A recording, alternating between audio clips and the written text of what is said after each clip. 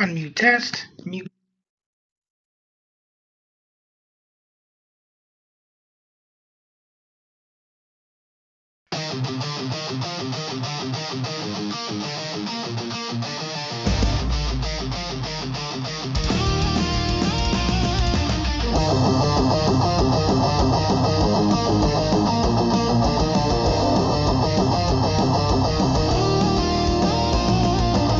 Crustacean King! Digital screens! Canito Carquino's the name! A tidal wave of fame! He clicks and he clacks through internet stacks. A crowd with a cause, defying all laws. Canito Carquino's Batman, streaming tonight, burning so bright,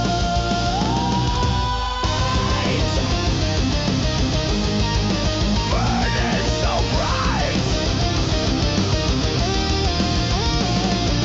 Pokemon hacks, Yu-Gi-Oh attacks, GTA madness, MRPG madness. Holy crap, scuttles through digital rumbles. No sleep for the wicked. This crap is addicted.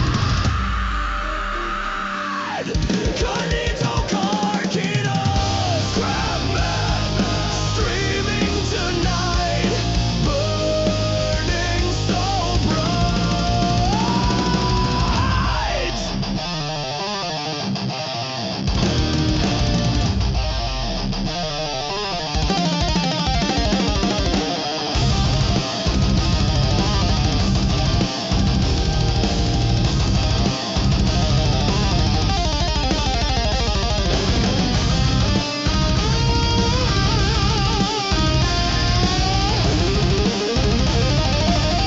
Canito Carquino's Crabman, streaming tonight, burning so bright.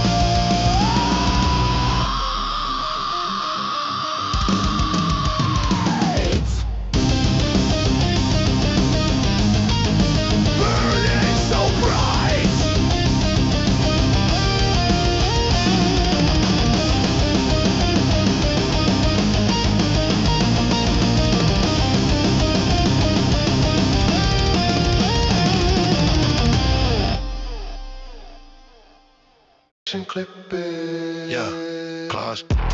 Claws clicking on the mouse after midnight. Shell hard, but my heart's soft in the neon light. Another stream, another scream, another late night. Got that digital sea legs walking upright. Sipping ain't easy when you're rocking Chud, but the dopamine be pumping hard to quit it. Crustacean clickbait. Yeah, that's my name. React to the flames, all for the fame. Level up your pay, play the game. Crustacean clickbait, ain't nothing to say. Pokemon rhyme hacks, yeah, I beat 'em all. From Lavender Town to Victory Road. Standing tall, emulator flow. Dropping dimes in the digital mall. Card game simulator, watch the metaphor. They say I'm down bad, crab with a screen, but I'm building an empire, a digital machine. So let the haters hate, let them see them clean. I'll be counting my clam, living the dream.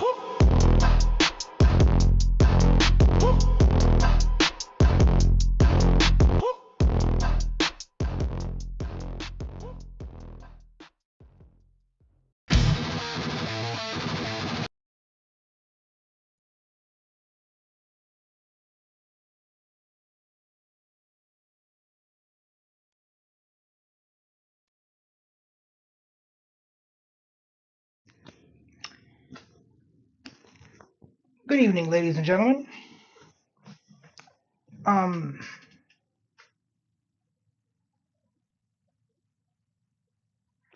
Hey, Red, what's going on? We're gonna begin the stream with a little quiz, actually.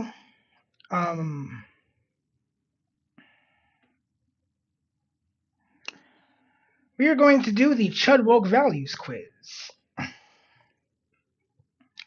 So let's see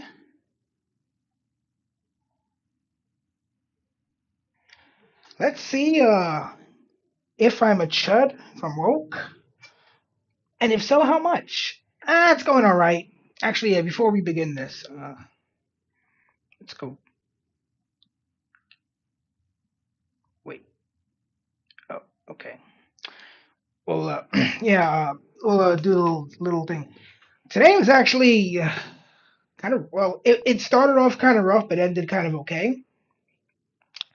For whatever reason, I got sick today, like just puked. Um, I don't know what happened, just got sick. Um, and I hit myself in the eye yesterday, and it's still like all kind of jacked up. I did see that in my Discord. We'll probably react to that later on tonight.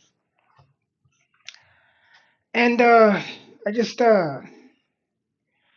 apart from the fact that like after all this happened, my girlfriend came over and we just kind of like cuddled and watched Asmongold videos. Um, Today was a little bit rough, a little bit rough. Wasn't doing so good, but we're doing okay now. So we are going to begin the Chudwog values. Can we yes, let's refresh. There we go. The Chudwog let me get my mouse. Okay, Chudwog values. We will proceed. Shuffled. I followed the health advising and mask recommendations during COVID. Right, the first one. During COVID, I did, but only when I had to. So I'm gonna put neutral because I only really did it if like it was enforced. Like if I'd get in trouble at work for not wearing a mask, then obviously, that might have been it. The heat exhaustion might have been it because it was like a very warm morning, and I was like, oh man, I'm kind of sweaty, kind of like out of it. So that might have been it. Luckily, I actually wound up falling asleep cuddling with my girlfriend watching Asmongold. I think we were watching it was one of the body cam reacts that he did. Either the Timu Alex Jones that everyone's been reacting to, or I think it was the not the shoplifting ladies, but like we spent the whole day just watching idiots ruin their lives on body cam. I hope your stepdad's okay. Yeah, you got to watch out, especially down in the south. You got to be real careful because it's super hot out there. See, we're literally like crossing into a heat wave, so we're going to be looking at some warm temperatures for the next couple of days. All right, men only. How much of the domestic labor, childcare, cooking, cleaning would you do in a relationship? Uh, I guess like half or more because my relationship is kind of awkward because I'm the one who's actually like the better cook. So there are certain things I just do better.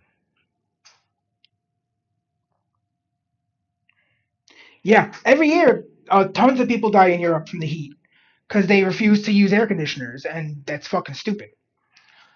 Um, so yeah, like I do some things better, and then she does some things better. So it usually winds up being about an even split.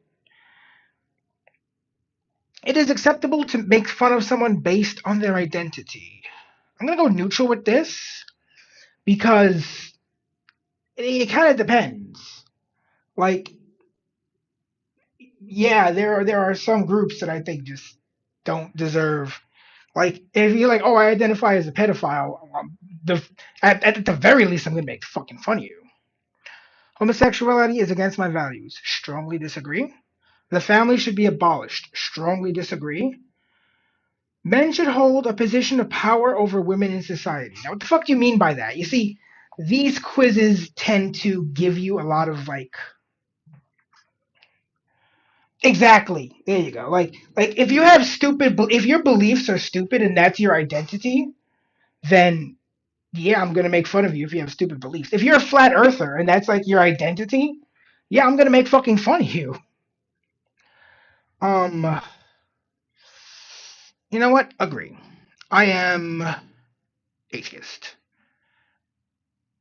Men only. I have no woman friends but only online, one woman friend in real life. Online friends, I'm kind of, I mean, again, this is my own personal thing, but like, no woman friends. But for the most part, I don't have many friends. I have, let's see,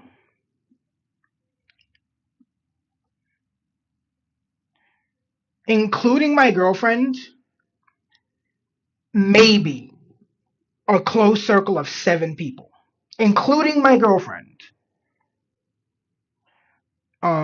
And most of those people I have known for like since either junior high school, or college. All of which were a long ass time ago because I am staring down the barrel of my 40th decade in a couple of years. So I just don't have many friends, and of the ones I do, they're mostly just dudes because they're mostly just dudes I went to school with. Literally, just like dudes I went to different schools with. Like one friend's from junior high, one friend is from high school. Actually, two friends are from high school, and one friend is from college.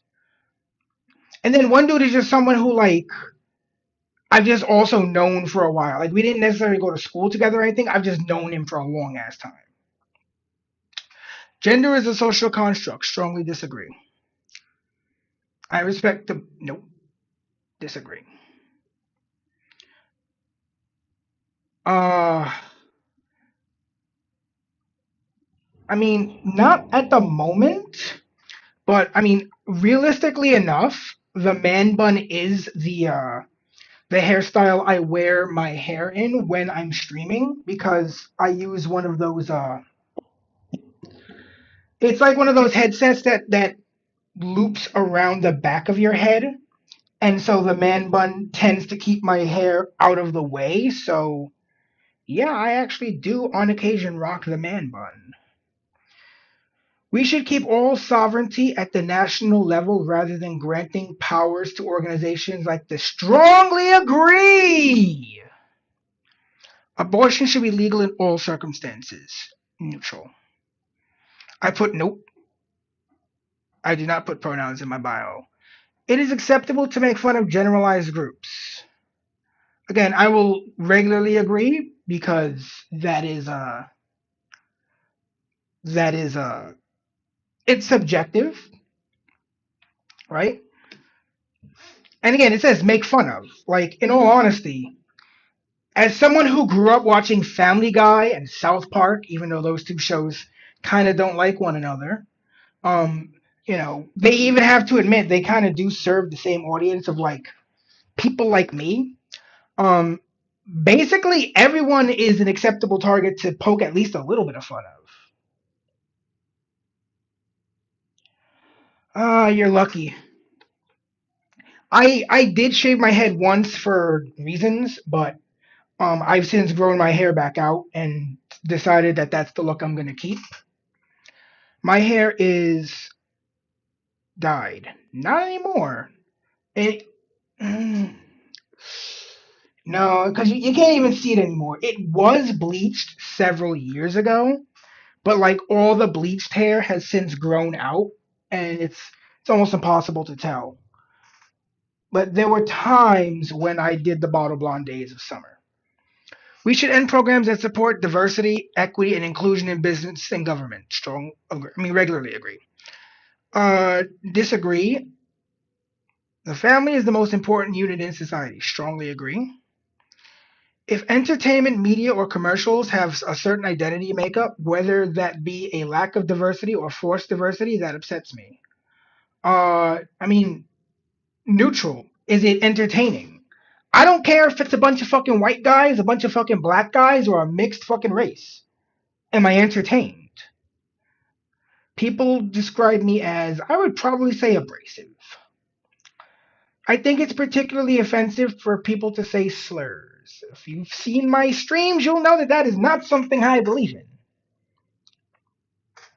Oh yeah, I agree. They definitely have different They definitely have different ways of going about the way they entertain people, but there is a big overlap in the audience between them. There's a lot of people who enjoy both, and I'm one of them. I enjoy Family Guy, The Simpsons, American Dad, Bob's Burgers, even. Um, they're just shows that I can kind of just enjoy and just watch. My country or people should apologize for nope, nope, nope. Because honestly, at that point, we all have to apologize for something. Because like, if we have to apologize for the wrongdoings of our ancestors, at some point we will all have blood on our hands. I like anime. Strongly agree. We shouldn't expose children to gay or transgender people until they're older. Agree.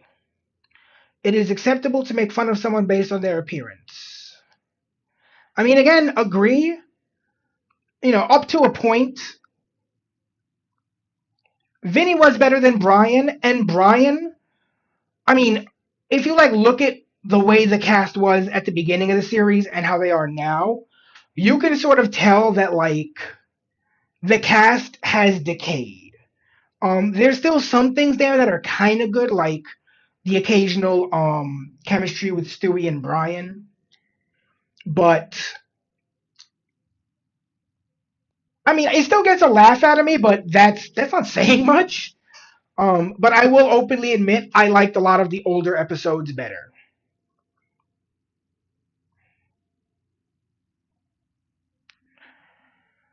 Online harassment or cancellation is a serious issue. Okay, this is two separate, very separate things.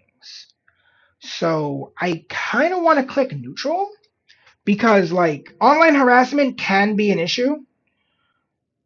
You know what? I'm gonna put neutral because in one issue it's like it's online, but in the same vein I can get where like you know I know what happens when things get taken too far, like what happened to that poor girl who ran the Save a Fox thing. So like I gotta put neutral because it's I can't feel too strongly one way or another because it all depends on the situation. No one is illegal on stolen. Yeah, go fuck yourself. Deportation is legitimate even if no crime other than being. Yeah, I like offending people and intention. If you've seen my fucking Twitter or my streams or the songs I make, yes. Whatever else you think, yes. Oh, strongly agree. Whatever else you think about him, Donald Trump should be recognized as, if nothing else, his presidency gave us a stockpile of memes and just sound bites and little gifs. Just so many little things of comedy from him. Yeah, that's a pretty good way to describe Vinny. For example, one of the in fact I used it a lot in my old Yu-Gi-Oh replay videos on my old channel.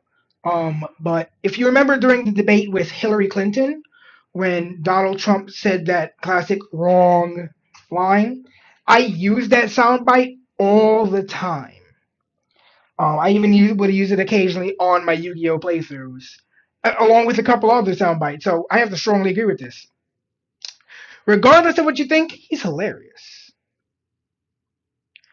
I am fine with police and government using force and violence against unarmed civilians. Again, this is very unnuanced. This is very devoid of nuance. What do you mean?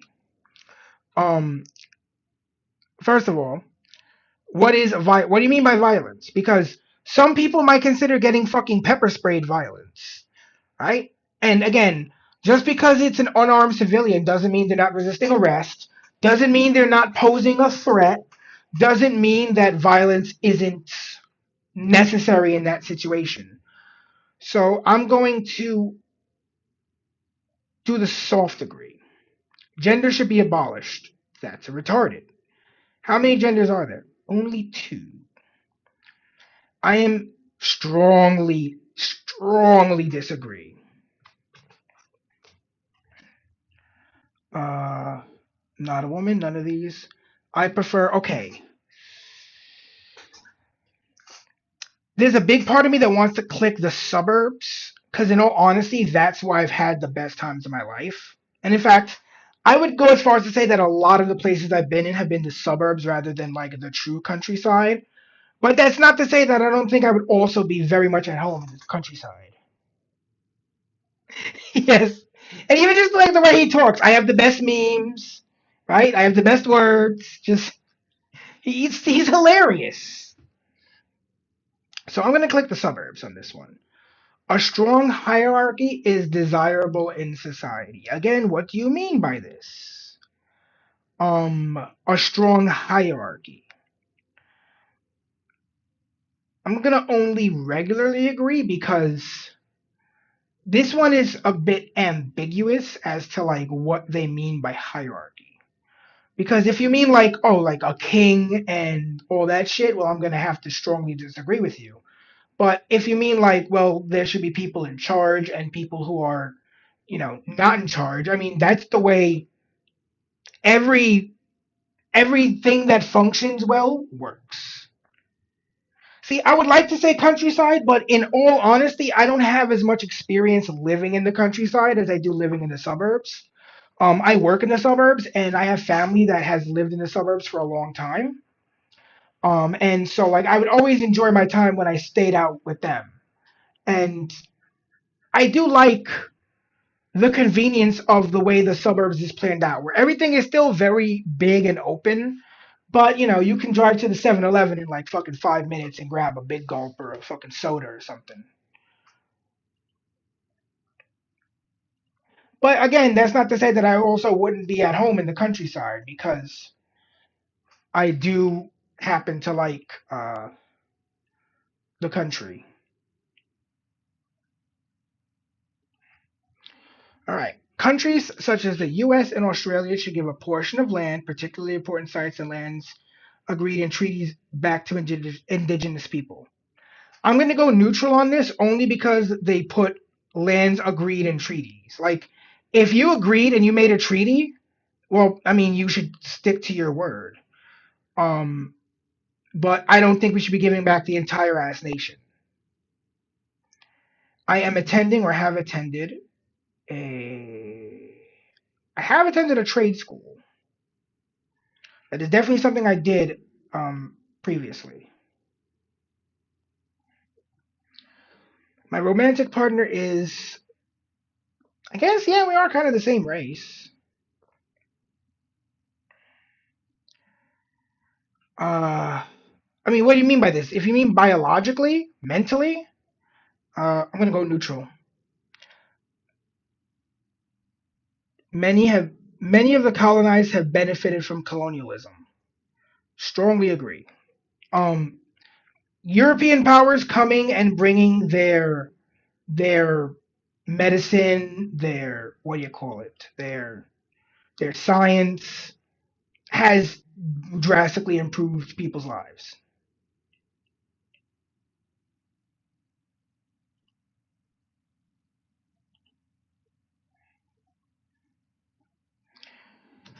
Neopronouns, what the? This actually hurts my eye. And I don't know if that's because I accidentally hit myself in the eye or because this is just too stupid. Animals deserve certain universal rights. I'm going to mildly agree because I don't think that we should be slaughtering animals as a means of like, in terms of, what's the word? The slaughter should be humane, right?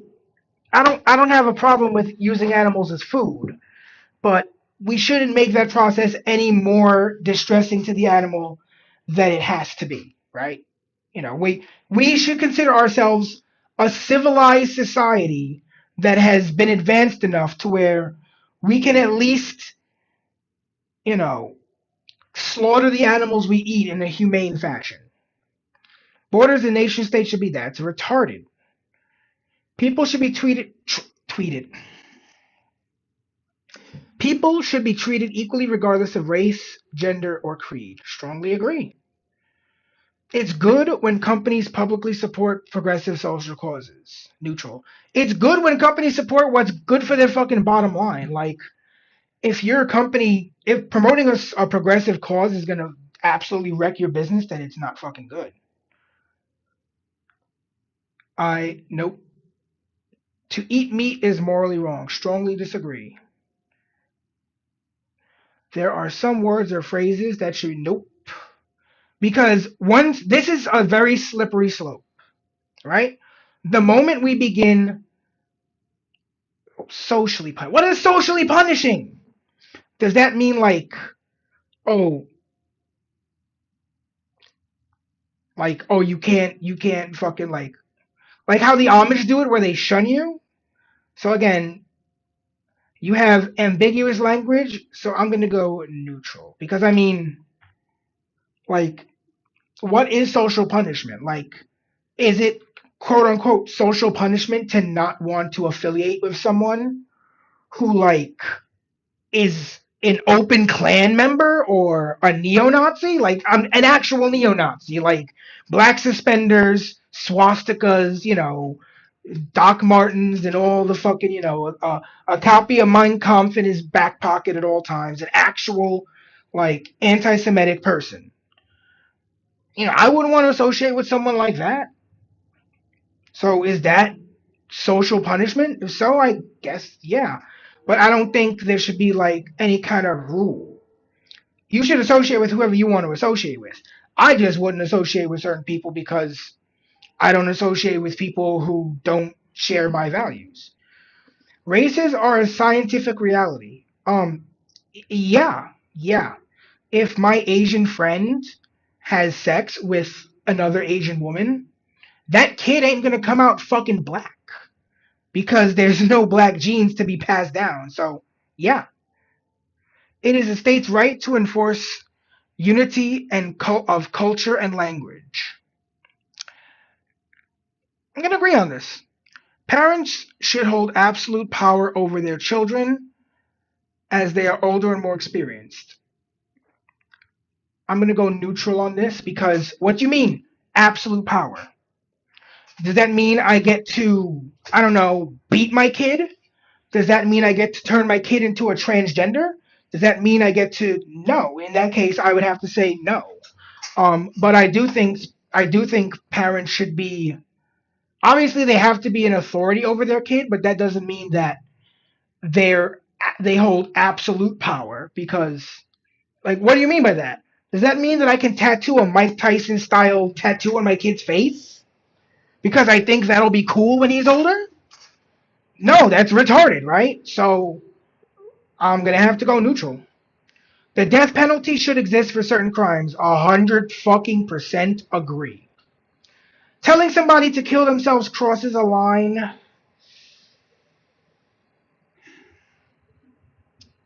I'm stuck between neutral and agree. Because, I mean, there's a part of me that's like, if you know someone's on the edge and you tell them, yeah, kill yourself. Like, and that could push them over the edge. That kind of does fucking put you in a situation where you kind of did do something to them. Um, but, like, does that mean every time someone says it crosses the line? So I'm going to go neutral.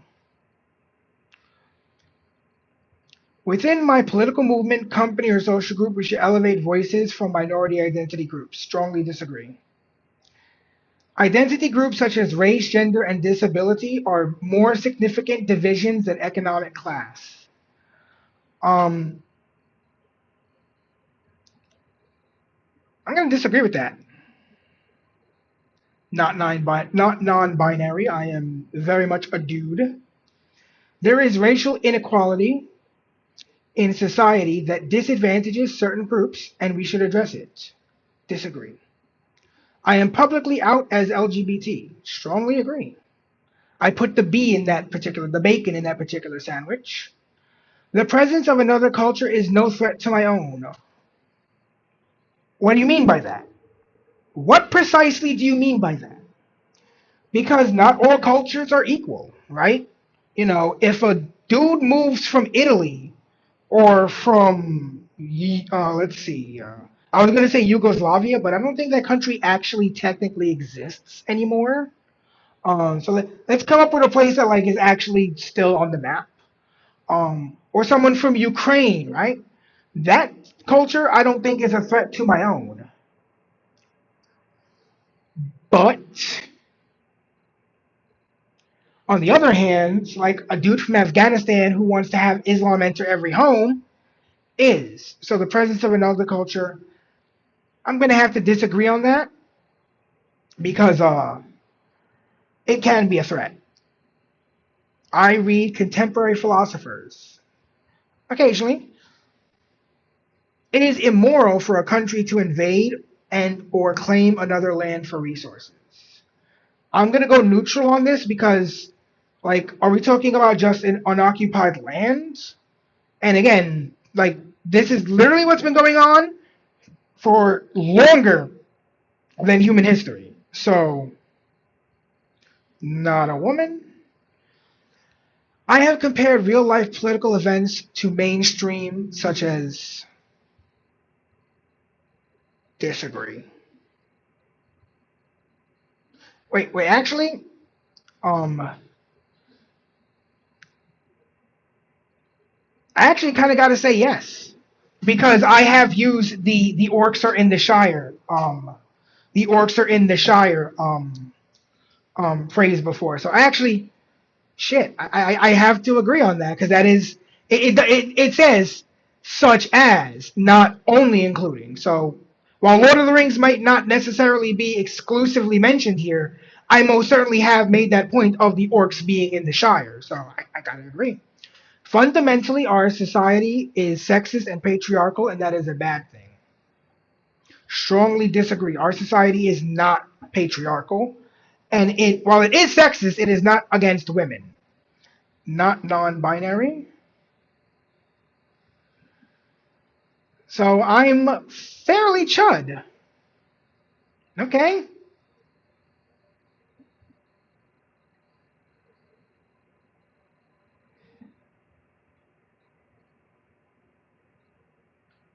All right. Um. Well. I guess. I guess I am a chud. Look at that. Maybe my friends are right, and I have become a bit more right-leaning. I mean, I definitely have, but I still feel like I'm more in the center. And I mean, I'm not like all the way out here. I'm still kind of like relatively close to the center. I'm center right, which I guess, yeah, I guess that kind of is me now. I mean, I pretty much knew I wasn't gonna be woke because like I don't I don't hold any of the beliefs that are typically considered woke. That shit was actually a lot of fun. That was actually a lot of fun. Holy fuck. That was I really enjoyed that. I think I'm gonna do more like quizzes like this online because that was actually relatively interesting. Like having to like think about the different topics and stuff. It's mentally stimulating. There's the word. It was mentally stimulating, and I love being stimulated. Speaking of which, let us jump on into some. Yeah, actually, I definitely want to do this one first. Actually, before I do that, let me put on the BRB screen. I need to check something.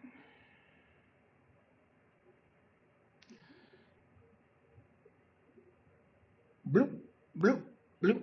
All right. Stream settings.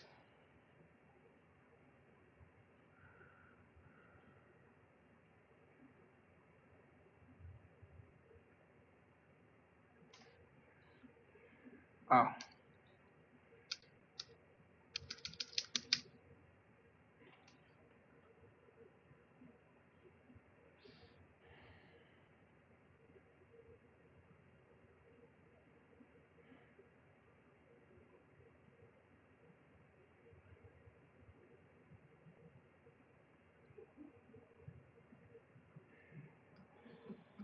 let me check something.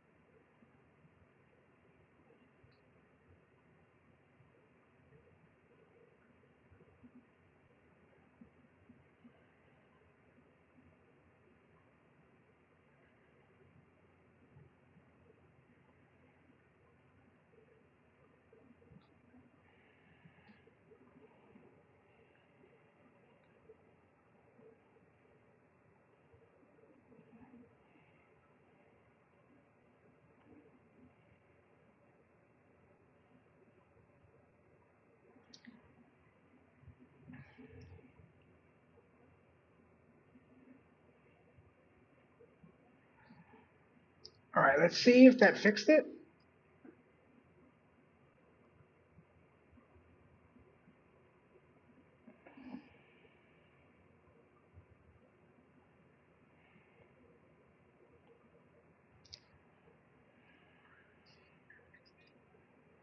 Oh, yep, it fixed it.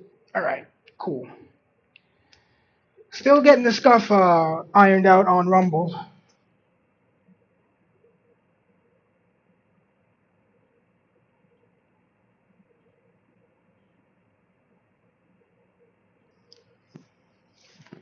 And I mean, in all honesty, I wish more Christians were like you, where they were like, you can have your beliefs, but you weren't, were like, you're fine with people who are different than you. You know, you're you're a shining example. Now we are going to start off with a habitual line crosser video, and then we have, in fact, I don't even know this. I don't know how. In fact, I'm surprised even Ember hasn't reacted to it yet. But the Fat Electrician put out a video almost fucking 2 weeks ago. I have no clue how I didn't fucking learn about it until like yesterday. Just, psh, I don't know. Did it like not show up in anyone's feed? It didn't show up in my feed, and I'm subscribed to him. At least I think. Hold on. Now I gotta check The fact because that this guy doesn't even let's see. Come on.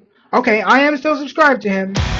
But YouTube, every once in a while, YouTube does drop the ball on like letting me know when new shit's out.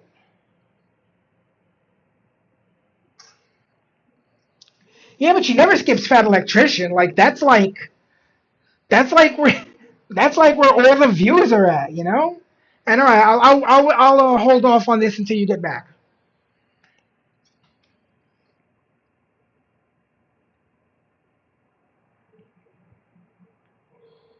In fact, while you're doing that, and let me close out Opera GX so we're not. Even though this machine has plenty of RAM, I don't want to have unnecessary things open because that's I like to keep it to what we're doing. Oh yeah.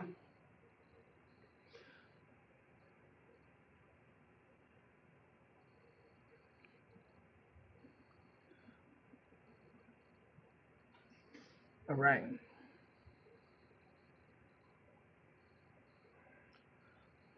Change. Nope.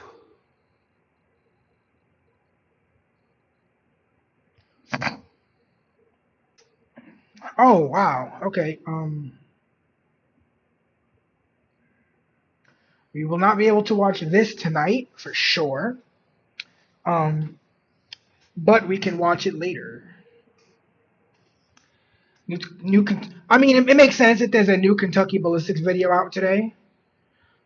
Um, but we cannot do that because I am live on YouTube right now.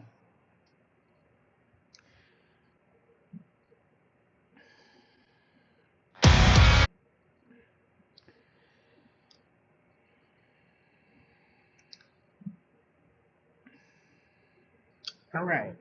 Let's uh let's wait for Red to get back.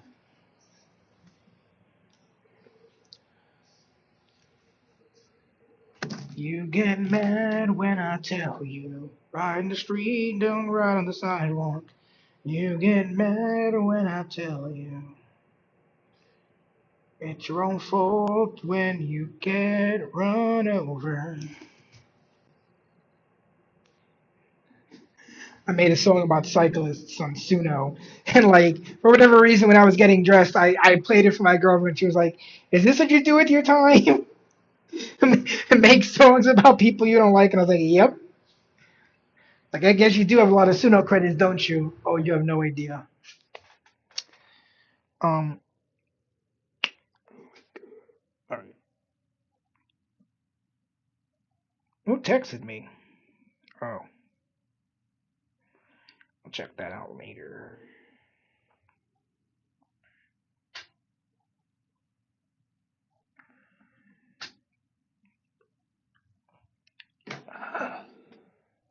it's hard to see. I jacked up my eye yesterday.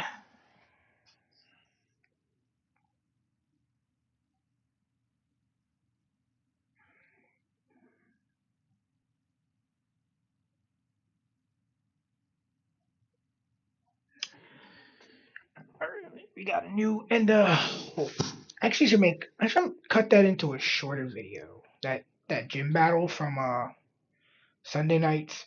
That was so crazy. I honestly didn't think I was gonna win. Like the fact that the first Pokemon out was a that was you know that was so genius that the first Pokemon out on a normal team was a Hisuian Zoroark disguised as a Galarian um as what was it? Obstagoon. So like I'm sitting there thinking, oh, it's a normal dark type. All right, let's hit it with a fighting type attack. It doesn't affect it. Wait. And the moment I saw it doesn't affect, I was like, oh, you're sneaky. That's a Hisuian Zoroark. The only fucking the only fucking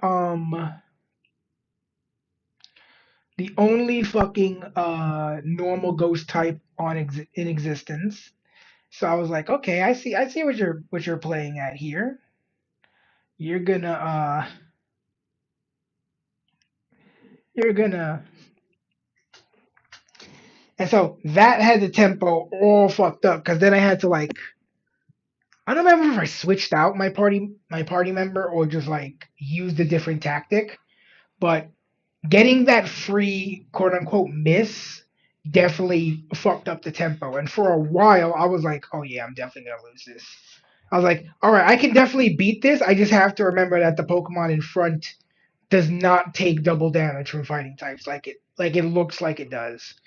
But then Mega Kingler came through with a clutch ass victory on literally 1 HP. I was bugging.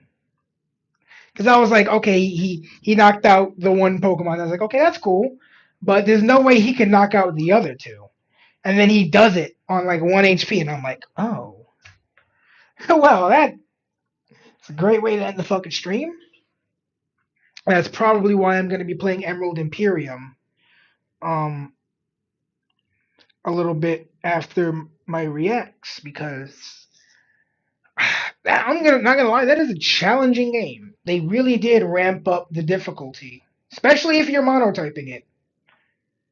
It especially seems difficult for a water monotype, which is a water mono run, which is what I'm doing now. I'm hoping I can keep that going the entire run, but there have been like 3 or 4 instances where in the back of my head I'm like, if I had a fire type or literally anything that wasn't water type on my team, I'd be able to win this. And I've always been able to win by just like out strategizing. But there have been several times. Like we are like 5 badges deep. And there have been several times where I'm like, I don't know if I can do this as a completely water type run. But then I wind up finding a way around the bullshit.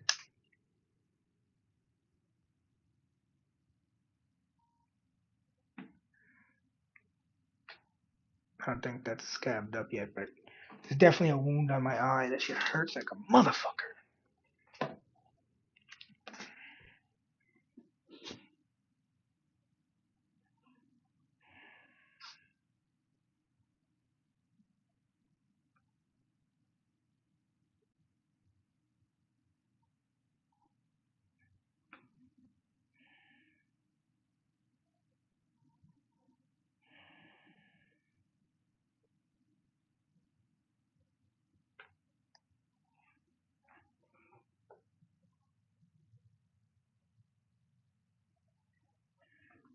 Oh, my eyes all fucked up.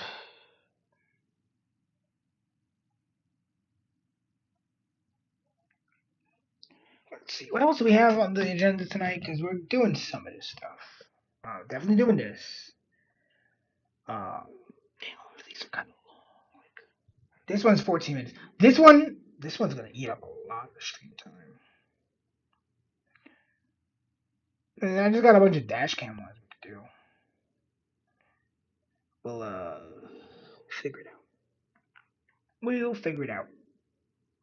I definitely want to do this today though. Hey Red, you're back. Alright, let's jump on in. This is hold on. Alright. This is French Heat by Habitual Line Crosser. Let us dive on in.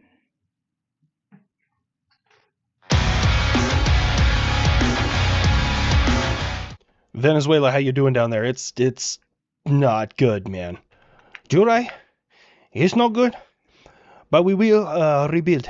We just pretty happy that we do this after Maduro gone, because Maduro allies. Oh yeah, Maduro would have fucked that whole shit up. They send like a bag of rice. At least we have America here to help us this time. Yeah, I just can't imagine what you guys are going through right now. Just the loss, the terror, the destruction.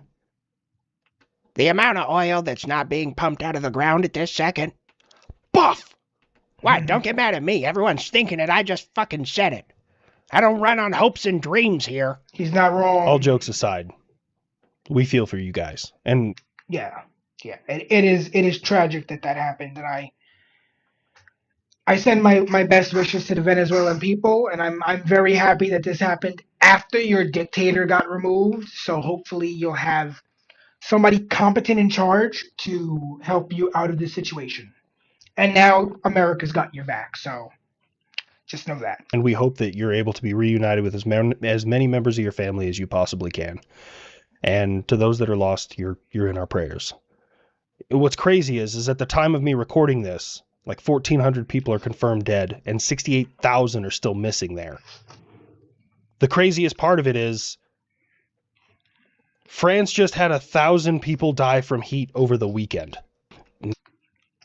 Yeah, and the crazier part is that's relatively normal there. It was so incredibly hot over here. Dude, it's 2026. What is Europe's aversion to fucking air conditioning? Seriously. It's global warming. It's climate change. Oh my God. Shut the fuck up. Instead of addressing the real problem, you're like, I'll just keep my fat, fascist American self at home in my air conditioning. I don't agree with the tone, but it is an accurate statement. Pretty much. It is a heat wave unlike anything we have experienced in recent history. I understand you Americans love your air conditioning and trying to be cool, and I want a cheeseburger as big as my fucking face. He's not wrong. There's nothing better than an air conditioner and a cheeseburger as big as your fucking face. Yeah. I like that idea because it would piss off all the liberals too. But here in France, we are just not built that way. We do not pander to laziness and incompetence.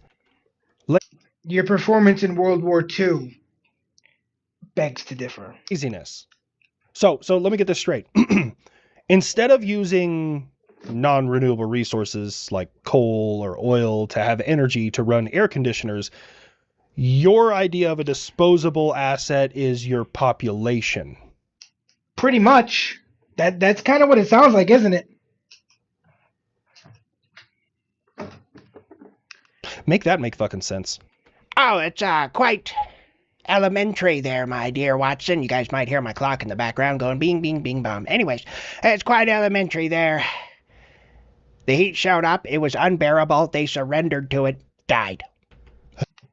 Makes sense. I don't know how they even call themselves a world power.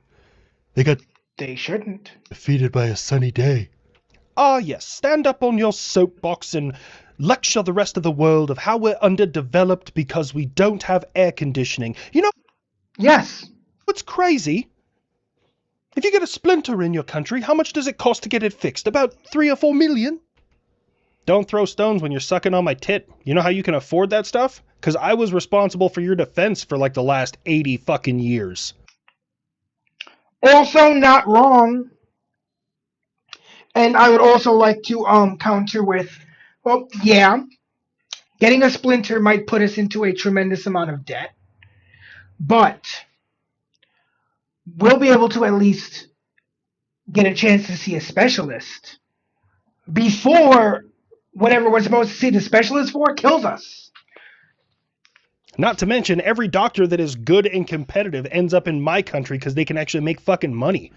Sorry to hear about your failing fucking state. Oh, and on top of that, this is the wildest thing. Somebody from the UK actually sent this to me. I didn't believe it. I had to look into it. It's a real thing. You can get a ticket for £110 for sitting in your car that has air conditioning and letting it idle to keep you cool rather than being inside your house which doesn't have air conditioning. I was literally doing that earlier today. After I threw up in the sink, from what may have necessarily been mild heat exhaustion, I said, let me go to my car and run the air conditioner and cool my ass off.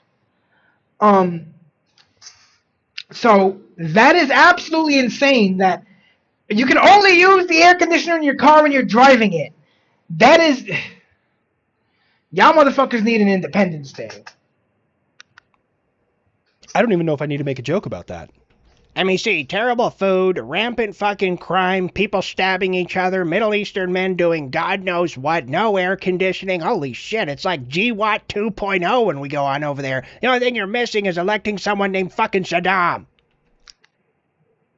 I mean, close enough. In some weird and cool news, there's a massive asteroid like the size of multiple Empire State Buildings. It's going to be flying near the Earth. It's not dangerous or anything. It's just be an opportunity to see. It's kind of cool. Americans will do anything but use the metric system. Okay, Germany. Next time there's a world war, how about you fucking win, and then you can tell me what I can do. So that shooting up here, there, yeah, that was bad. It's just not a good thing, man. Gun violence in general is not a good thing, but this one takes the cake there. Yeah, I heard about that. Female police officer. That sucks, man. Hey, I hope your AC gets fixed soon, because like that's one of the big benefits about living in America is that they don't give us a bunch of bullshit about AC in most places, and it AC really does help. In fact, I think just to spite these little French cowards, I'm gonna put my AC in this weekend. Engaged with a communist outside of the Pornhub headquarters. She accidentally shoots a rabbi, and the communist shoots and kills her immigrant partner.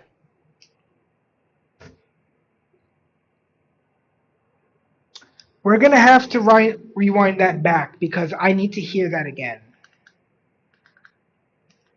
Man, gun violence in general is not a good thing, but this one takes the cake there. Yeah, I heard about that. Female police officer engaged with a communist outside of the Pornhub headquarters. She accidentally shoots a rabbi, and the communist shoots and kills her immigrant partner. Okay, no, I did hear correctly. What the fuck, Canada? Buff, do you have anything for this? Canada's banning the SK. Oh, hell no. That's like my favorite rifle. I was gonna say something about, like... I mean, they're not as cheap as they used to be, but they're still relatively inexpensive and a good sort of like all-around rifle. Ridges on the outside of bulletproof vest, but shit, nothing I could think of was funnier than the truth. Yeah, I know the jokes just write themselves for this one there, but it's still a painful thing to see and have to go through. Heaven forbid it ever happens again, but I'm real tired of this gun violence. Your average civilian does not need a firearm. And you don't need it. Yes, we do, retard. Hey, dipshit. We proved that to you almost 250 years ago now. Sit down. Shut the fuck up. Be such a flavorless bitch, but here we are. I agree with the violence thing. I just need a solution. I mean, beans on toast and Australia have kind of proven to us if you take away the guns, people are just going to find another method to hurt each other. I mean, I think it's far more a mental health crisis than it is a gun problem. But I will say, and for some reason, this wasn't very covered by mainstream media, and it's possibly because of what happened. But Italy, slow clap. Fucking 10 out of 10, homie. What happened here in Italia? Yeah, I should probably explain it because my accent in Italian, not that good, which is wild because I'm 50% Italian. But anyways, so individual. But he's 100% American. From the world's PvP zone, the continent of Africa. He's not wrong. Was caught, and I saw the video, you can find the video, on a public beach, pulling down his swimsuit and schmating in front of families, including children, many of which you see in the video, and a bunch of Italian men whooped his ass. Beast! The only person standing up for him was some woman who's obviously an idiot because bro deserves all the whoopings. Yes. If the government fails the people and fails to protect people, they're kind of obligated to stand up and do it themselves. If only that was written somewhere in some iconic document that is the foundation of an entire country. Oh! Yeah. Yeah. It's in our Constitution. That's why we have guns and freedom and fucking awesome shit. And fat people. You know why? Because fat people mean that we have an excess of calories, which means life is fucking good. He's not wrong. He is absolutely not wrong. You know where they're wrong? In North Korea, there's only one fat person. It's the dude in charge. Everyone else is absolutely emaciated. The fact that we have a bunch of fat motherfuckers rolling around means that shit's pretty good over here. Gentlemen, you may have to clarify this for me because until I read said article, I had no idea Germany had states. But apparently, a far-right movement in Germany is gaining traction and may actually be in charge of one of the German states. So Germany could be heading in the directions they did 80 years ago. Why do I hear Erica playing in the background? I'm ready this time, Kurva. We are far away enough this time. It's okay. I don't know how I feel about this entire interaction. Never really been a big fan of Holocaust jokes. Germany, if you want to, basically every country around me could use some more concentration. Oh my god! Based. If you get my meaning. Okay, we're going to move on. Speaking of Israel, apparently Hezbollah has declined the peace deal that we brokered between Israel and Hezbollah. Like, what's going on, man? The same it has always been. We tell them, you stop shooting, we will stop shooting, and then they go, no, you stop shooting, and we'll stop shooting, and then we agree to kind of a temporary, like we're not going to shoot at each other, and then they shoot, and then I kill them. And honestly, it's getting to a point I don't even want to try anymore. We cannot coexist. Well, if you could just fucking try to coexist, I'm sure the world would hate you and me a lot less. Oi, Canada, we got some good news. I mean, they've been trying to coexist for a long fucking time now. Oh yeah, we got the drone radar. It's going to be sold up there to you guys. Should help out a whole lot with your Golden Dome that you're trying to do with the US, mate. Oh yeah, it's about time there. We need to get ourselves some better radar situations up here because US has got us pretty much surrounded by them right now, and we want to be able to contribute. They're on the Aleutian Islands. You got the long-range discrimination radar and the Cobra Dane, and they got SPX out there, but it's time we contribute. The JORN is the Jindali Operational Radar Network or something. Anyways, basically, they have 3 radar transmitters and receivers all over Australia, and these things can do over-the-horizon radar scanning, so to speak, for air and naval targets. Now, it is an important piece of a proper air defense architecture. There are some flaws with it. Over the Horizon radar does have some notorious issues, mainly fidelity. This is a high frequency one. Most of the time they're low frequency because you can allow kind of more power that way, and they bounce a little bit further, and the frequency wave is longer. Therefore, you can pick up that something is there. High frequency is better at details, so I got to kind of dig into this a little bit and figure out how they're doing this. The only downside is it's very hard to triangulate exact location. Like, you can find that something is there, which does provide early warning and will allow them to scramble jets, boats, whatever. But knowing what is there, how fast it's moving, climbing, descending, like all the additional details you would need to get like a firing solution, that's not something that this system is capable of. But I had somebody repeatedly ask me about the Jorn, so I looked into it. It's a good system, regardless, right? It is a good system, but it's not the greatest thing since sliced bread, and doesn't have the fidelity to produce any kind of firing solution on airborne or seaborne tracks. Basically, when you do Over the Horizon, because the Earth is a sphere, if you think it's flat, I have some beachfront property in Arizona to sell you. And imagine like this. So a radar is like looking at things with a flashlight, right? It produces that light. You can see what is in the light. Boom. Now imagine you have that light and you're shining it at a mirror that is angled so you can see around the corner. You can see something's there, probably not as in good a detail, and you don't exactly know how it's moving, but something is there. Same concept with Over the Horizon radar. I mean, it's still better than not knowing if anything's there or not. It appears that there is a ship going through a part of the strait that I did not approve. Hit it with a drone. What you doing? Maintaining the security of my territorial waters. What are you still doing in this area? You know, I know you don't have very many of them, but there's these things called boats that I have, and when I said I got to leave within 30 days, they can start sailing like 10 minutes before that timeline. So we're just making sure everything's going according to plan, but it feels down in my bones that you touched a boat.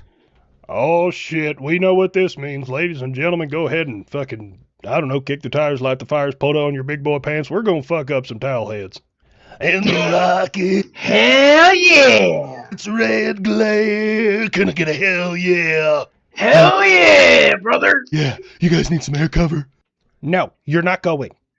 Aw, poor kid. Sitting out another one. Do you want me to bring you back a souvenir?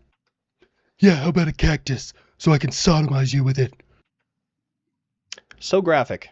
Well, I don't know if I can work with you Iranians, because you're not wanting to actually have peace. So it seems like we're just going to have to give you a piece of my mind, and maybe then force you back to the table and we can talk about how things are supposed to go, because I'm probably the most peaceful president that the world has ever known. Oh, that's fucking rich coming from the warmonger in chief. You can shut up, Diet American, or else I'll make you part of California. All right, well, we'll go ahead and hit it. See, Iran, you wanted... Make Canada part of California. Peace, so that way you could, lick your wounds and try and gather materials and be able to fight back again. I wanted a ceasefire because I was literally running out of targets.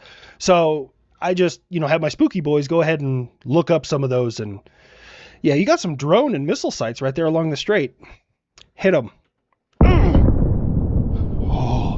America, we do not back down from terrorists like you.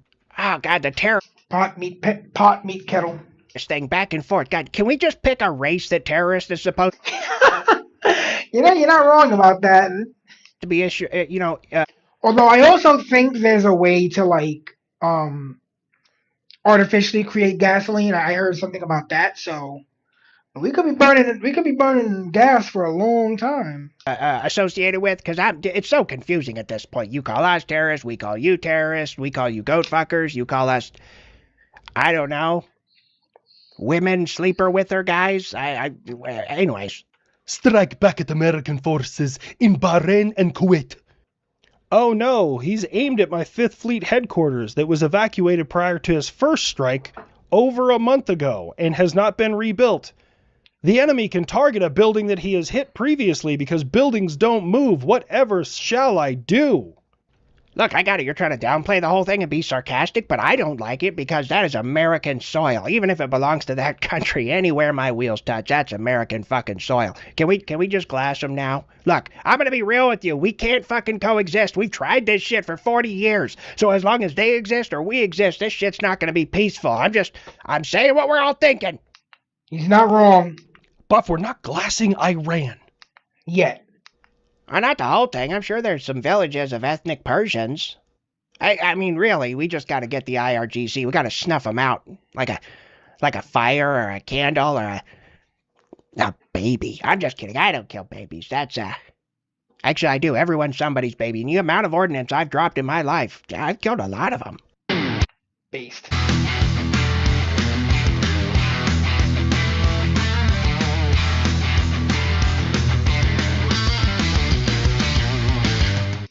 Yeah, I think I'm going to put in my air conditioner soon, just to spite the French.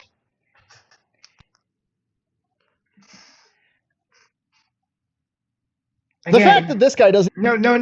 We're going to bring this up again. I brought this up for pretty much every Fat Electrician React that I have done. And I am dangerously close to certain that he does this on purpose. That he purposely makes the first frame of his image entirely unflattering.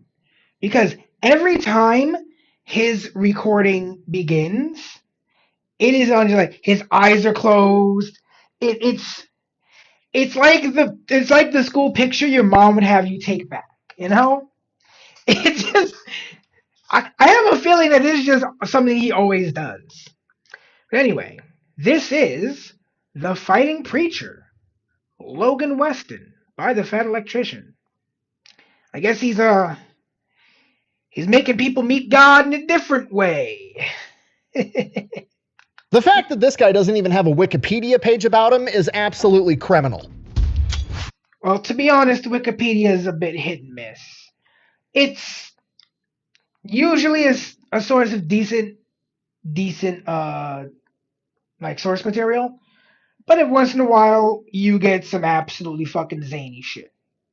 Today we're talking about Logan Weston, aka the Fighting Preacher, which is one of the greatest military nicknames of all time. And boy oh boy did he earn it, because wait till you hear this guy's rap sheet. Years in service, 27. Wars fought in, 3. Founding member of Merrill's Marauders, or as we know it today, the 75th Ranger Regiment. Credited with knocking out multiple enemy tanks by himself at the same time.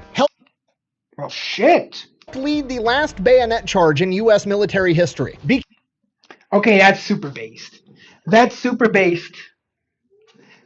There's just something about a good old bayonet charge. Became a Green Beret in his 40s so that he could advise on how to combat communism in Vietnam. Of course. And this is normally the part of the video where I would list off all of his awards and citations, but seeing as he has over 200 of them, we're just gonna hit Distinguished Service Cross, 5 Silver Stars, 5? Fuck me. 7 Bronze Stars with... Okay, 7 with V-Device. 7 with V-Device. Yeah, he was getting busy. V-Device, and 6 Purple Hearts. 6 Purple Hearts? I know there's probably a couple of people who've gotten more, but like when you add all this together, is 7 Bronze Stars with V-Device and 6 Purple Hearts and then 5 Silver Stars? This dude was definitely putting in the work. Oh, is that all? And we're gonna get to how got all that right after a word from our sponsor. Hey, it's the family. Where's my new gun? This is Wait, what the fuck is the name of that game with the sticky paddles and the sticky ball? I had this when I was a kid. I think we've all had this when we were kids, right? It can't just be me. I don't remember the name of the game, but this ball, where's my pointer? This ball right here, I'm almost certain it sticks to this paddle. Because I remember having that exact same toy. Obviously not like the Fat Boy, because there was probably a different brand name, but like I had the same shit as a kid. my commercial, so my tax write-off. That's not what we Pickleball? That's pickleball? agreed to. I don't care what you said. All right, boys. Oh wait, no, this isn't the sticky ball. This is also this is how you play pickleball. I never actually there's a like the local radio station sponsors a pickleball tournament every so often, but I've never actually seen it, and I never like looked into it. But I didn't know they had pickleball. Like I thought it was just kind of a northeastern thing, because it's something I heard about. Like I think they have it out here in like Nassau County or something, so it's like a Long Island thing. But all right, well she's got some pickleball equipment. Let's go. You know, taxes on a gun's more expensive, right? This video is brought to you by Delete Me. Super simple. He's again not wrong. Taxes on a gun are gonna be, and that's the cool thing about getting shit you can write off on your taxes. Like as a streamer, every video game I purchased this year and pretty much every like in-game purchase I've made is going on next year's taxes. So it will be deducted from what I make. The $10 a month I pay for this fucking program, right, will go to my taxes. The $15 a month I pay for YouTube Premium will go to my taxes. Otherwise, I wouldn't get fucking YouTube Premium. No way I would pay for that shit if I wasn't gonna write it off. Straightforward business model. You give them money every month. They turn around and make sure the data brokers on the internet aren't selling your personal information. Okay, I've read some of the comments, and a lot of you guys have the same concern. You're like, hey, if I don't want my personal information out on the internet, why would I give my personal information to this online company to try to take my information off the internet? It seems like a self-defeating endeavor. Okay, that's a valid concern. I had the same one when I was getting signed up. Here's the thing. When you go to sign up, you don't really give them your personal information. I think when I signed up, I gave them my name and my email address, and that was it. Then after you get signed up and you give them that information, they're like, okay, give us like 3 to 5 days and we're gonna have a questionnaire we need you to fill out. You show back up 3 days later, and the questions, I'm not gonna lie, they're creepy. It's just like 25 questions that you answer yes or no to, but the questions are like, have you ever been associated with this address? It's the house you currently live in or one that you recently lived in. Is this your phone number? Yes or no? Are you related to this person and the name is like your mom or your dad or your sister or somebody very closely related to you? It's just all the information they were able to accrue with nothing more than your name and one email address. Nothing convinces you that you need Delete Me more than their enrollment process. So you go through, basically just tell them like, yeah, you figured out who I was, and then they go through and make sure nobody else can do that shit. So yeah, I recommend them. I've been using them longer than they've been paying me to talk about them. If you wanted to give them a try, I'll have a link and a discount code down below. Let's get back to the video. Our story begins on January 5th, 1914, when Logan Weston is born. He is the oldest of 5 kids, and like pretty much everybody else from this era, his childhood kinda sucked. Family's dirt poor, like log cabin in the woods with no plumbing or power, dirt poor. He bounced around a lot between Michigan and Pennsylvania, and he only got an 8th grade education before going and getting manual labor jobs to support himself and his family. During the Great Depression, Logan's hunting buddy, basically his best friend who has a wife and kids, isn't able to find work, and he's not able to support his family, so Logan, wanting to help him out, goes to the superintendent at this coal mine and is like, hey, can we hire this guy? And he's like, no, we're struggling to keep you guys employed right now. So Logan basically quits his job and gives it to his friend so that he can support his wife and kids. Yo, what a real homie, bro. What a homie. That's like, oh, all right, we need we can only keep on the people we got. Well, how about this? I quit and then you can hire him. Like, yo, bro, that is a real homie move. Yo. That's looking out for your homeboy. that's looking out for your homeboy more than you're looking out for yourself. That's admirable. Takes him a while, but eventually he finds a job as a lumberjack, and shortly after that, the coal mine that he used to work in collapses and a bunch of people die. A lot of his friends, thankfully not his best friend that was his hunting buddy. Because of that, whoa, yo, that's crazy. No, that shit there is crazy. Cause like, I think it was last year. Last year I was gonna go to my mom's house on her birthday, but I forgot why. But she was like, don't come, don't worry about coming today. I don't feel well. And I was like, okay, I kind of had a weird feeling too. So like later on that day, my girlfriend is scrolling through, I think like Citizen or some news app, And like all around the areas we would have been going through to go to my mom's house, there were shootings and all kind of fucked up shit going on.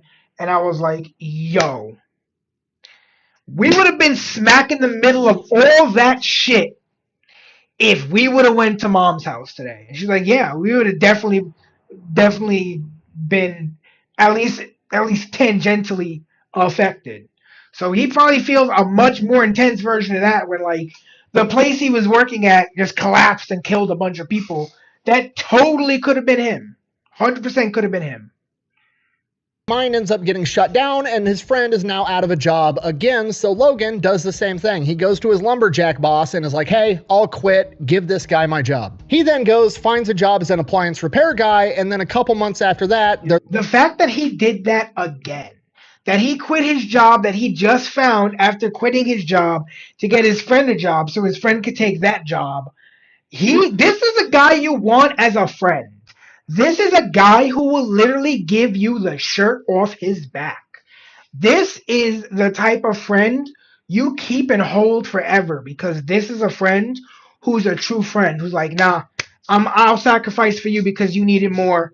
He's a real man. This is a real man right here. A logging accident, and a bunch of more of his friends die from the same crew that he was working with. This really starts to eat at him. He feels like, yo, what the fuck? This dude is dodging fucking death left and right by just leaving jobs.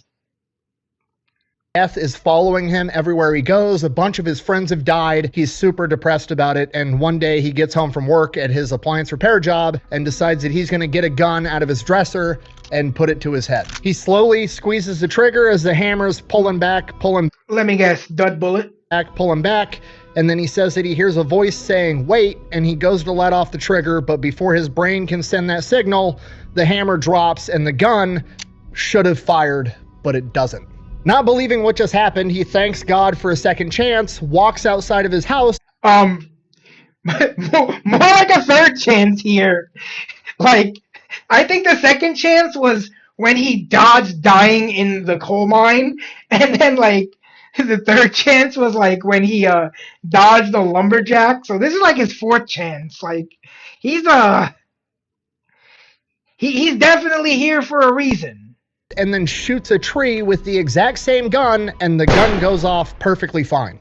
And Logan interprets this as God having other plans for him, and it just completely shifts his perspective. Previously, he was thinking that death was following him everywhere he goes, and now he feels like he was being protected. God saved him from that mining incident just in time. He saved him from the logging incident, and now he just saved him from himself. Because of this, Logan decides that he's going to give his life to God. At the age of 25 years old, he decides that he's going to go off to Bible college to become a pastor. And that's what he does. He is just reading his Bible and studying in college constantly, and then his junior year of college, the draft starts for World War II in 1940. And at this point, at least, there's no exceptions for going to Bible college as getting you out. I guess we kind of already knew that at some point the war was going to drag us in. So we were like, you know what? We should probably get the military built up for when this shit happens, because, like, all it's going to take is a straight, we got Europe in, like, that big cloud of dust with the fist flying, and we know all it takes is one stray to drag us into that big dust pile and start throwing down, too. So, yeah, I guess even before Pearl Harbor, we were like, all right, we got to start getting shit ready, because I got a feeling someone's going to pop some shit off. The draft, so he has to go, so he does the only thing he can do. He goes, he proposes to his girlfriend, gets engaged, and then sets off for the army. Winds up at Camp Shelby, Mississippi for basic training, and when he first gets there, like, just stepped off the bus to the base. I mean, it's kind of perfect because he could be a chaplain, right? I would assume. Like, I would assume that's a possibility. Right? You could become a chaplain if you're already I figure if you're already studying to be a mechanic, or you already are like in the process of becoming a mechanic, they probably just make you an army mechanic since you already have experience in that field, I guess. They're in a big open field. There's a guy yelling that basically talking to hundreds of these kids that don't know what's going on. And he's like, okay, look, if you want to be infantry, go over there. You want to be artillery, go over there. You want to be a medic, go over there. You want to be this, go over there, yada, yada, yada. And he's looking around. He doesn't know what any of these words mean. He doesn't know what infantry is. He doesn't know what artillery is. This is 1940. There's no TV show. You can't Google this beforehand. You're not getting to pick it. You know, he's right. He's right. We take for granted and take advantage of the fact that, like, we just have a deeper well of knowledge to draw from. Now, like, you know, if you never saw a TV show about the military, you wouldn't know anything about the military. Like, now we can watch a YouTube series and, you know, see essentially the highlights of, you know, the entire process for boot camp or whatever. But back then, it was all just sort of whatever you heard about.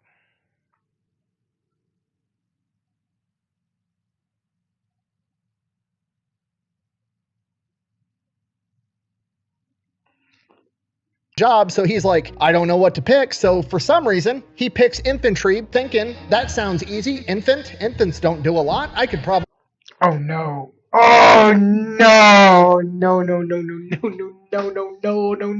the hardest one. It's the hardest one. Do whatever the infantry does. There may be a situation here in which a serious mistake was made.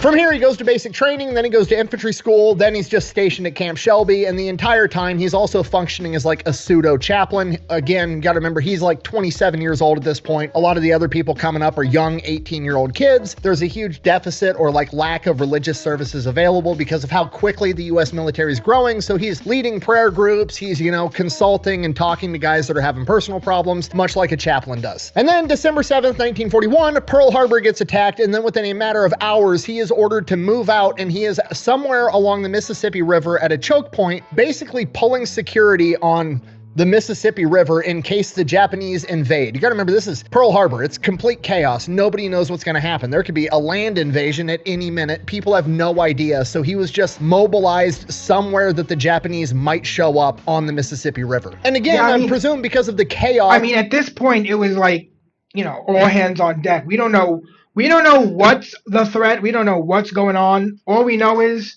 we gotta be ready to counterattack. In the days following Pearl Harbor, nobody knows what's going on. Everybody's scrambling. He winds up camping along the Mississippi River with all of his guys for like a month. Like, he was mobilized within hours of Pearl Harbor being attacked and then just stood out there and made sure the Japanese didn't show up at a river for a month straight. Okay, if you're not picking up what I'm putting down, I'm trying to tell you, I'm pretty sure they forgot they sent him there, okay? Anyways, regardless, by the second week of January. Yeah, that makes sense that they just kind of forgot they sent him there. 3-box. I can see how you would die from 3-box jellyfish thing. Man, that's terrifying.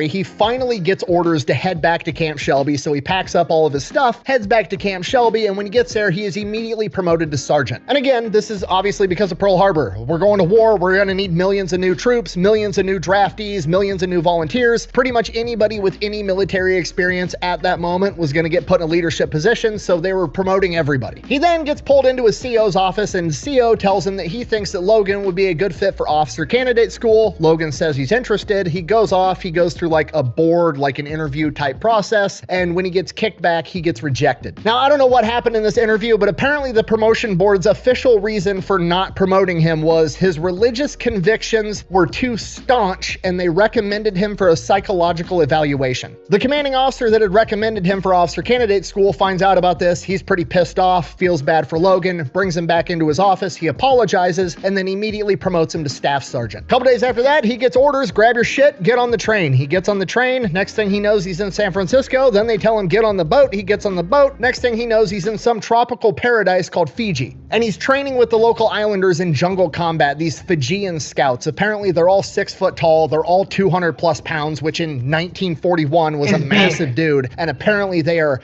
ungodly good. I mean, it's fucking big to me too. I'm only 5'7", literally built like Charizard without the wings. at jungle warfare. He said that they would do mock war games and the Fijian scouts would just wait till night so the Americans would have double, triple the normal amount of security, and somehow the Fijian scouts would still sneak into their camp and take markers and just put lines across people's necks while they were sleeping, simulating, I would have just killed you with a knife in your sleep.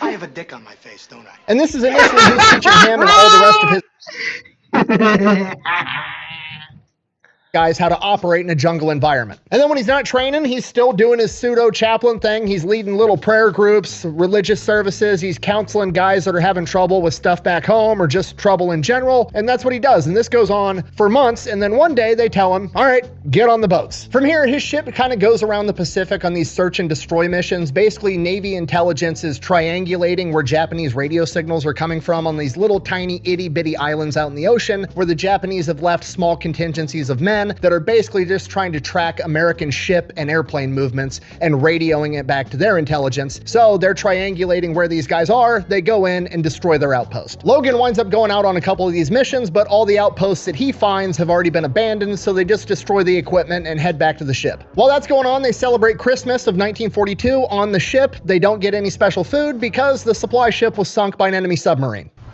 Well, fuck. This is the worst.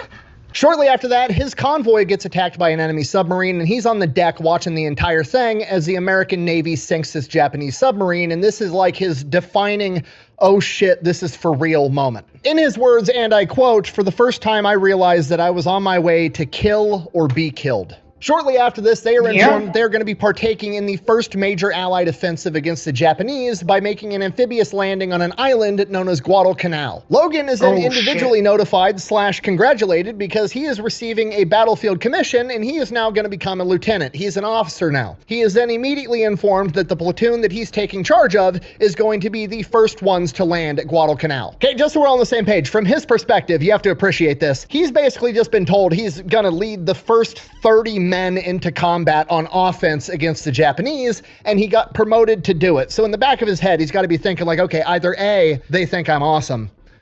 Probably not very likely considering I have no combat experience. B, I just got promoted to be a sacrificial lamb.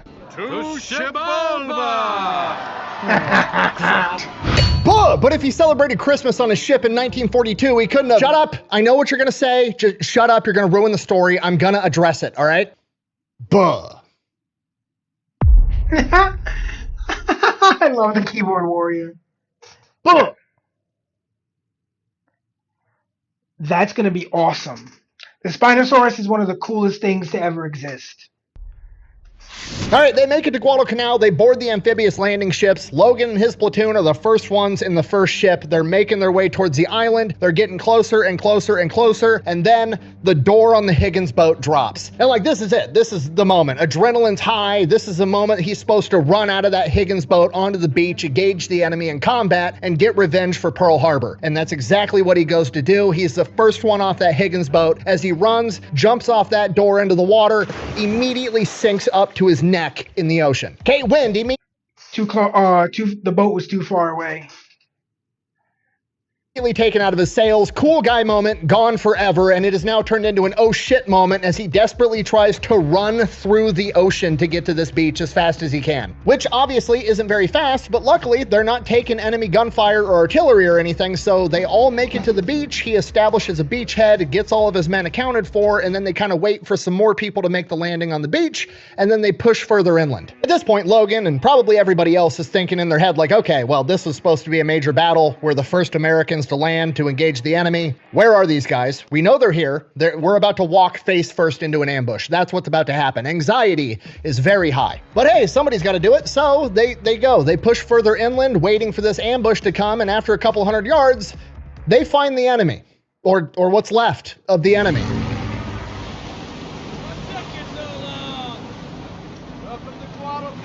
There's dead guys and chunks of dead bad guys everywhere that's been left rotting out in the sun. There's supplies scattered all over the place. Anything that even slightly resembled a structure has been completely destroyed. Somebody has already been here and just laid waste to this entire thing. So they kind of just take up a holding position and wait for orders, and then, you know, word comes down, they get everything figured out. Apparently the Marines have beat the army here by like 2 months. Well, shit. Come, Gimli! We're gaining on them! I'm wasted on cross-country.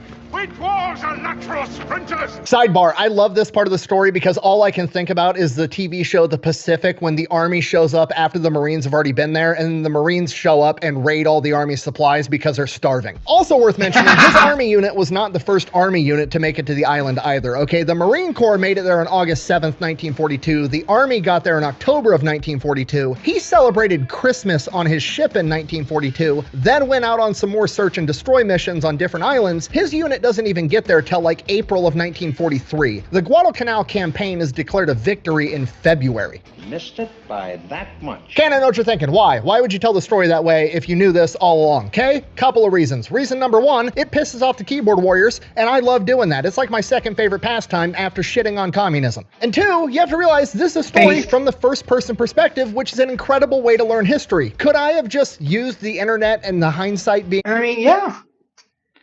Yeah, it definitely built a suspenseful moment. 2020 thing to be like, yeah, he showed up to Guadalcanal 7 months after the Marines got there, and the battle was pretty much over by the time he got there, and then moved on with the story. Yeah, I could have, but then you don't get a proper grasp on how incredibly confusing and misinformed a singular person on the battlefield can be in regards to the information that they have at the time. And you would never be able to understand that while the battle was already over by the time he got there, he didn't know that at the time. So when that door on the Higgins boat dropped, he was fully expecting to get lit up by enemy machine gun fire. Once he fell in the ocean and was wading through neck-deep water, he was expecting to get shot in the head by an enemy sniper at any moment. So while in reality, hindsight being 2020, he was never actually in any danger other than maybe drowning in the ocean, he still performed an incredible act of bravery. Sorry, I'm getting sidetracked. Guadalcanal, the battle, like I said, ended in February. The main battle is wrapped up for the most part. The only thing left is there's small squads and individual guys or groups of 2 and 3 that are out in the jungles conducting guerrilla warfare. So he does go out on multiple patrols trying to find these guys, and on one occasion,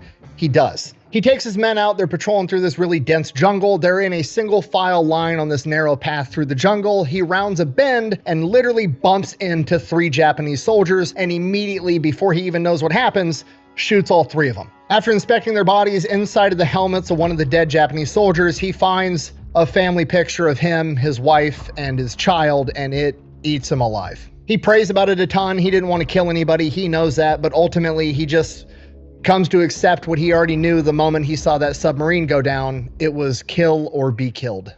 Once they get back from patrol, he winds up telling his commander everything that happens. He's expecting like a good job, and attaboy, you took out 3 of the enemy. I sent you out into the jungle to find him. You found him. You did your job.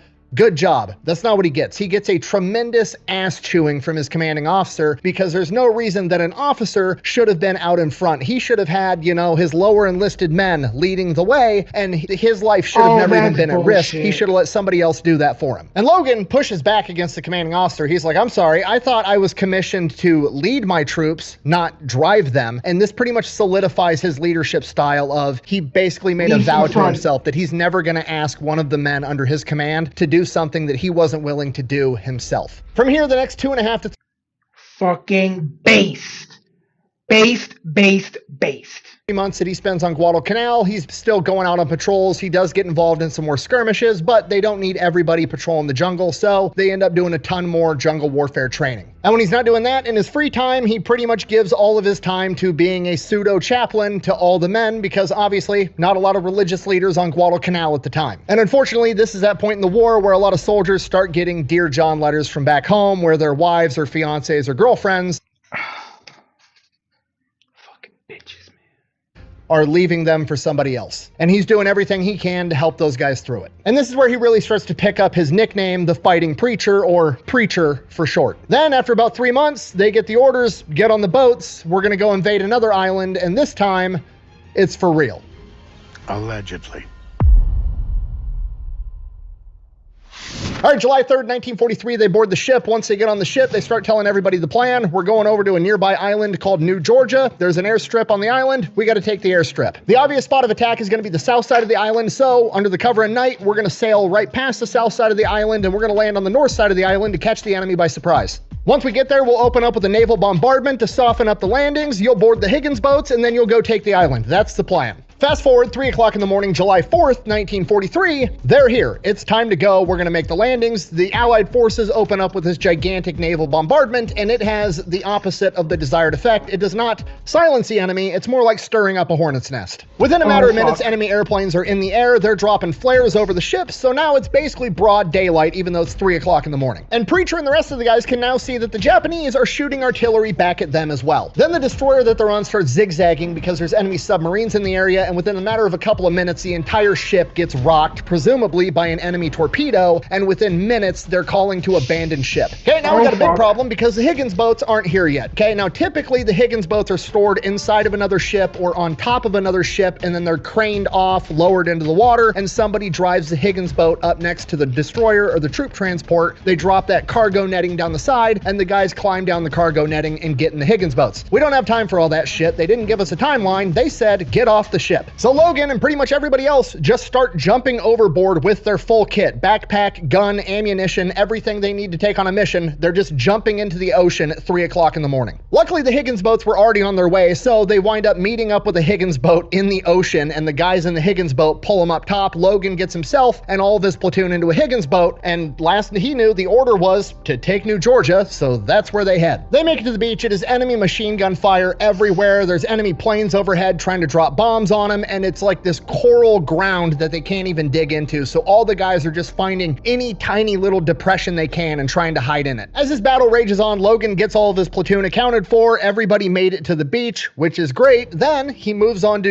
assembling the bigger picture of the battlefield. He's the officer. He has to know what's going on to tell his men what to do, and he starts looking for the other officers. He can't find any, and he starts to realize that 2/3 of his battalion made it to the beach, and another third didn't, and in that third that didn't is apparently most of the other officers, and he is now in charge of the rest of this battalion, even though he's only a second lieutenant. Daylight comes, they fight tooth and nail all day long, agonizingly slow, and by evening on that first day, they've managed to get about 300 yards deep on the beach and about a mile wide. That's their beachhead. That's all they've got. By this point, other high-ranking officers have made it onto the beach, and they make the call that they're not going to keep pushing into the jungle as the sun's going down, because it just seems like a bad idea to follow the enemy into the jungle in the dark. So they decide to set up security for the night, and they're going to handle the rest in the morning. Morning comes around.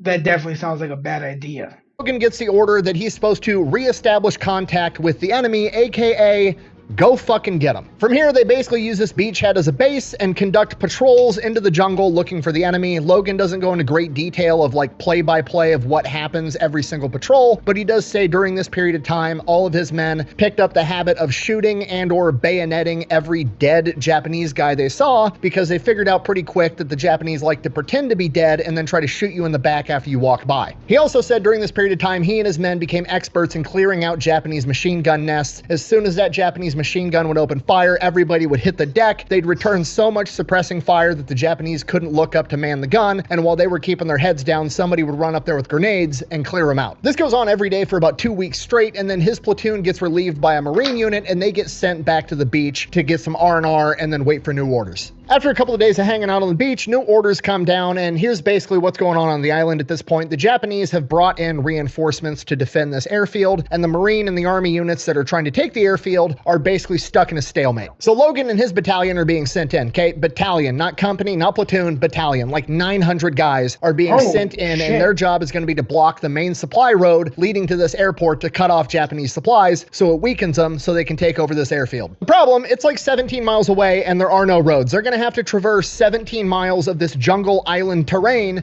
to get there. So they set off carrying 5 days worth of food and water on their backs, and it is absolutely miserable. It's either cliffs made out of coral like this, or it's dense jungle, or it's swamps. Pretty much the entire 900-man element is marching through potentially enemy territory in a single file line. It is a slow and painful journey, and the entire way they're rotating out which platoon is at the very front leading point. When it's time for Logan's platoon to lead point, he's got a couple of scouts out in front of him, then it's him, and then 900 guys behind him in a straight line walking through the enemy jungle. They're like an hour into his shift at leading point, and all of a sudden he hears a gunshot from out in front of him. Logan and pretty much everybody else hits the dirt, assuming they're getting ambushed, and then after a couple of seconds, Nothing. No more gunshots. It's just quiet. After a couple of seconds, Logan gets absolutely pissed. He's thinking in his head like, okay, one of my scouts just shot at an animal or accidentally dropped his gun and fired off a round while we're trying to sneak 900 guys through enemy-held territory and risk everybody's lives. I gotta go up there and see what the fuck is going on. So he marches up there, finds his scout, and he's about to chew this guy out, basically asks him, what just happened? Why are you shooting your gun? And then up above him in the trees,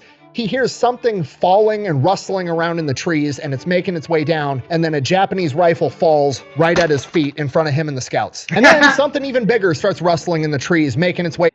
A Japanese dude. ...down, and then a dead Japanese soldier falls right on top of the rifle, and the scout looks at him and goes, I didn't have enough time to take the shot I wanted. I'm pretty sure he was aiming at you. And Logan's like, all right, good.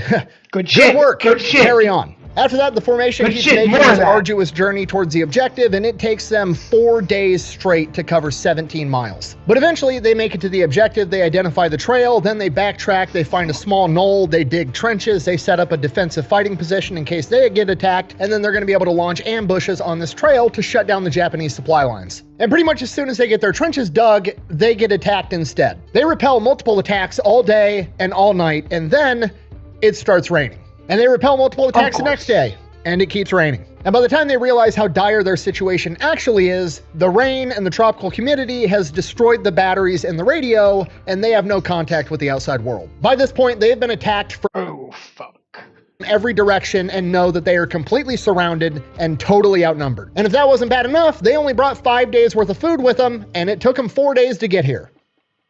And it keeps raining. We've been through every kind of rain there is. And this goes on for days, just sitting in a trench in the rain, can't get up, can't look out, completely surrounded. Sometimes they're launching bonsai attacks, they'll repel the attack, but that's it. They can't go anywhere. They're just stuck, held there by the enemy. And then eventually days turn into weeks. Everybody is starving. The only water they're getting is by taking their canteen cups and catching rain to drink it. They start eating any edible plant that's anywhere nearby. They're doing everything they can to survive, but they are actually starving to death. It's absolutely awful. Guys are sitting in trenches that are full of water. They're getting trench foot. They're getting other skin infections. Guys are getting sick. They're all starving. And to make things worse, the Japanese bodies that have been out there for over a week or 2 weeks at this point are starting to rot in the tropical humidity, and it reeks. Logan's doing everything he can for the men in his platoon, going from foxhole to foxhole, trying to check in on everybody at least once a day to give everybody words of reassurance, but he knows it's looking bleak, and so do they. At the beginning of the 3rd week of being surrounded, cut off, and starving, Logan wakes up with this big-ass beetle on his chest, and this beetle kind of flares its wings open to take off, and when it does that, a single grain of rice falls onto his chest, and he's just kind of looking at it, and he has an epiphany. The Japanese soldiers probably have sacks of rice on them for food. That night, under the cover of darkness, Logan grabs a couple of guys, they crawl out into no man land, and that's pretty fucking smart. Scavenging bags of rice off the dead Japanese soldiers and bring it back and distribute it amongst all the men. It's not much, but it's the only thing they've had in weeks and the only thing that keeps them going. On the 27th day, the battalion commander calls the officers in for a meeting because he's got some news, and most of the other officers are too sick, wounded, or dead to even show up. And Logan isn't doing great himself. He's lost a ton of weight. He's sick. He's sucking just like everybody else, but for some reason, he's in the best shape. So he pretty much gets given this mission by default. The commander basically tells Logan that by now, 27 days later, there was another massive army unit that was supposed to land nearby. He wants to send Logan out with some guys and see if he can find this unit and get help. Obviously, Logan's platoon, or any platoon for that matter in the battalion, isn't capable of doing this mission by themselves, so Logan has to go around and just pick anybody that's physically capable of maybe traversing this jungle for miles on end. And out of the 900 men they came with, he finds 34 guys that might be able to do it. So they take off. They're not moving fast, but hey, they're moving. And shockingly enough, they don't actually run into the enemy. His best guess is that army unit did land somewhere nearby, and these guys have all been diverted to go handle them. After about 6 miles of traversing this jungle, they hear footsteps off in the distance. He orders his guys off the trail. They only go a couple feet off the trail. The jungle's so thick, nobody's going to be able to see them. They'll be able to walk right by. And as these guys go walking by, they're Americans. Logan and his guys make contact, and these guys are actually out looking for what they called the Lost Battalion. Right here. Yeah. That's it. From here, they double back, they grab even more fresh guys, then Logan takes them back to his battalion, they get everybody evacuated to a safe area on the island and get everybody medical treatment. Bear in mind, Logan is one of the guys in the best shape out of this 900, and it takes him 3 weeks to recuperate, to regain weight, and get all of his skin and foot problems healed up. And on the second week of his recuperation, he gets some mail addressed to him, and it is post-dated 14 months prior. So the mail's finally reaching him, it's just 14 months late. He got 2 letters. One of them is from Mom and Dad, and the other one is from his lovely fiance. Mom and Dad wrote him to let him know, oh, by the way, we're getting a divorce. Okay, that sucks. Opens. When it rains, it pours. The next letter, oh, his fiance's leaving him. Perfect. But he's already been through so much. Wow. This past month, it like doesn't even faze him. He's just like numb to everything. He's like Forrest Gump. One less thing. By the third week, pretty much everybody in the battalion that isn't going to need long-term care is in as good a shape as they're going to get in. They get some new reinforcements, and the battalion is sent back out on a new mission. They're supposed to go out to some hill called Terracaba Hill, like 11 miles away, and establish a defensive fighting position there and just wait for the enemy, I guess. Deja vu. But this time they do have 6 indigenous guys that are going to function as guides for the battalion, and one of them gets assigned to Logan, and this guy's name is Beatty. So Logan, Beatty, the rest of the battalion take off, march their happy asses 11 miles through the jungle, get to Terracaba Hill, and set up a defensive fighting position just like they were instructed to do. And you're never going to guess what happens. They get completely surrounded again almost immediately. That's what they changed. We're trapped. And this time, it's for 21 days straight. The difference is, they're all fairly healthy to begin with, and now they know how to play the game, and they don't give a single fuck about the enemy. Immediately, they're taking all the rice off the dead Japanese soldiers. The native guys are showing them all the tips and tricks that the natives know, like, oh, we can actually eat this type of bark, we can use this plant, it's good seasoning. They're actually cooking different forms of rice. They're like figuring out, oh, if I cook the rice with this bark off this tree, it tastes like chicken broth, and if I use this nut over here, it ends up tasting like oysters. Like they're literally playing Master Chef, seeing who can come up with the best local cuisine while they're in an active firefight for 21 days. Yeah, that's so America. Straight. Real, hearty, rustic, wholesome. I realize how insane it sounds that these guys are just like having a frat party in the middle of this firefight, but I'm going to read you a direct quote from Logan. Quote, between lulls and firing, we would argue in defense of our culinary opinions. We refused to let the enemy disturb us. If he came too close, he would be the recipient of a burst of machine gun or rifle fire. If he prowled at night, he would be sure to intercept a grenade. Bye-bye. Base. Oh, look out.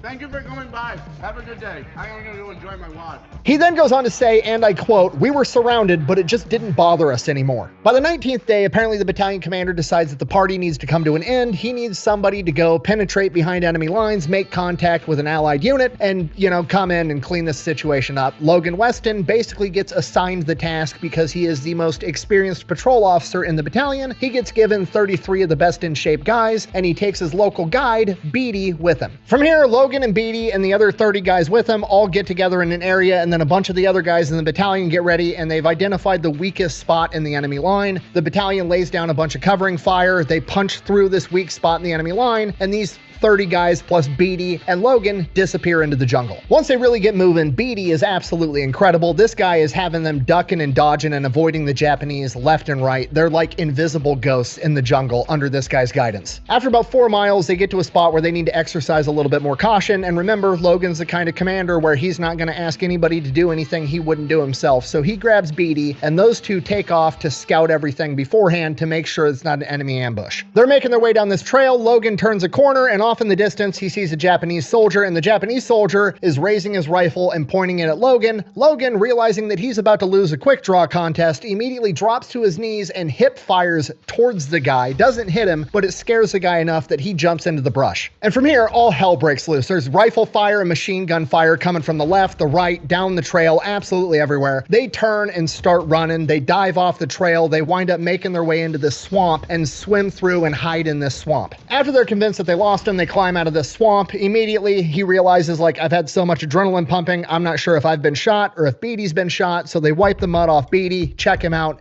He's perfectly fine. Then they start wiping the mud off him. He's got a bullet hole in his helmet right above his right eye. Oh shit. Takes the helmet off, checks his head. The bullet had entered the helmet and skirted around the helmet till it lost velocity. Didn't even touch him. Continues checking himself out. Holy shit. He's got a bullet wedged in the heel of his boot. Another bullet had apparently cut the watch off of his wrist and grazed him. And a fourth bullet had apparently glanced off of one of his frag grenades, and he was completely fine.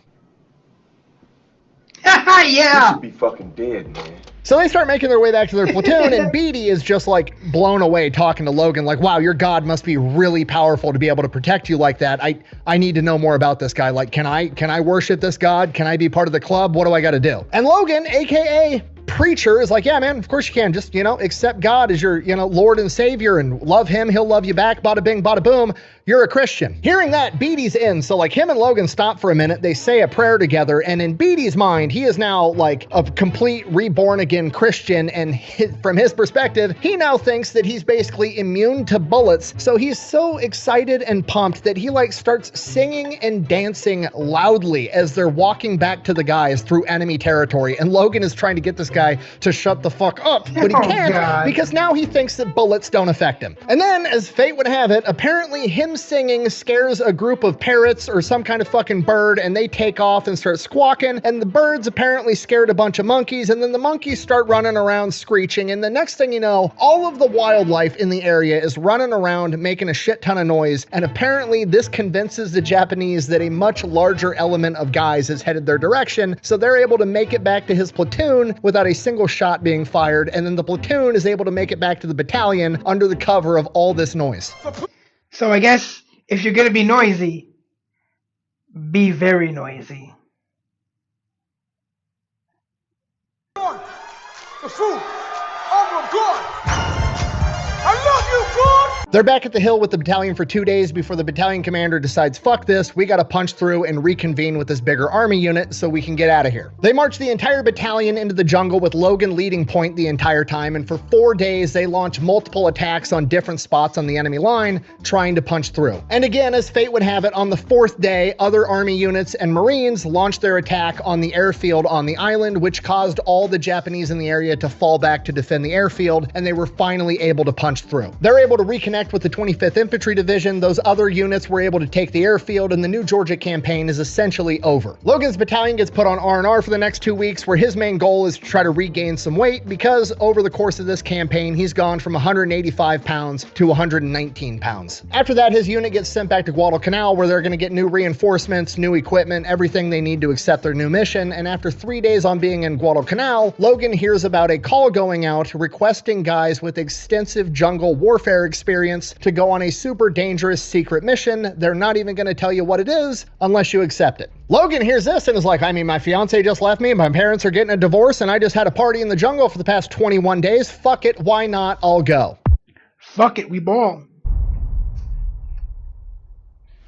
Within 24 hours of volunteering for this dangerous mission, he is then told to get on a boat. That boat takes him to an island, then they stop there for a little bit, then they go to another island, then another island, and the next thing he knows, he's in Australia, everybody's talking funny, he's there for a little bit, then they tell him to get on the boat again, they take him to some place called India, and he is like, what the fuck is going on here? I started looking out the window. I was like, what the fuck? Gun store, liquor store, gun store. Where the fuck are you taking me? They start boarding all these beat up rickety trains going from place to place, and there's just extreme poverty everywhere at these train stations. Nobody speaks English. It's overwhelming. This dude was born in a cabin in the woods in 1914 up in Pennsylvania. He doesn't have the internet. He's never seen the Indian street food vendor videos. He's just completely overwhelmed. And he still has no idea where he's going. Eventually, they wind up at some like training area that is within eyeshot of the Taj Mahal, and he's just like, again, imagine growing up in a cabin in the woods in 1914 in Pennsylvania, and the first time you hear or see about the Taj Mahal, it's in person. From here, they just start conducting more jungle warfare training. So now, once all the guys are here, they kind of figure out they got about 3,000 guys. They split them up into 3 different battalions. You've got Alpha, Bravo, and Charlie. From what I understand, Alpha group was basically fresh recruits. Bravo group was new guys that didn't have combat experience, but they had gone through a bunch of jungle warfare training. And Charlie group, which is where Logan winds up getting attached to is the group of guys that were all recruited from Guadalcanal in the Pacific that have a ton of jungle warfare combat experience. So they get to train in jungle warfare. Obviously, the Charlie group guys are trying to help out the Alpha and Bravo group guys, giving them all the tips, tricks, and pointers that they learned during their actual combat experience. Outside of that, they run into another problem. They brought 3,000 guys on this super dangerous volunteer-only mission, and they didn't assign a single chaplain to these guys, so they don't have any religious services or anything. So Logan steps up and he starts doing it in his free time. And this is where he really solidifies his nickname, the Fighting Preacher. And just so we're all on the same page, if you've never been in the military and you don't know, there's more to being a chaplain in the military than just like giving a religious service on Sunday and letting guys pray with you. It's really important. A lot of the times, even if you don't believe in any God, you still might have to go to the chaplain because they're at times the only resource you have to help resolve family issues. For example, some of the stuff that Logan actually had to deal with was you have soldiers getting Dear John letters, their wives are leaving them and divorcing them, and in order for the divorce to go through, like the one he got, legally, they need the husband's signature, but because he's in the military, they also need his commanding officer's signature or an officer's signature. So these guys are bringing all these important documents that an officer needs to sign off on to him to handle these issues, because otherwise you're trying to reach out to like generals and dudes that are more worried about the battlefield. I don't have time for your family issues. He even had a guy whose house burnt down back home and his wife needed to get the husband's signature and the commanding officer's signature so that the insurance would pay out money so his wife could have somewhere to stay. And Logan steps in and fills that void. So he really is doing really important work in his free time. I mean, imagine if you were a soldier going on a super dangerous mission, you don't even know what it is yet, and back home, your wife and kids had the house burned down and you can't get them money until somebody signs a piece of paper for you. That's the most important thing in the world. Also, during this 3 months, they wind up finding out who their commander is, General Merrill, which is where they obviously get their nickname, Merrill's Marauders. And then they find out what their mission is, and it's pretty much absolutely insane. All right, so here's what's going on. The Empire of Japan's trying to take over pretty much all of Southeast Asia and China, and they have basically got China in a bad position. They've essentially cut China off from the rest of the world. There's no way to get supplies in and out of China so they can receive aid from the Allies. So the Allies need to figure out a way to be able to get supplies into China to help them out, and the way they are going to do this is with these guys, Merrill's Marauders. They're going to send them on foot from India into Burma, where they are then going to conduct guerrilla warfare against the Japanese so that they can secure the Burma road and have a way to get stuff in. Okay, it's like 140, 150 miles of the worst terrain imaginable just to get to where the mission actually starts, and then it's another 800 miles of fighting through enemy-held territory. Okay, and I know what you're thinking. This is not going to be fun. The entire problem is we can't get supplies into this area. How on earth are we going to be able to get these guys food, water, and ammunition to fight in the jungle, burning 5,000, 6,000, 8,000 calories a day when we can't get supplies there? How is that going to work? Oh, simple. We're just going to airdrop stuff in whenever they need it. Okay, I'm going to say that again, but slower. The plan is to penetrate hundreds upon hundreds of miles into enemy-held jungle. You have no backup. You have no resources other than aerial supply drops. And by the way, every time an aerial supply drop comes, it kind of alerts the enemy as to where you're fucking at. Yes. You have a better bad idea than this? This is the best bad idea we have, sir. By far. And then one day they bring in a bunch of officers for a meeting and they ask for a volunteer to accept a very dangerous mission, at which all the officers are kind of looking around like, I thought we already did that. Are you asking me to double down? Like, we're already inside of a very dangerous volunteer-only mission. You want another volunteer inside of that to go on? Like a side quest? Another very dangerous mission in respect to what we're already doing? Nobody volunteers. So the commanding officer, seeing that he has no volunteers, scans the room and sees Logan Weston, who's quite a bit taller than most of the rest of the officers, and everybody knows who he is. That's Preacher. He's got a big name, and everybody knows he has extensive jungle warfare experience. And the commanding officer just says, Preacher, thank you for volunteering. Congratulations. That's what we call being voluntold. You are now the commanding officer of Charlie Group's INR platoon. Which, if you don't know, INR, Intelligence and Reconnaissance, aka the Scouting Platoon. So basically, it is now going to be the job of Logan and his 30 to 40 man scout platoon to be like 30, 40 miles ahead of the 3,000 man formation, scouting out looking for the enemy. He is basically spearheading this entire mission. Because the INR platoon doesn't actually exist yet, it's just him, the commander, he gets permission to handpick anybody from these 3,000 guys that he wants. He pretty much exclusively picks from Charlie Group because he picks the top 200 guys with the most combat experience and interviews all of them. Out of those 200 that he interviews, he picks the 54 best guys in his opinion, and he makes sure that all of them have some type of religious convictions because he thinks that he wants guys on his side that truly believe that they're protected by God, because that's the only way we're going to get through this shit. After he builds the platoon, they spend the rest of the time they have training their asses off. They are burning more calories every day training than they're taking in from chow. So they're the most experienced combat guys around. They're the best of the best. They adopt the habit of raiding the chow halls of Alpha and Bravo Group, the inexperienced new guys, and they earn themselves the nickname the Chow Raiders. And that later gets changed to the Ignorant and Rugged Platoon, a play on INR. After training time, the Ignorant and Rugged Platoon, I like it. Lapses, they board trains and they head to the border. They're staging up there for a little bit. During this period of time, Logan becomes friends with the battalion surgeon, a guy by the name of Dr. James Hopkins, the great-grandnephew of John Hopkins, you know, like John Hopkins Hospital. Now, up until this point, they've been told the entire time, hey, we've had a bunch of engineers out there. They're already building a road that's supposed to go and hook up to the Burma Road, so you guys are actually going to be able to drive into enemy territory on trucks. I don't believe you. That's not what happens. They're working on a road, but it ain't that kind of road yet. Trucks aren't going to be able to make it, so they have to go and unload a bunch of mules off of trains, and they're going to carry all their equipment and ammunition and supplies. On mules? Okay. On mules. Donkey! So they get the mules loaded up, and Logan and the INR platoon take off 24 hours before anybody else does. Originally, they've got this like gravel road that was made by the engineers known as the Lido Road. They follow that for about 80 miles. They're running into engineers. The engineers are making coffee for them. It's not that bad. I mean, they're walking with 65-pound rucksacks, so that kind of sucks, but they're not really in enemy territory yet. Very quickly, though, everybody comes to kind of really get annoyed by these mules because, as I'm sure you can imagine, walking in the jungle with a 65-pound rucksack through mountainous terrain gets pretty tiring, so every hour or so they're stopping to take like a 10-minute break, and apparently the mules would see everybody else is stopping and sitting down, and then the mules would also like sit or lay down, and then the mules were incapable of getting back up when they were fully loaded with gear, so every single time they would have to unload the mules, get them stood back up, reload the mules, and pretty soon it turned into the guys that were in charge of the mules weren't actually getting a 10-minute break. They just got to spend 10 minutes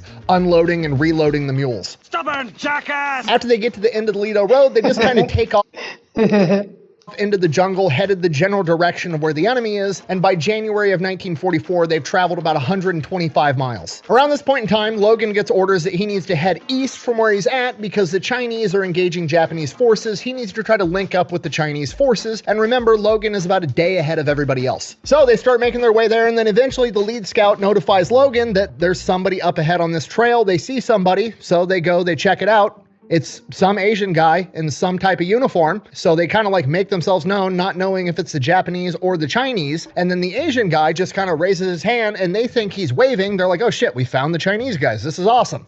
You seriously never noticed? Hey. I think it's the wrong kind of Asian. I think they were the Japanese. That's off to you for not seeing race. And then the Asian guy drops his arm and they start getting lit up by machine gun fire. Remember, this is 54, the most jungle warfare experienced guys we got. They all hit the deck for a second, and then within a matter of like 2 minutes, they've killed all of the Japanese soldiers that staged this ambush. Okay, just so we're on the same page, this is the first encounter between Merrill's Marauders, or America in general, and the Japanese Empire in Burma. America got ambushed by surprise, proceeded to kill everybody that ambushed them, and Logan's men didn't have a single casualty in return. We're setting a tone right out of the gate. From here, they keep making their way east. They get into some more skirmishes. Eventually, new orders come down. They got new intel. The Chinese are attacking the Japanese at a place called Wallaboom. It's a village that's basically been commandeered by the Japanese. They're using it as an outpost. They've got a ton of supplies there. Perfect target for guerrilla warfare. They're already being attacked by the Chinese on one side, so if Merrill's Marauders can come up from the other side, they'll pinch them in a vice and crush everything. For this, the INR platoon links back up with the rest of the main force. They make their way there. They're being super sneaky, secretive in the tall grass. The Japanese don't know they're there. They're getting a lay of the land. They're checking everything out. And there's this river right by Wallaboom, right next to the road that's going to be the same road the Japanese have to retreat through if the Chinese are able to break through their line. So they get a roadblock set up, and this is the perfect fighting position because if the Japanese want to be able to rush them to engage, they're going to have to run through a river first. We literally have a moat. You couldn't ask for a better fighting position. There's just one flaw with it. The river has this big bend that gets really close to where their roadblock is set up, and if the Japanese can circle around them, cross the river there where it's safe, they'll be able to outflank them. So somebody's going to need to cross the river onto the enemy side and set up a fighting position to defend the flank. And that somebody is the INR platoon. So the INR platoon crosses the river into enemy territory, they get some high ground, they set up a defensive fighting position, and then everybody just kind of waits, because now we have to wait for the Chinese to punch through the Japanese lines, and there's really no guarantee that that's going to happen. They got to figure out a way to make sure the Japanese end up retreating so that they can surprise them with this ambush, and the plan they come up with is Merrill's Marauders at this point in time has 14 Nisei, Japanese Americans that have volunteered to go on this mission too, and they are fluent in Japanese. So they start tapping into telephone lines and listening in on Japanese conversations, and through doing this, they find out that there's a massive ammo dump inside of Wallaboom. What is that? We need air support, and we need it now. Roll in strike package Bravo on unknown target. I authenticate Tango Whiskey. He's in the Hawk, sir. Okay, send the Hawks over to Killbox 1 Alpha. It's a danger close within 300 feet. Killbox 1 Alpha, 300 feet, danger close. They blow up the ammo depot. Oh shit moment for the Japanese. Now they don't have ammunition to keep fighting. They need to get the fuck out of here, so they go to retreat, and they retreat right into the Marauders. Marauders mow a bunch of them down, then they have to retreat from that and go back into the village, and then they start sending out different scouting elements trying to figure out what's going on, because now they're sandwiched out of nowhere. Then they come up with a brilliant plan. We're going to send a bunch of guys to go outflank the Marauders by crossing the river on this bend, and they send 90 Japanese soldiers out there to do that, but guess who's already there? The INR platoon. The INR platoon catches them by surprise, mows a bunch of those guys down, they retreat again, and this time they come back with even more guys, but the INR platoon has one Nisei with them, and he can actually hear the Japanese officer yelling orders, so he's literally translating and telling Logan, here's what that guy's saying, they're That's awesome. Attack over here, and then they just readjust the machine guns and mow them down all over again. And this goes on for the next 5 hours straight, just farming the enemy for XP. It gets to the point that the INR platoon is surrounded on all three sides with the river to their back, and they're running low on ammunition, so Logan hops on the radio and explains the situation. So the main element and Charlie group gets some mortar guys and some machine gun guys over to that area of the river. They get set up on the opposite end of the river, and the mortars drop a bunch of smoke shells. Then they create a wall of fire, and they're ready with the machine guns. This gives the INR platoon the ability to retreat back across the river, get more ammo, and rejoin those guys, and they form a line there, preventing them from getting flanked. And remember, while all this is happening, the Chinese are still attacking and applying more pressure, forcing the Japanese to either stand their ground and fight them, or to turn and run into a wall of lead from the Marauders. We're just slaughtering the hell out of them. I believe that's what you call between a rock and a hard place. They weren't backing down, let's put it that way. Eventually, as I'm sure you can imagine, with two forces coming closer together, eventually the American forces and the Chinese forces meet because there's no Japanese forces left. When that happens, there's kind of a lull in the battle, like the Americans are like, hold on. I think these guys look different. They're wearing different clothes. Hang on a second. The Chinese, on the other hand, apparently did not realize that the Americans look significantly different from the Japanese, and they opened fire. Oh, God. I couldn't find any documentation saying whether or not any of the Chinese guys got killed, just that a firefight did occur briefly, but then eventually they kind of figured out what was happening and everything was cool. Fine. I'll say I'm sorry. No, be sincere. Like this. I'm sorry. Regardless, they get it figured out. It's all good now. Wallaboom is officially ours. In the battle for Wallaboom, the Marauders unfortunately suffered 8 men killed in action and an additional 37 that were wounded. In return, however, the Marauders are credited with killing over 800 Japanese soldiers. And the Marauders are just getting started. They go on a guerrilla warfare rampage for like the next 5 months behind enemy lines. They travel over 1,000 miles on foot, kicking ass everywhere they go. But as I'm sure you can imagine, living in the jungle 24/7, doing everything via traveling on foot leads to a lot of people falling out from illness. You got guys getting malaria, dysentery, typhus. Everybody's running a fever, to the point that it became standard operating procedure that you had to run a high fever for 3 days straight to even get medical attention for it. Don't get me wrong, they're still kicking ass, but I don't want to give you the wrong impression that it's all sunshine and suppressive fire. This still sucks. These guys are getting fatigued. Focusing back on Preacher and the INR platoon, though, there's major battles they get into, but then there's also just going out on patrols and getting in skirmishes, which the INR platoon does a lot of because it's kind of their entire job. And they develop guerrilla warfare tactics that are just peak level fuckery. They would go into areas where they know the enemy is patrolling. They would set up a campsite with a campfire and even leave a mule there, and then they would drop back a little bit, find a position, and set up the machine guns. And then once the Japanese launched their bonsai attack into their campsite, they'd mow them all down. On one occasion, That's what you call getting jebaited. The campsite they set up was so convincing that the Japanese decided to employ a double envelopment tactic, meaning they were going to come at them from both sides, except the INR platoon wasn't there and it was dark, so they literally attacked each other and they took out more themselves than the INR platoon did. What an idiot! In another one of their major battles, the Marauders attack a place known as Napunga. During the opening stages of this fight, the Marauders wind up getting surrounded and they have no way out except one. Prior to the battle, Logan had identified a trail and recommended that he go out there and secure this trail. That way they had a way out if they did get surrounded, and now he is guarding that trail. He proceeds to get in a firefight with the INR platoon for 4 days straight, and ultimately winds up covering the withdrawal of the entire main Marauder force so they can regroup and then go take the objective later on. David Quaid, the official historian for the Merrill's Marauder Association, basically compared this to the Battle of Thermopylae and the 300 Spartans, saying, quote, "The holding action orchestrated by Lieutenant Weston and his INR platoon lasted for 4 days against 3 days at Thermopylae. Leonidas defended his own soil. Weston defended far behind enemy lines. Leonidas lost all of his men. Weston lost none. Athens was burned by Persia, and the 53 men of the INR platoon of the Orange Combat Team saved all of the regiment and the campaign." Okay, I cannot stress to you enough how big of a badass Logan Weston is. Okay, I had to get an entirely different book that just covers the entire Merrill's Marauder movement and campaign as a whole. This book is about 3,000 men and the movements and combat actions of humongous military elements. And inside of this book, he is mentioned by name 14 times. He's not a general, he's not a colonel, he is a platoon leader, and he is mentioned 14 times by name. That is how pivotal of a role Logan Weston and the INR platoon played in the Merrill's Marauder campaign. Over the course of this campaign, remember, these guys are living in the jungle the entire time. There's no showers, they're just getting food dropped to them out of airplanes. Many of the original Marauders either fall in battle or they succumb to illness. Only 175 to 200 of the original Marauders actually make it all the way through the campaign. And Logan winds up getting medevaced during the final mission. For this mission, the Marauders need to go take out an airfield known as Machina. The problem, it is 400 miles away with the Cumon Mountains in between them. At times, the terrain these guys had to traverse was so steep, they had to take their e-tools, those little shovels, and beat steps into the sides of mountains to be able to climb over it. Logan and the rest of the Marauders make it across these mountains. Once they get to the other side, Logan goes out on patrols, doing his thing with the INR platoon. That's his entire job. And during one of these patrols, he winds up getting blown up with a hand grenade. He gets medevaced, he's in the hospital for 2 weeks recovering, and while he's in the hospital, he gets word that Machina had fallen to the Marauders, but there's still a ton of cleanup to do, which is his specialty,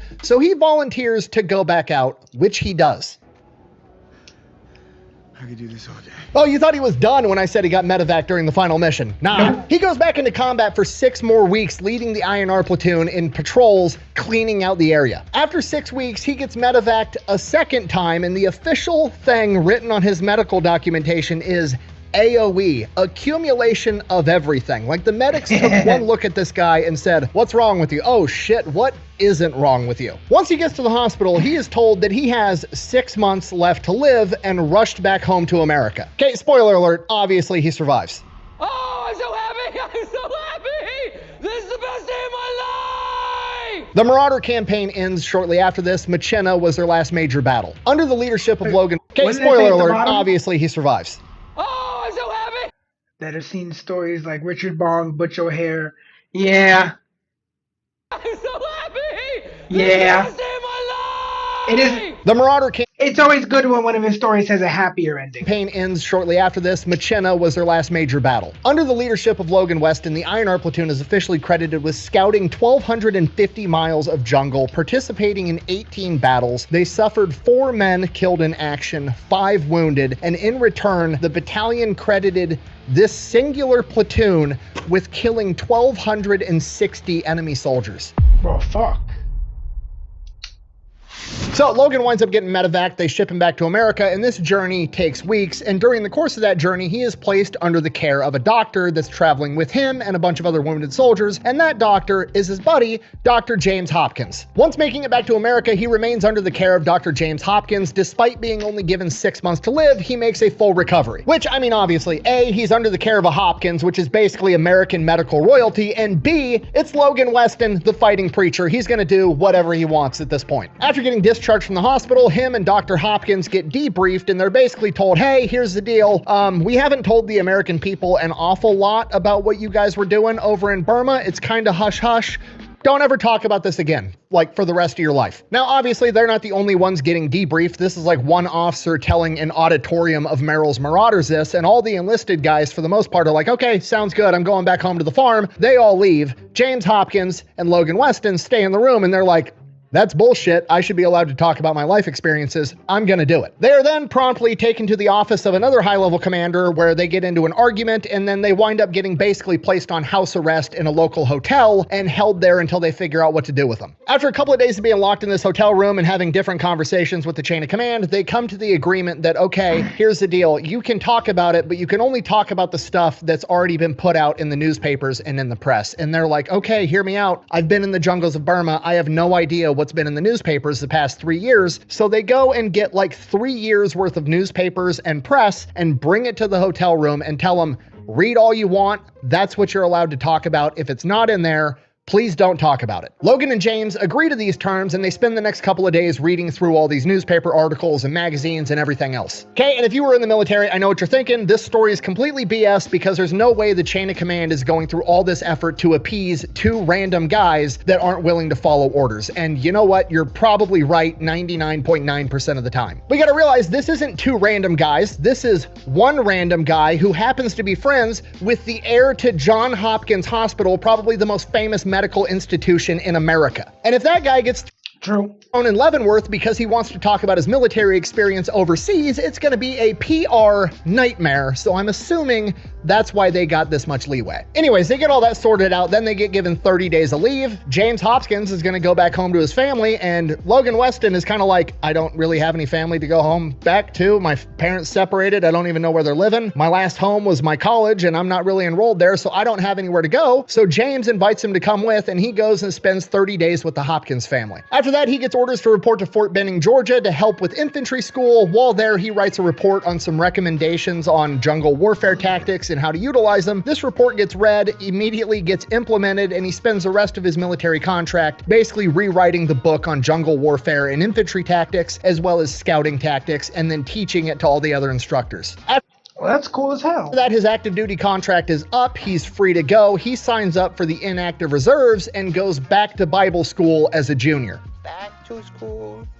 Back to school. Okay, just so we're on the same page, he's like 30 now, and he's going back to college as a junior, which by today's standards, not that big of a deal. However, it's been 5 years since he was in college, and it's been the longest 5 years that anybody has ever lived in their entire lives. And this isn't normal college. This is Bible school in Pennsylvania in like 1946, 1947. Okay, if you're not picking up what I'm putting down, he's showing up to class in a room full of what amounts to homeschooled Bible kids, and he's one of the most hardened combat veterans of all time. He doesn't really fit in. You know what I mean? What do you do? Yeah. With that little Timothy and Susan that have been sheltered their entire lives. I don't think violence is ever the answer. Huh, motherfucker, unless you want to be speaking Japanese, it's got to be the answer sometimes. So yeah, he doesn't make it very long going to class. He works out a deal with the college where they're going to allow him to complete his degree via correspondence, basically mailing the work back and forth, and he winds up taking a pastor's position at a church in a small coal mining town in Pennsylvania. So for about the next 3 years, he's finishing his degree via correspondence, and he's being the pastor to this small church. During this time period, the church finds out about his extensive combat experience, and they ask him to speak about it, and he just kind of goes up there, says the truth, everything that's going on, and there's this really pretty girl sitting in the front row, and midway through his speech, she leans over and whispers to somebody else, but he hears it.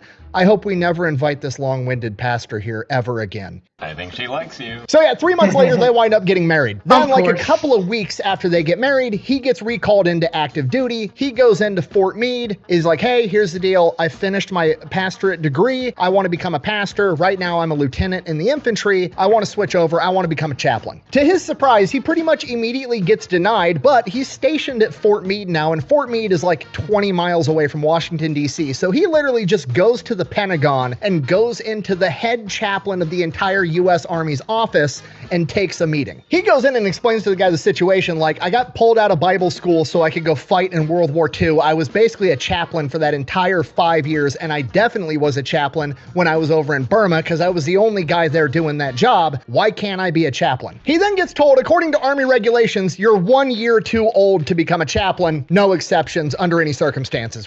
That's stupid. That's stupid as hell. Which is fucking insane, but that's what happens. So obviously he's pretty pissed up and heartbroken about this, but there's nothing he can do about it. He winds up getting promoted to a captain in the infantry, which also is crazy that he's only a captain. It's literally second lieutenant, first lieutenant, captain. I feel like he should be ranking higher than that right now, but whatever. He ends up being an infantry captain at Fort Meade for the next 2 years. During this time, him and his new wife have their first kid. It's a son. They name him Merrill after Merrill's Marauders. Fast forward 9 months, little Merrill is 9 months old, his wife is pregnant again, and Logan gets orders to prepare for overseas duty, and he is given the option of going to Europe or going to Japan. And Logan Weston, the fighting preacher, says, I want to go to Japan and basically see what's up with them now. I knew he would pick Japan.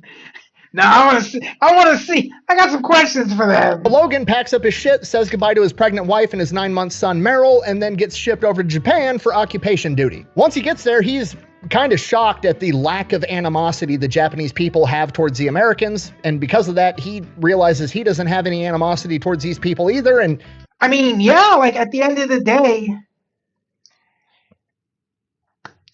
not so much. I mean, it is what it is, but like. It's over, you know, like the fight's over, right? No hard feelings. He kind of enjoys his time in Japan. Why would I have hard feelings? I'm still picking pieces of your ass out of my boot. Fast forward 6 months in June 1950, they get word that North Korea is attacking South Korea and they need to pack up because they're headed to South Korea to help them out. And they're told, don't bother bringing all your personal stuff. You're not being stationed over there. You're just going over there real quick. You shouldn't be gone more than a week. And a lie detector determined that was a lie. All right, so Logan shows up in North Korea. He's like one of the first American military units there. If you don't know much about the Korean War, basically the North Koreans attacked. They shoved the South Koreans all the way down the peninsula to what's known as the Pusan perimeter, and this is where Logan shows up. He gets there, it's all assholes and elbows. Everybody's scrambling, trying to get shit done, trying to keep the Pusan perimeter intact. He shows up, they're like, oh, infantry, captain, you have experience? Okay, cool. Take control of this company, Alpha Company of the 27th Regiment of the 25th Infantry Division. Take these guys that you don't even know yet out to the road, set up a roadblock, and if the enemy shows up, defend it. Logan heads out to their AO. They're already loading up on the trucks, getting ready to go, has a quick meeting with his platoon and squad leaders like, hey, I'm your new boss, I guess. Let's go. They go out to this road, they scout the area, they find a good piece of terrain to set up a defensive fighting position, and they just wait. And it doesn't take very long because within a matter of hours, thousands of North Korean soldiers are coming down the road. They are outnumbered 130 to 1. Seeing this, Logan's shitting his pants. He gets on the radio like, I need artillery right now. They come back. Artillery's not even set up yet. That's not an option. While this is going on, they're actively inside of a firefight. Logan realizes he needs to strategically withdraw to a more tenable fighting position, and he's getting ready to do that. He's looking at maps. He's figuring out where he needs to move his men to give him a better chance at fighting this fight. And then 3 Russian-made T-34 tanks come barreling down the road, punch right through the block, right through the machine gun fire, and drive right past their position. Then, once they get far enough past, they stop, turn their turrets, and start firing on Logan Weston's position from the rear. Perfect, now we're surrounded, and we can't get away. There's only one option left for the main character, the fighting preacher. He's gonna say a little prayer about it, and then proceed to do some gangster shit. He hops on the radio, I need a rocket launcher team up here, now. Eventually, 3 anti-tank infantry guys come tearing up on a Jeep with bazookas. Remember, the fighting preacher's never gonna ask a man to do something he wouldn't do himself, so he grabs those 3 guys and says, follow me. These tanks are about 300 yards away with nothing but but rice paddies in between them. These rice paddies are like hip-deep mud, essentially. Logan takes his 3 bazooka guys, guides them towards the tanks. They traverse these rice paddies. They get within like 25 yards of these enemy tanks. While they're inside of this ditch right by these tanks, Logan instructs the rocket team, it's 3 guys, but they only got 1 launcher, take out the lead tank, immobilize it, then immobilize the rear tank. That's going to trap the middle tank in the middle, and then we'll take it out. That's exactly what happens. They take out the tracks on the front tank, the tracks on the rear tank, immobilizing them, and then they take out the turret on the middle tank. Okay, problem now, the lead and rear tanks still have their turrets operational, and they start looking for wherever they just got hit from, so Logan instructs the men to start shooting out the periscopes on the tanks so they can't see them. While they're doing that, he reaches into his bag. He's got a couple of M1 anti-tank grenades that he starts firing at these tanks. That works. And then suddenly, Logan regains consciousness. The 3-man launcher team is dead, and he wakes up with the torso of one of them on top of him. Besides the ringing in his ear, oh fuck, and the guaranteed traumatic brain injury from the concussion wave, he's seemingly unscathed. Trying to think fast, thinking of where he can possibly hide to not get shot by this tank again, and the best solution he could come up with was on top of it. Once he gets up there, the enemies open the hatch. I have no idea why. I can only assume they thought he had like a satchel charge or something that was going to blow up the tank, so they had to go up there to stop him. Regardless, they open the hatch. So drop a grenade in there. Just he pulls out a frag grenade, throws. Yeah, baby, that's what you do. Just, hey, I got something for you. Special delivery. It in the hatch and then shuts the hatch. That's a spicy meatball. The other tank then opens their hatch and he shoots all of them one by one as they attempt to get out. At this point, Logan's super jacked up, but he's got to get back to his men, let them know the tanks are knocked out so they can get evacuated. So he starts heading back through these rice paddies. As he's traversing these rice paddies again, he comes across a sump hole, which is full, so he doesn't really see it. It kind of blends in with everything else, but it's like a 5-foot deep sump hole full of human fertilizer, and he falls into it. Oh God. Oh, that's disgusting. Neck deep, literally in human shit. Just when he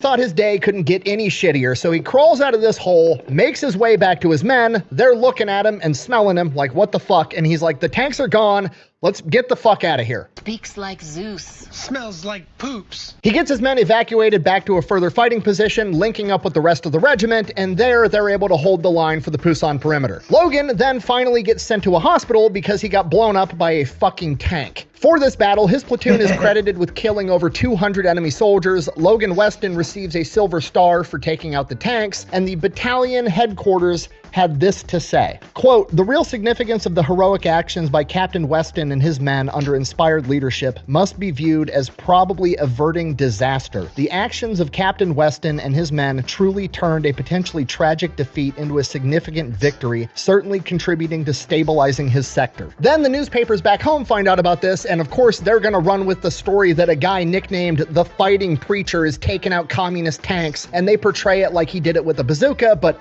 that's not actually what happened. All right, so by like late July, Logan's patched up from the hospital. They send him out with his company on a foot patrol looking for the enemy. They walk around for days and days. They don't see shit. After that, it's time to, go back for some R&R. So they're ordered to fall back to a place called Masan that's supposed to be a safe area, pick up a defensive position, which is basically just like, you're in a safe area, be there to defend it, but nobody's coming. Chill out and relax. So that's what they're doing. They're basically camping, relaxing with the boys, hanging out. Despite the fact that everybody knows they're basically just on orders to rest, Logan's still trying to be the officer, be the perfect role model for his men. So every once in a while, he's grabbing the binoculars, he's looking around the terrain, making sure he doesn't see any enemies or anything too fishy. Smart. And then on the night of August 3rd, 1950, off in the distance, miles away, he sees people approaching. As they get closer, he gets a head count. There's 76 of these guys. As they get even closer, he kind of starts to get images of their uniforms. He's like, those are North Koreans. So he hops on the radio back to headquarters to report it. Nobody picks up the radio because it's nighttime and this is a safe area and everybody's already dicking off or sleeping. So Logan sends one of his guys as a runner. I've got a 76-man column of North Koreans headed right towards me. The runner comes back and basically is like, the commander said, those aren't North Koreans. They're probably South Koreans. This is a safe area. To which Logan gets back on the binoculars, looks again. They're even closer now. They're definitely North Koreans. He sends the runner back a second time with the same message. The runner gets back a second time and tells Logan, the commander says they're not North Koreans. To which Logan is like, go back a third time, tell the commander whoever's approaching is carrying World War II era Japanese rifles and bayonets. I know what they look like because I fought these guys before. And you know who carries Japanese rifles and bayonets in the Korean War?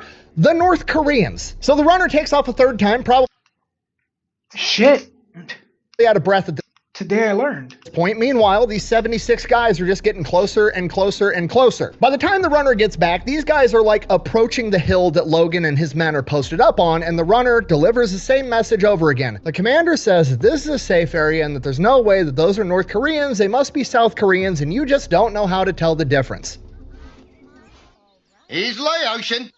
Ain't you, Mr. Khan? Like, as soon as the runner tells this to Logan, the guys reach the base of the hill, they fan out, they start coming up the hill and opening fire on Logan and his men. Logan and his men start returning fire immediately. In between gunshots, Logan turns back to the runner, I'm paraphrasing here, but basically says, well then go ask the commander why they're fucking attacking us then. The runner takes off for a fourth time, and then Logan promptly gets shot in the thigh. Logan goes into main character mode, somehow manages to stay on his feet, and is still returning fire against the enemy while a medic is applying a pressure bandage to his thigh, and then tells Logan, you're bleeding a lot, you need to go to an aid station, like now. As Logan receives this information, the North Koreans begin yelling Manzai, which means victory in Korean, and they charge up the hill. So Logan is actively bleeding out, he's participating in the firefight, and he's directing his men on how to conduct themselves inside this firefight. He realizes the situation is changing too fast, the boys need him, he's fucking staying. Logan gets his machine gunners repositioned, they repel this bayonet charge. During the firefight, he gets shot in the arm. By this point, he's losing so much blood, he's starting to get lightheaded. He realizes he does need to get to that aid station. He instructs one of his non-commissioned officers to hold these positions.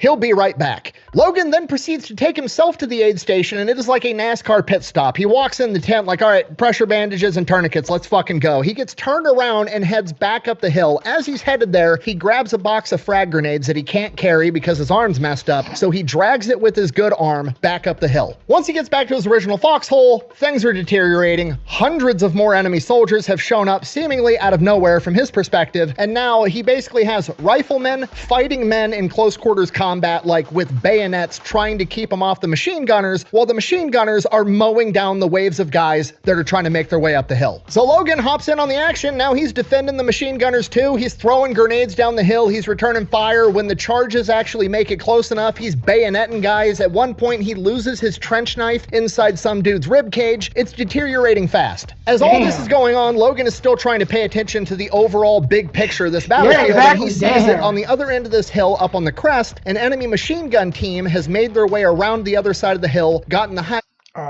ground on them, and is setting up a machine gun to mow down him and his men. So Logan, by himself, grabs some grenades, makes his way there, and takes those guys out. As he takes their position, he sees that now there's an entire platoon of guys coming up the same route, launching a flanking maneuver that's also gonna wipe out him and his men. He doubles back to his guys, takes like 12 of them with him, and launches a counterattack against them to try to hold the position. During this counterattack, he gets shot in the chest, somehow manages to stay in the fight, and then wipes out this enemy platoon with his guys, re-gets his guys consolidated and set back up again, and by this point, they have completely wiped out the enemy attacking force. By this point, Logan is like, I need a doctor so bad. And as he's thinking that to himself, a bunch of enemy trucks come pulling up in the distance. Logan looks over at the radio man. They start calling in mortar fire on these trucks. As the mortars get dialed in, they start hitting the trucks, and Logan is like, okay, you guys have this situation under control. I gotta go. Logan gets to the aid station, and his condition has deteriorated so much that he is beyond their level of care. They immediately transport him to an army surgical hospital outside of Busan, and he is beyond their level of care as well. They do what they can to stabilize him, and he gets shipped off to a hospital in Tokyo. Obviously, Logan survives because you can't kill this guy. While he's in the hospital, he finds out that his platoon is credited with killing 400 enemy soldiers and repelling an attack that almost certainly would have overrun regimental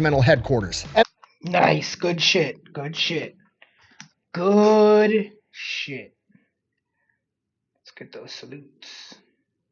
Logan individually was credited with killing 27 enemy soldiers, 6 of which with bayonet and 1 with a trench knife. For this, he was written up to receive the Medal of Honor. However, the regimental commander, you know, the same one that was told 3 times we're getting attacked, and he's like, no, we're not. That guy stepped in and was concerned that a Medal of Honor investigation into his actions would make him look like a dumbass, because he is, so he decided to intentionally have it downgraded to a Distinguished Service Cross to save his own career. So Logan was not awarded the Medal of Honor, but he was awarded the next best thing, the Distinguished Service Cross. Don't you just love politics? Yeah.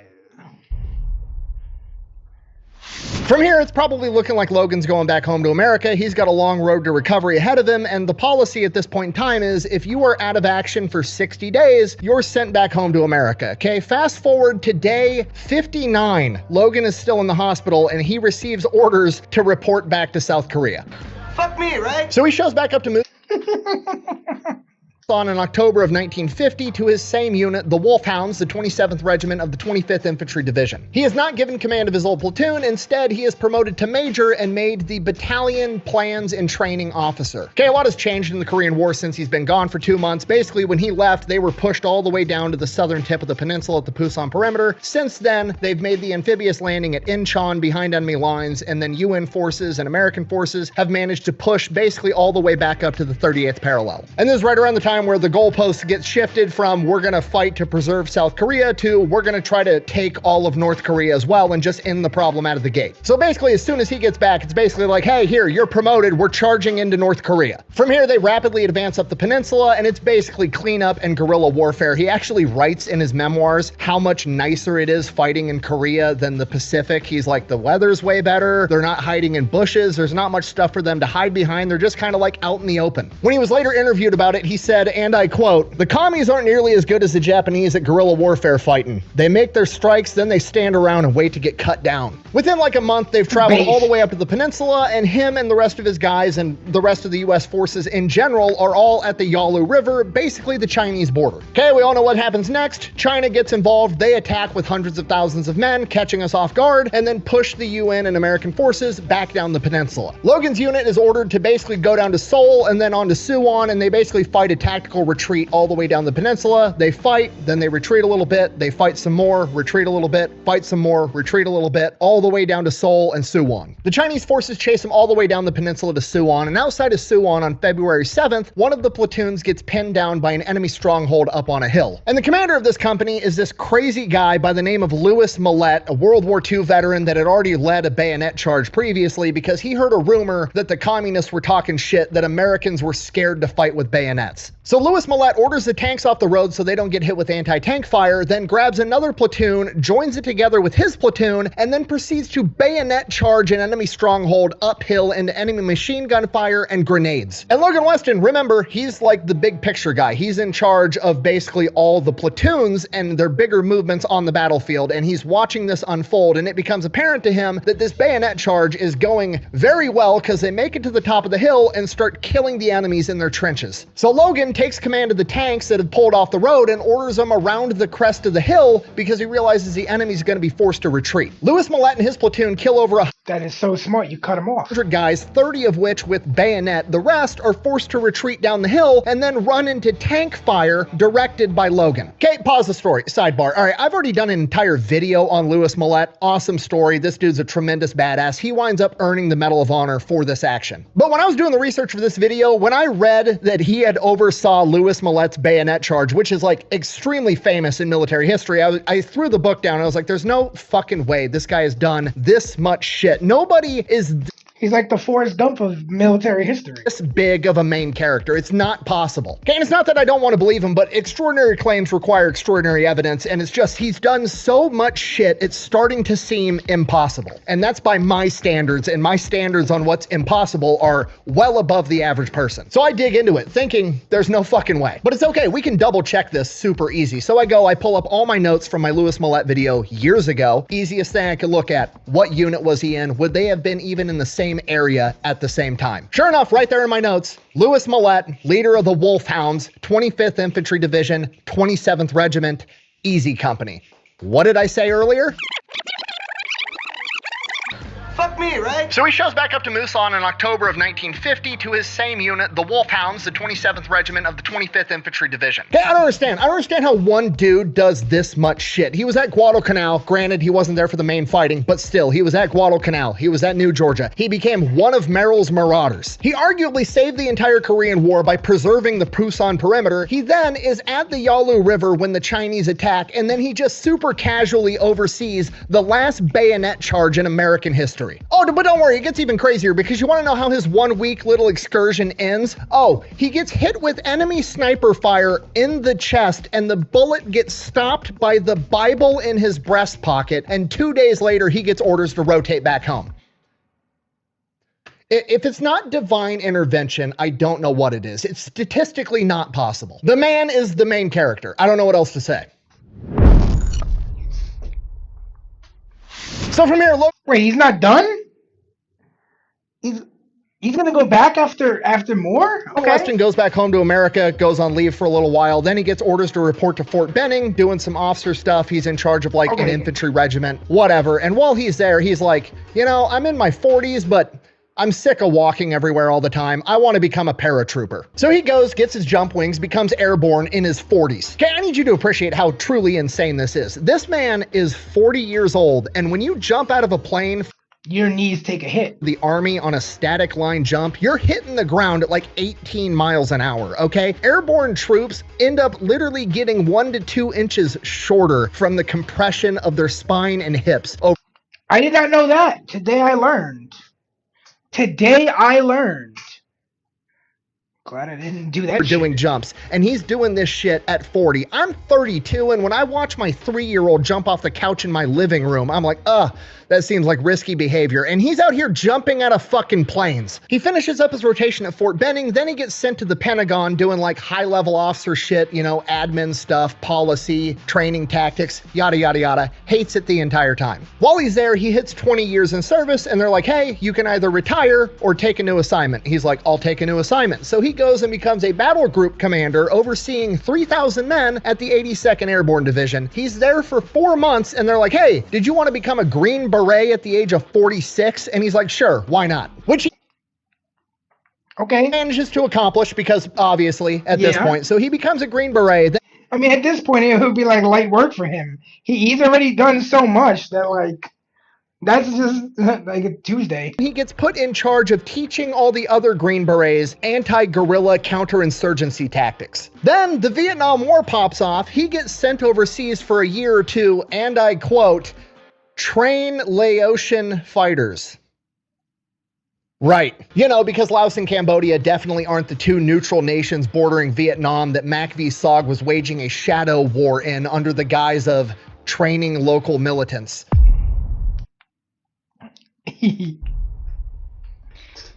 He finishes up his 9 months of being a training director, and then he has the option of like, okay, you can go back home now, or you can extend for 36 months and bring your family over here. He chooses to extend for 36 more months and bring his family over. Now, put yourself in his shoes. What do you do when you're bringing your family away from America over to Southeast Asia during the Vietnam War so you can train the locals? You got to make it up to him somehow, right? I mean, what do you do? What do you do with the kid? You buy him a dog, you buy him a pony. Well, you're in Asia now, so you buy your kids a pet monkey and you name it Spunky.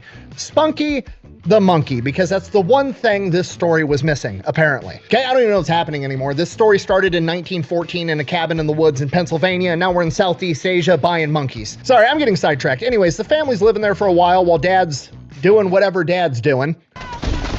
Can't take no pictures lying down there, sonny. Eventually, one of his kids winds up getting really sick. They can't get him the level of care that they need, so they fly him back home to Texas, to Fort Sam Houston, one of the biggest medical systems in the U.S. military. He comes with, that's where he gets stationed, gets new orders, starts working there, while his kid gets treatment. Luckily, his daughter Sherry winds up recovering. He continues to work at Fort Sam Houston for the rest of his career when he retired in 1968 after... Holy shit. Look at this shit. Damn. 28 years in service. After that, he goes on to become the coordinator of campus religious life at Texas A&M for 13 years before retiring from that job and retiring as a whole, and would eventually live happily ever after, passing away at the age of 89. And that is I love a happy ending. I love the ending where the guy gets to go home after the war and live the life he deserves. And this guy did that. Story of Logan Weston, a.k.a. The Fighting Preacher. Thank you for watching. Best way to support the channel is go buy some merch, maybe drink some Echelon. Links for that's over at thefatelectrician.com. Quack bang, out. This might be the craziest story I've ever done. It just keeps going and going and going. Like, the dude did so much stuff. Hey, look. Literally referenced this video in that one. Okay. Oh, the fuck is this? We did. Let's see.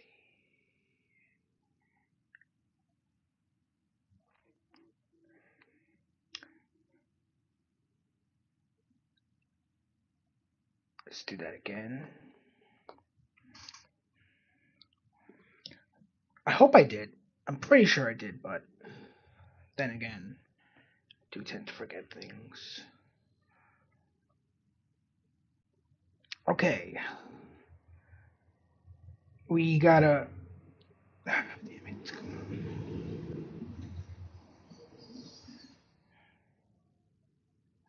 Okay. We've all got it. This is a viewer-suggested video. What happened to Sobe? By Weird History Food. Let's dive on in, because I do sort of remember, if this is what I think it is, I remember these sodas, and I do remember them kind of just disappearing one day. We've all got a drink, and some of the world's biggest corporations started out by meeting this simple biological need. But in the battle for 7-Eleven fridge space, not every company has got the juice. That's why history is littered with beverages you once found everywhere, but now are a vague memory. Like Sobe, which is why... Yeah, with the lizard. I remember this soda, but I don't remember what happened to it. Today, we're looking into what happened to Sobe.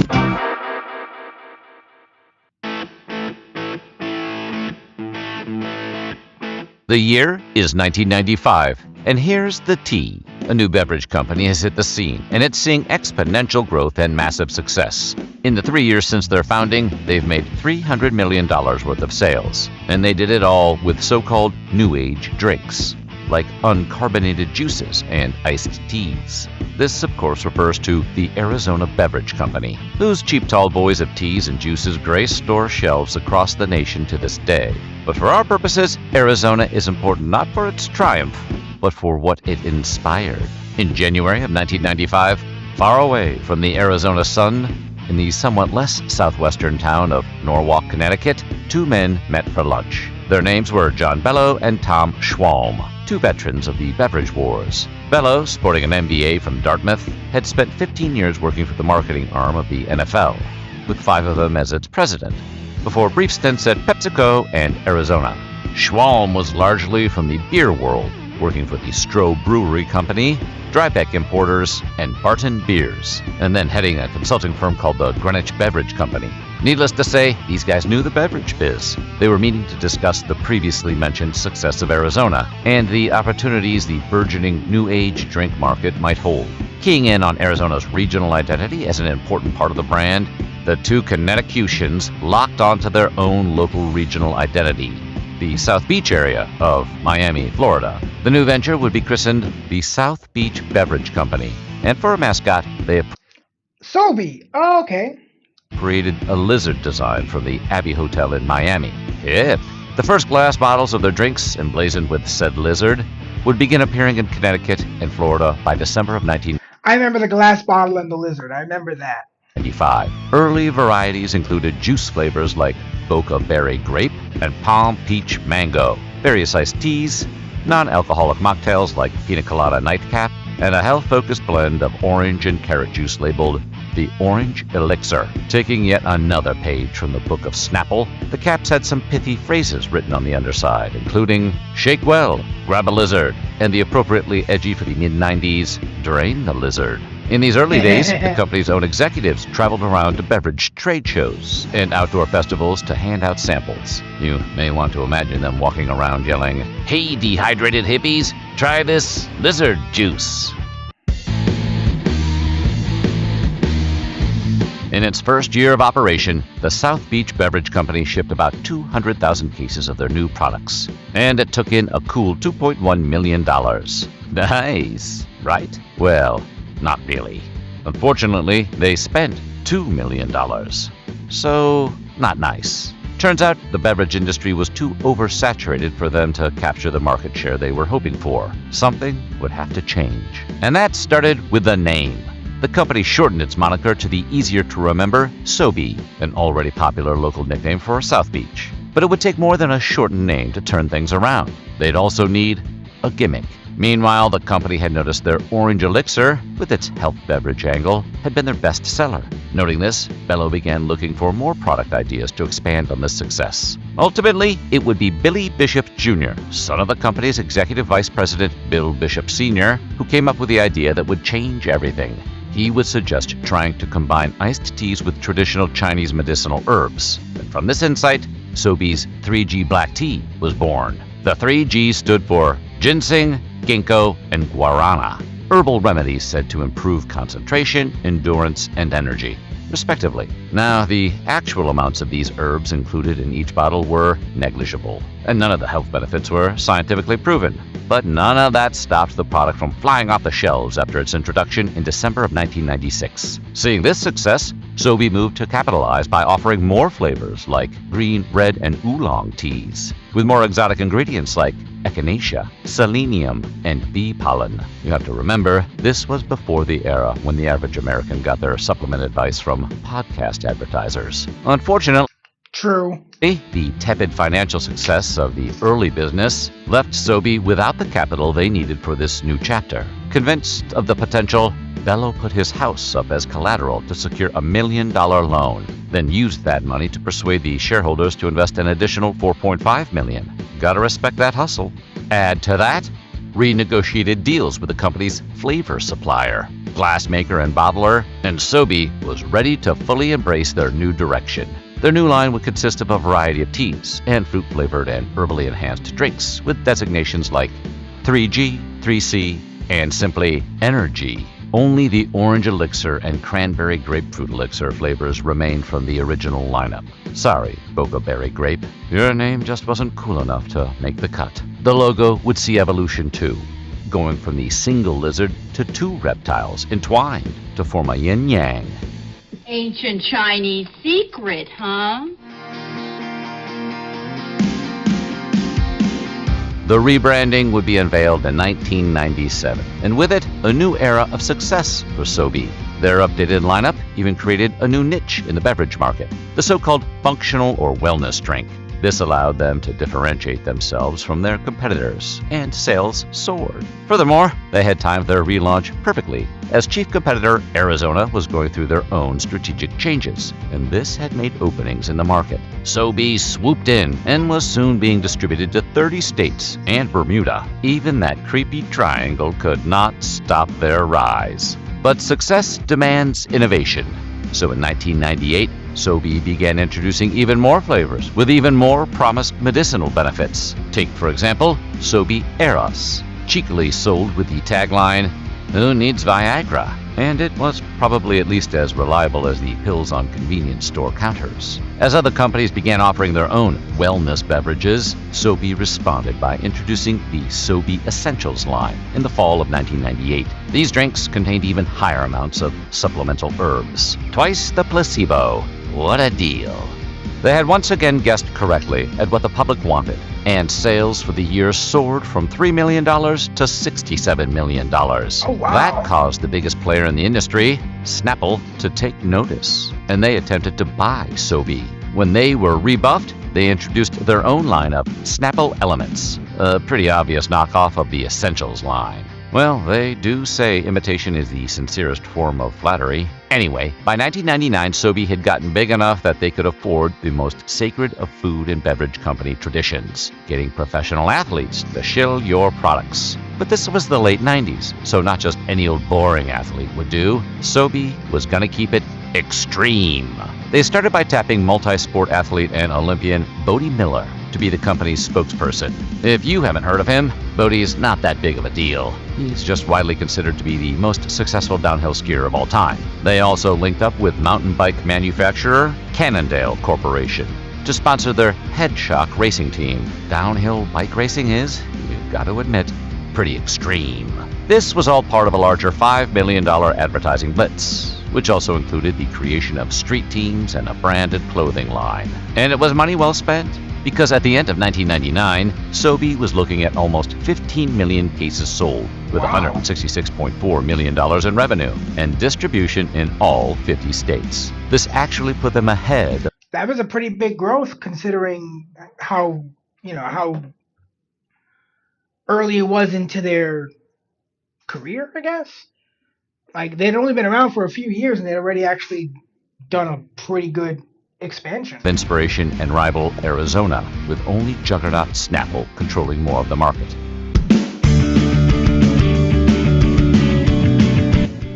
It seemed like nothing could stop Sobe, even the government. In February 2000, the FDA issued the company a warning to tone down some of the health claims on its labels. But Sobe complied and kept growing.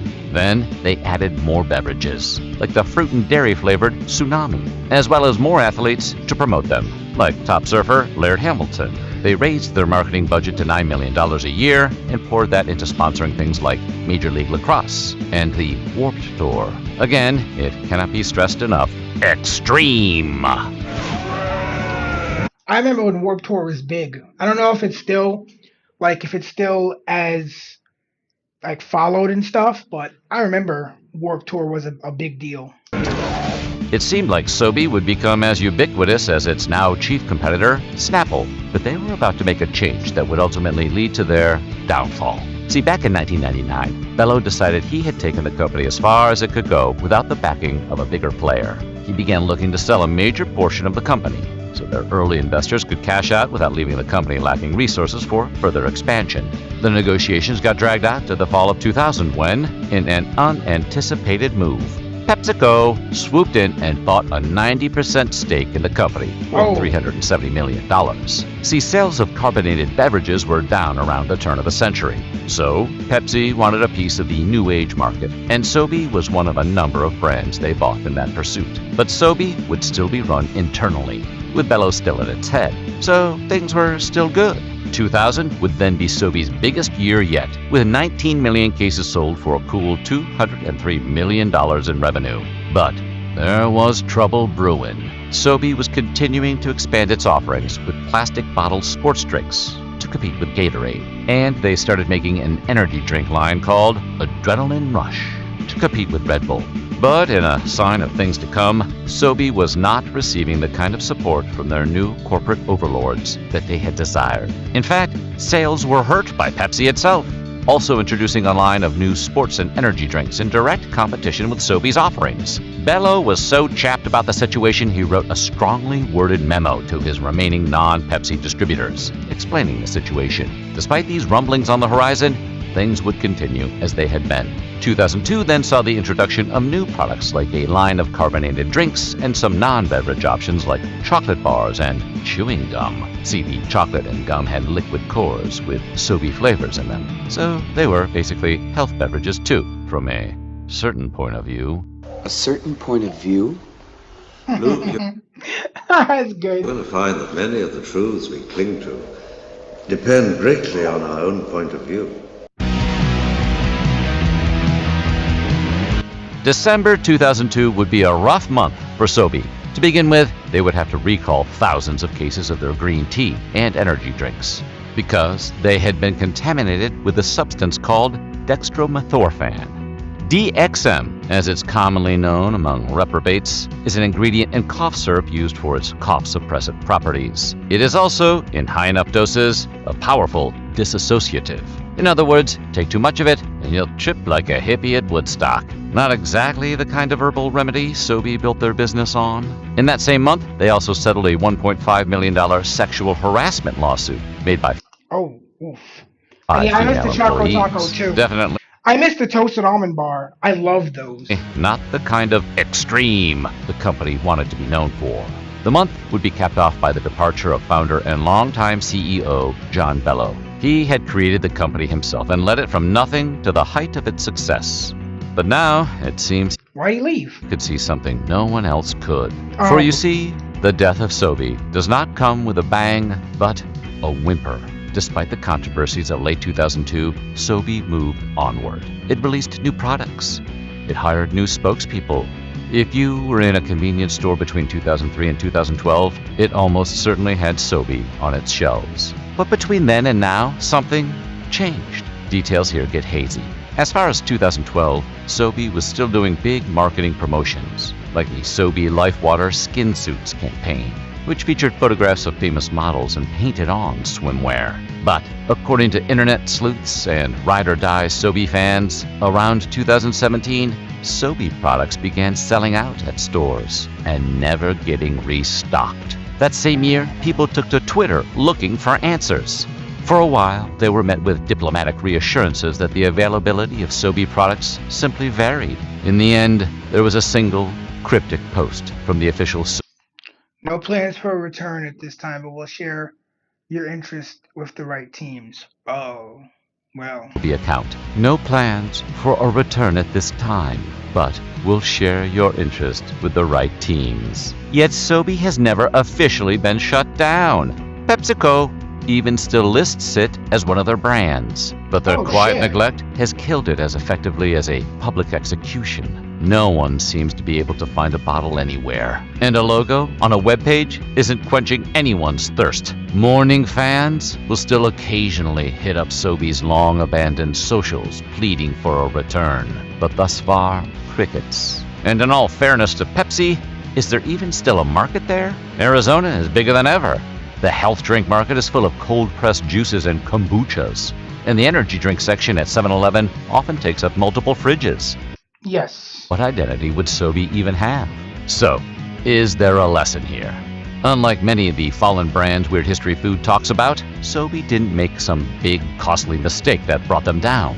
They ran afoul neither of regulators nor their core market. If anything, they were undone by their own success. They were successful enough to catch Pepsi's eye, but not enough to become a core part of their business. Heck, it's just a guess, but maybe Pepsi bought them just to smother a growing competitor while they still could. Hard to prove, but that is essentially what happened. However you explain it, the outcome is the same. Sobe has functionally joined Fruitopia and orbits in forgotten beverage I remember Fruitopia.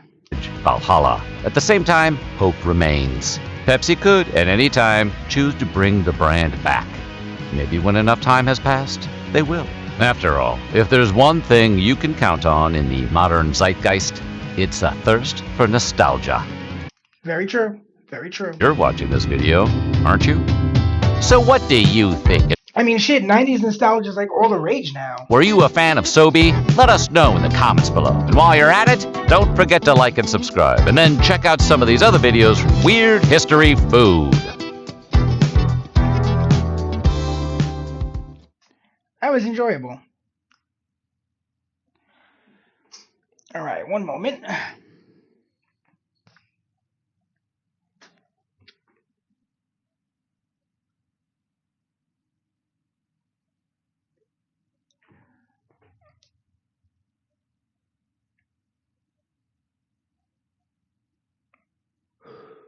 Really?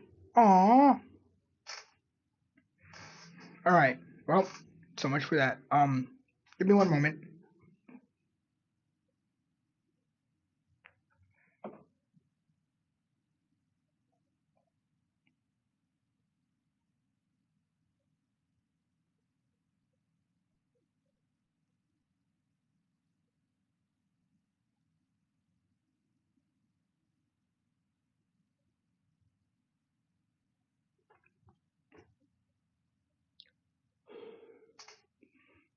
All right.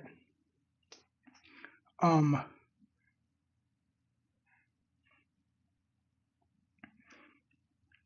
on, I want to see something real quick. What happened? Come on, keyboard.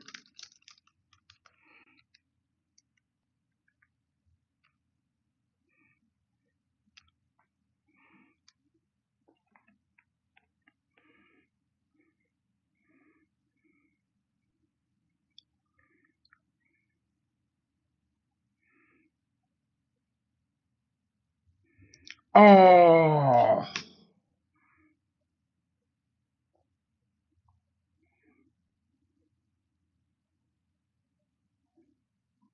Damn. I really wanted to see that too.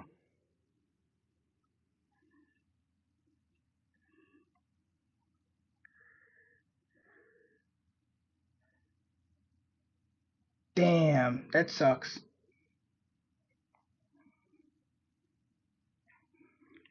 All right.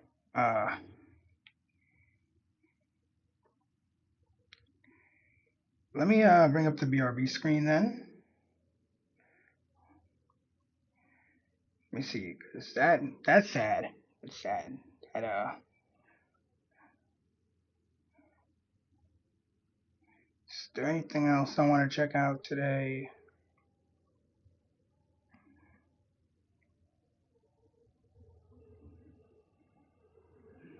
All right, we'll do this because South Carolina. We'll do this because it's only 5 minutes, and then I'll jump into some video games. All right. Oh, that's sad, man. I hope one day they bring the brand back and it tastes just like it did the last time you remember it. All right. This is the last video of the night. It's a pretty short one. This HOA banned guns, then forgot one big legal detail by Colion Noir.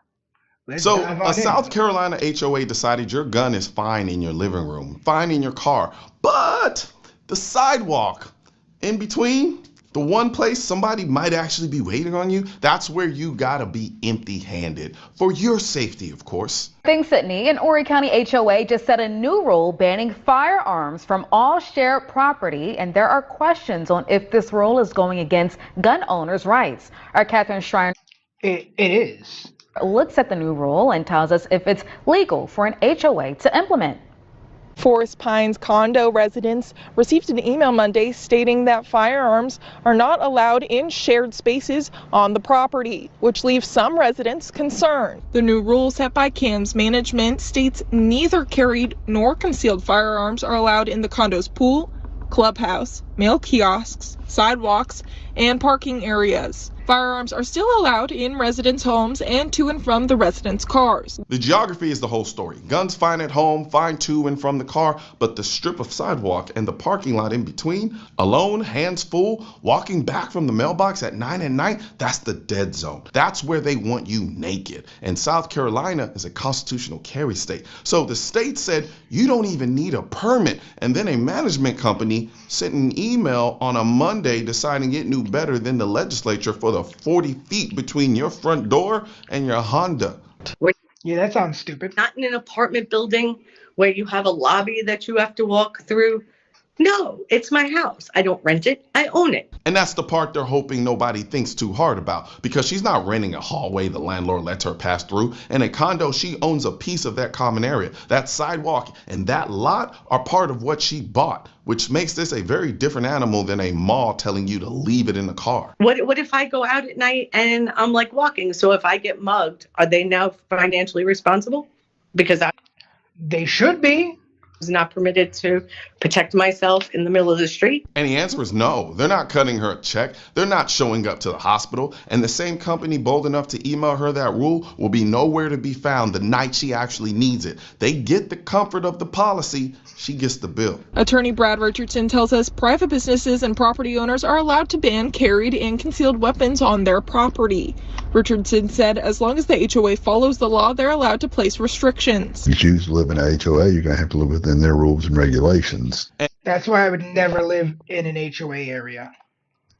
Lawyer, to you, he's not wrong. A private owner can restrict carry, and I defend that all day long, because property rights and the Second Amendment are supposed to be on the same team. But you chose to live here assumes the rule was on the table when you bought in. And a lot of these folks bought into a constitutional carry state and got this dropped on them by an email years later. Under guidelines.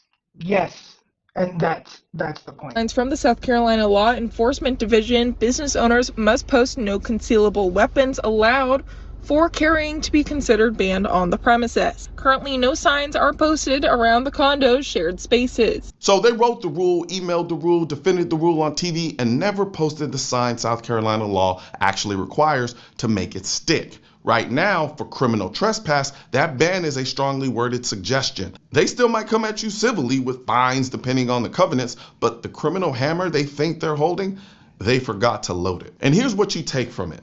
Nobody's getting jumped at the pool. The danger lives in the in-between, the lot, the mailbox, the dark stretch of sidewalk, and a policy that disarms you in the transition zones got written by people who never walked to their car wondering who's already sitting in the one next to it. And just move or vote in a new board sounds cute until you realize the people most affected, the women walking at night, the older resident who can't outrun anybody, are the exact ones who can't afford to wait 2 election cycles while they take their chances at the mailbox. Meanwhile, Forest Pines basically told every lowlife within driving distance that the common areas of this exact complex are now a gun-free buffet. So, read your bylaws, scan your lot, and stop letting people who have never been afraid a day in their life write the rules for how you protect yours. And also, if you want to know where you can get this amazing American hat with the bullet for the eye, a subtle, not so subtle way that shows that the Second Amendment is a load bearing when it comes to this country, I'm going to put a link in the description section of this video for you to check out. One thing's for certain and 2 things are for sure.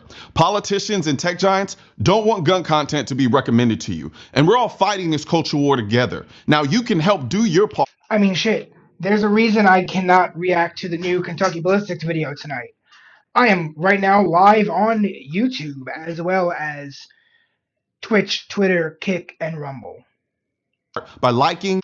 And unfortunately, YouTube's live streaming restrictions are a little more stringent. So I could run afoul by reacting to content in which people shoot firearms, even if that content is itself on YouTube. It is retarded, but because it's a rule I know exists and is enforced, I will have to do a stream where I don't stream to YouTube. Commenting, subscribing to the channel, but most importantly, sharing this video with at least one person. Together we can stop the suppression of our 2A rights. And don't forget to click the link in the description section of this video for the products that I mentioned in this video. If you don't leave this property, you're going to... Alright, we're going to save some of that for maybe. There's an extremely low chance I will stream these next 2 days because I'm off and I'm probably going to be doing other stuff. But it's not a non-zero chance, but it's a very high chance that the next time you guys will see me will be Friday. And we will react to some of these then, because I will do the Kentucky Ballistics video and the Roman Report video that day, and I will not stream to YouTube. I'm going to put on the BRB screen for a second while we get stuff situated. I want to see something real quick.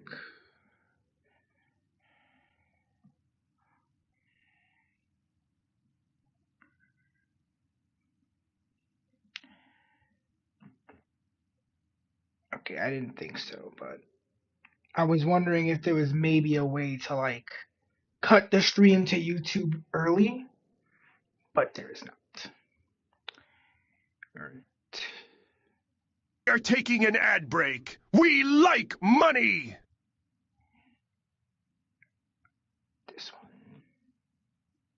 We are taking an ad... We are taking an ad break. We like money!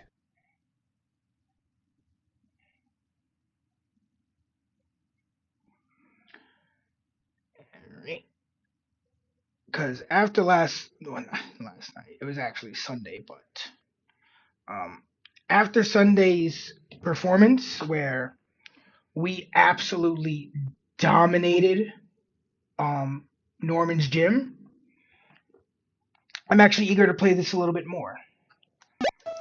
Because if you guys don't remember,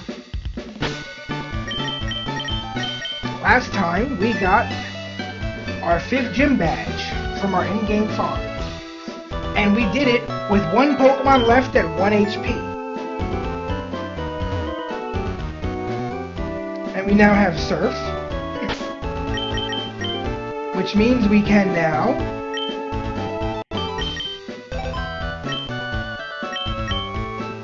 traverse the route from Morgan. Alright, so we are going to change up. You know, I keep forgetting that I could just access the PC from anywhere.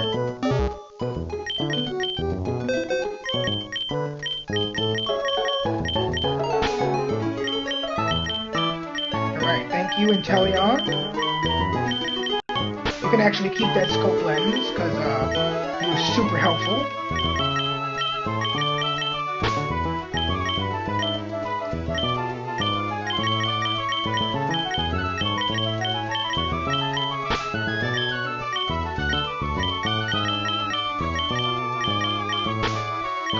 Pod, Tentacruel, and I think we are good. Alright, we got ourselves a squad. Have a good night, Red. Thank you for stopping by. Alright, now we can finally see what lies beyond the water.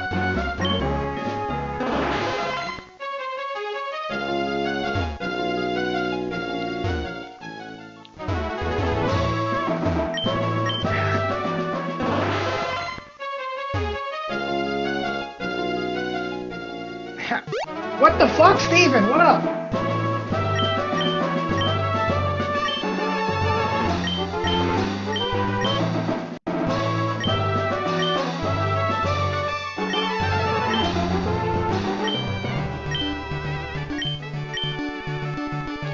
You're the champion. Why don't you go whoop their ass?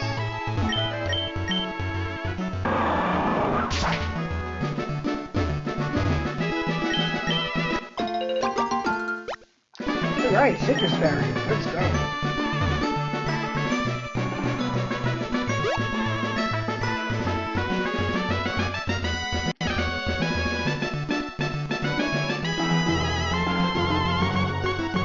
Ah! Take flight, my bird Pokemon.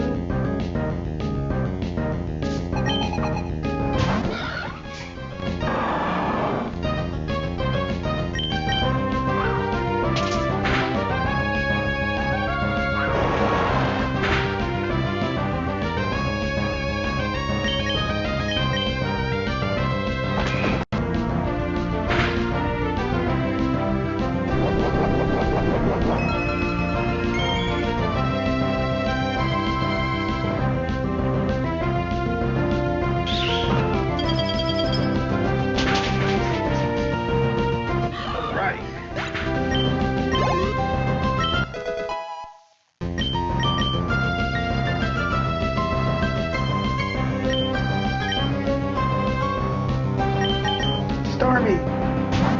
Zap their dumbass!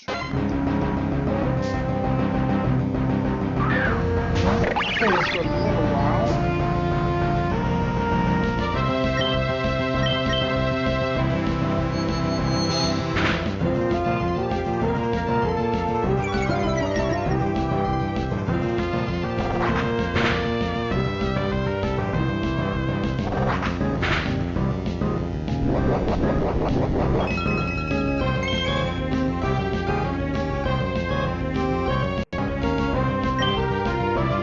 Fun in the moment. I misclicked last time and accidentally hit something. Like I said earlier, I accidentally essentially punched myself in the eye yesterday. So like my right eye is kind of a little janky.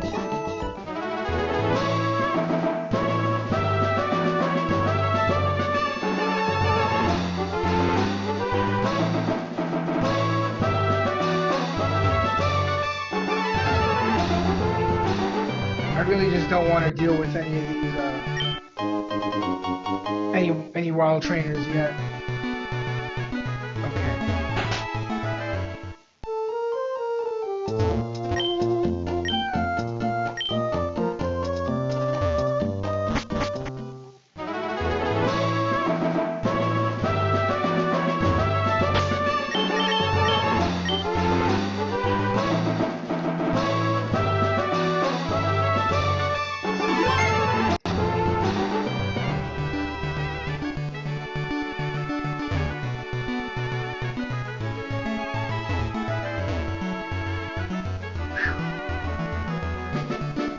Glad a lot of these trains can be avoided.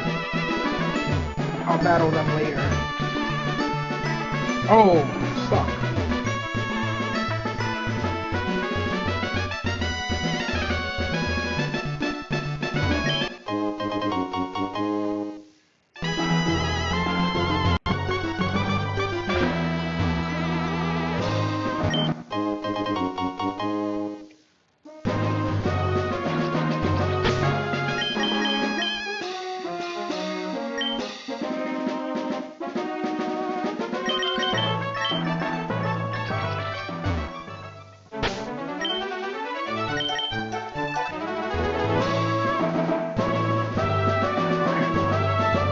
Alright, well, it looks like we're at the Weather Institute. Let's see if there's any,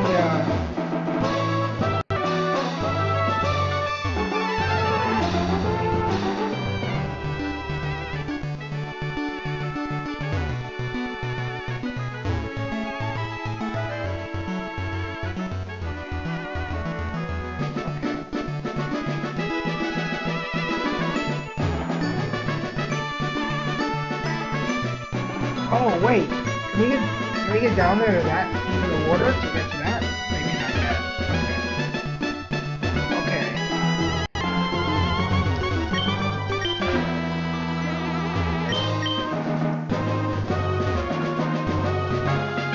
Alright, something tells me we're going to be battling a bunch of Team Aqua and or Team Magma run, so let's save.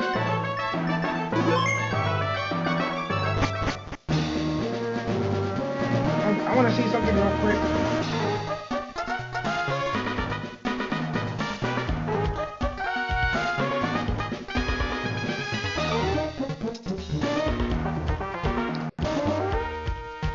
I forgot. I think we're close to where we get Swampertite.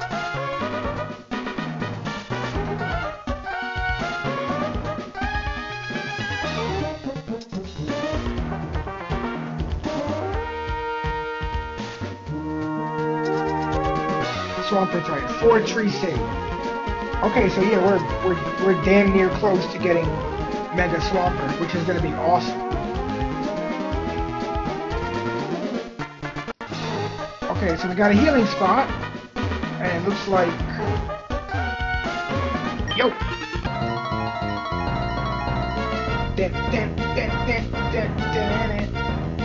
But I'm on your side. I'm a Team Aqua. What's the word? Sympathizer. I'm a Team Aqua sympathizer. Team Aqua did nothing wrong.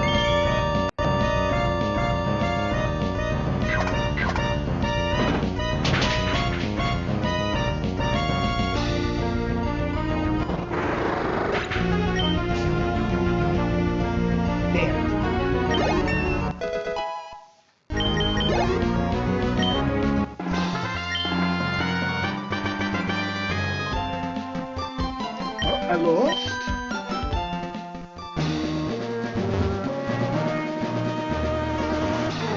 Bro.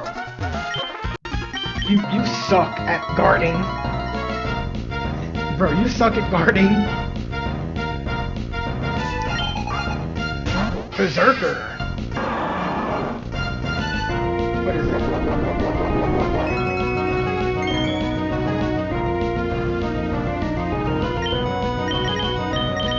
Earthquake.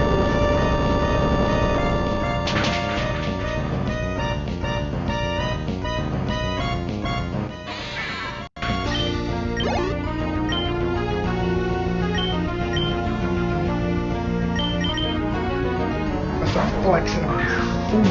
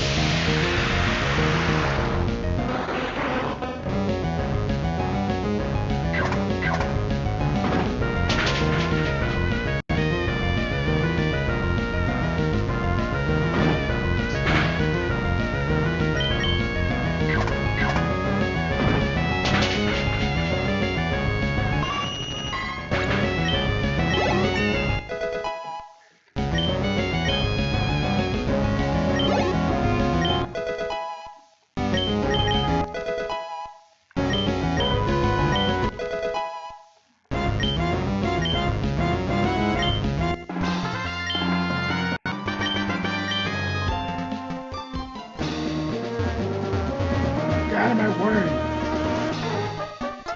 Hello. Oh, wait. Wait, so I can actually... Wow, okay.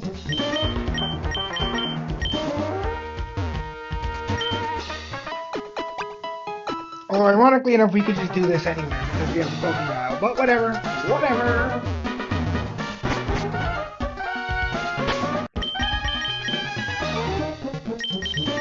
Fuck yeah.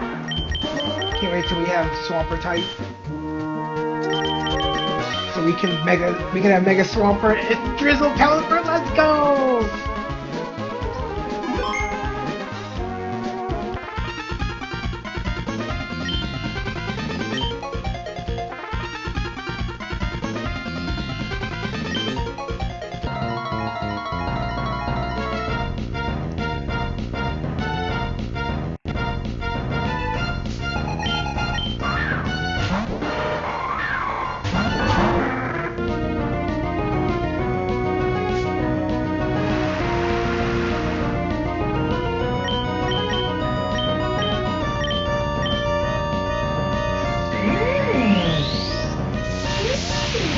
Okay, let's go.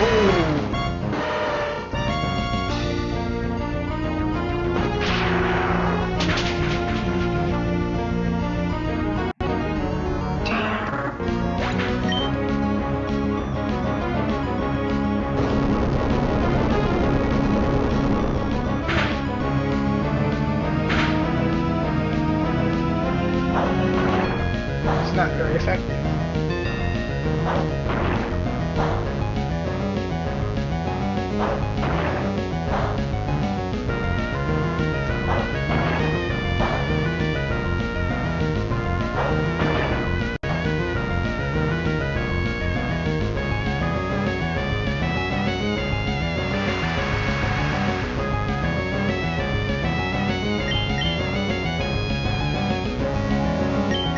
Wanna do Mega? Let's do Mega!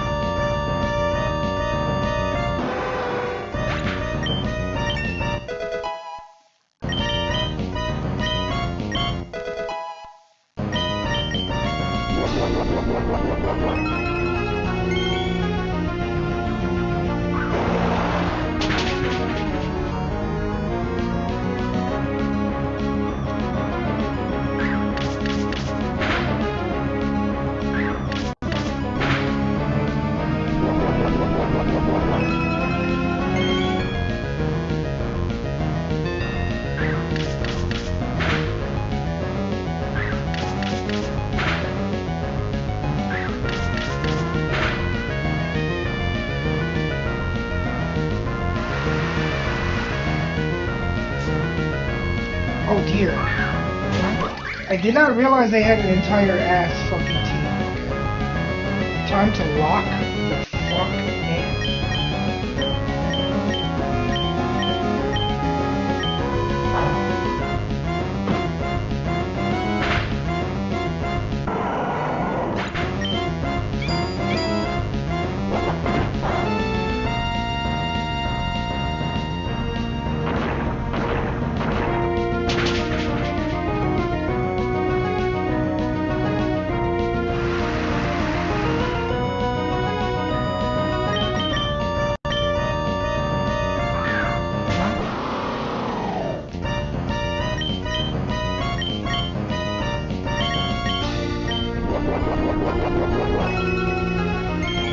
First impression.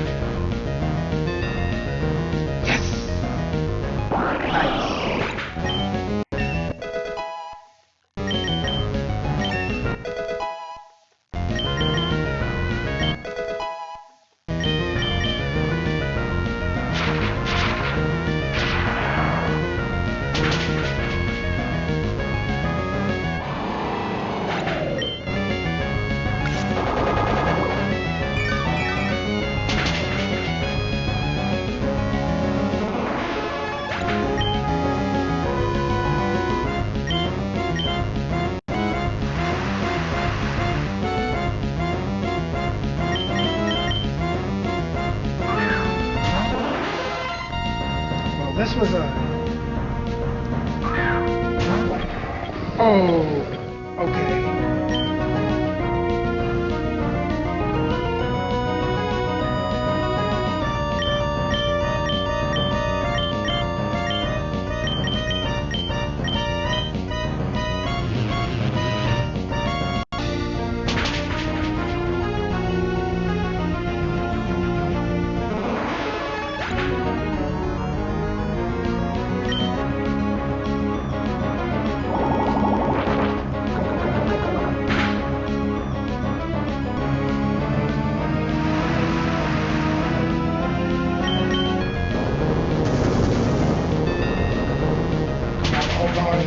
Hold on.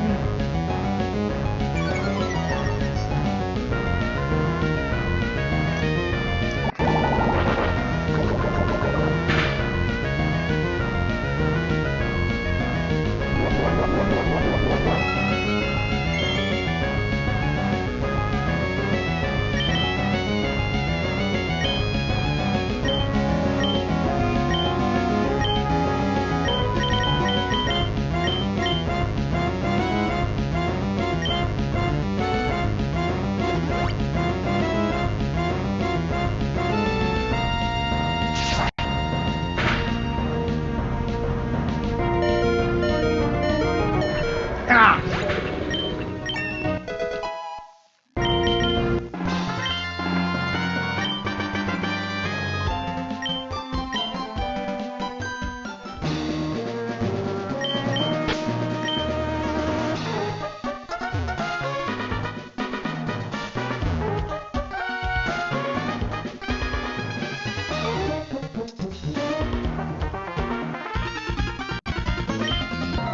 Oh, I was hoping I could initiate a double battle with those two.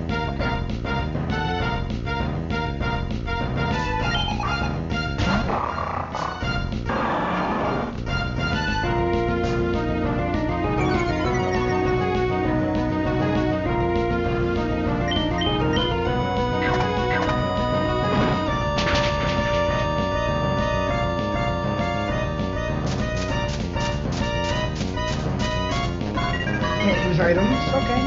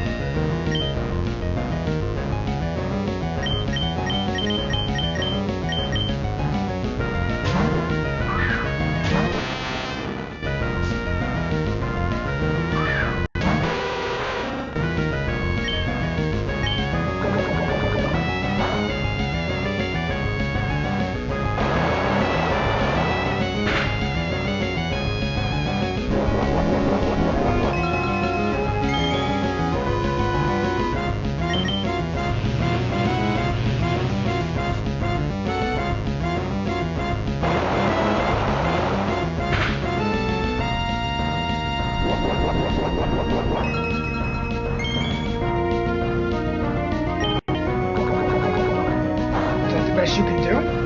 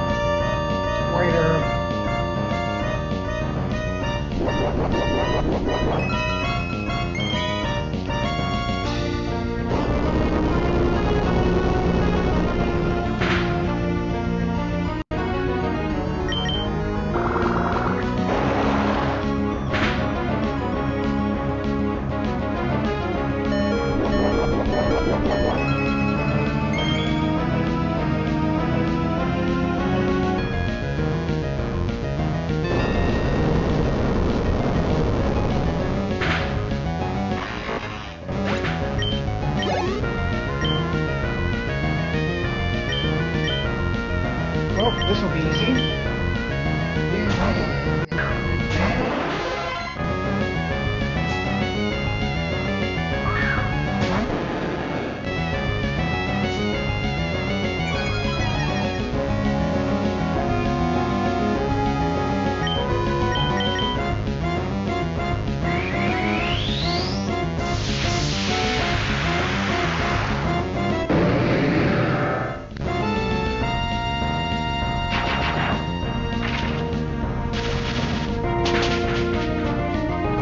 Paralyzed, at least?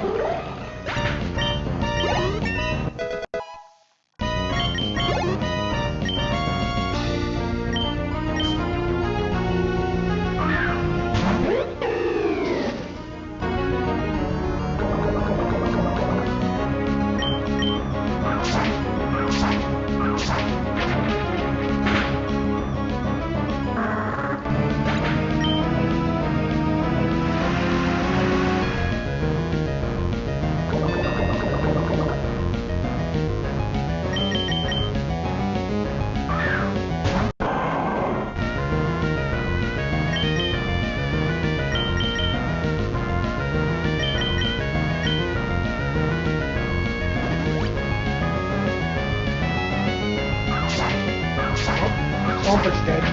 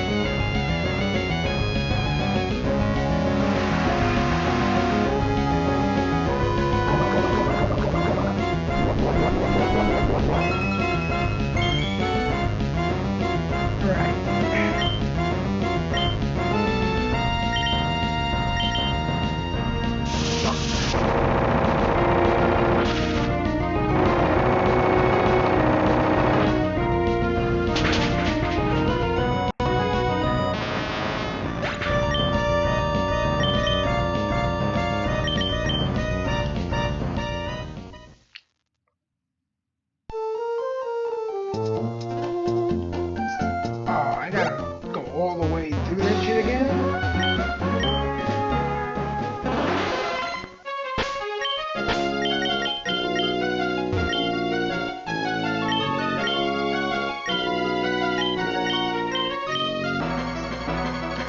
Crasher, wait, let's go!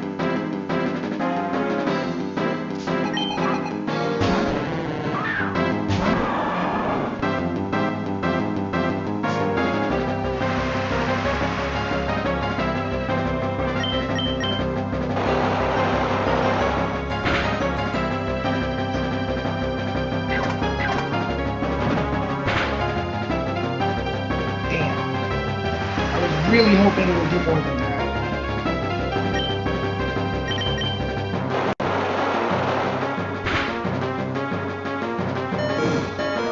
Of course it gets the bird. Damn, damn, damn.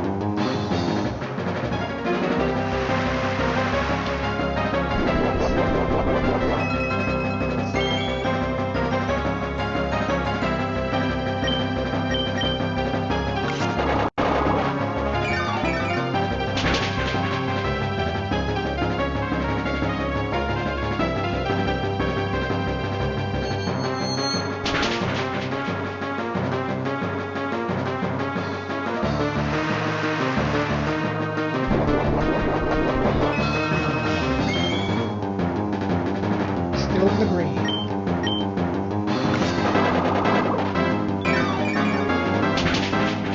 Alright, we got Politoad out of the way.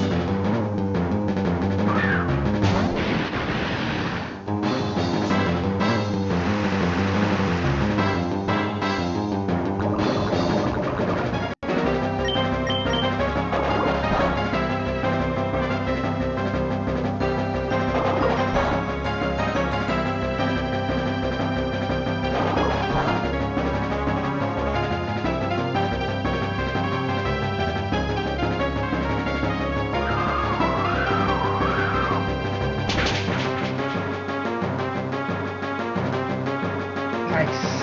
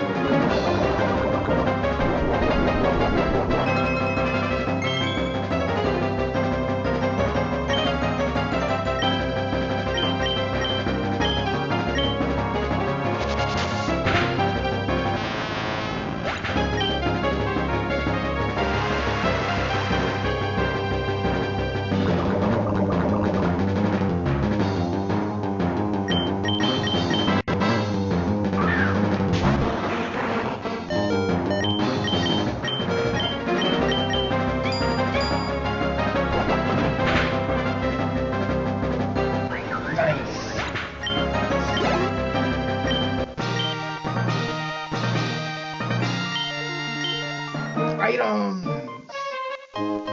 Sniper sight. Okay, cool. Dreadnought. Okay. Gyarados sight. Cool. Focus Ash.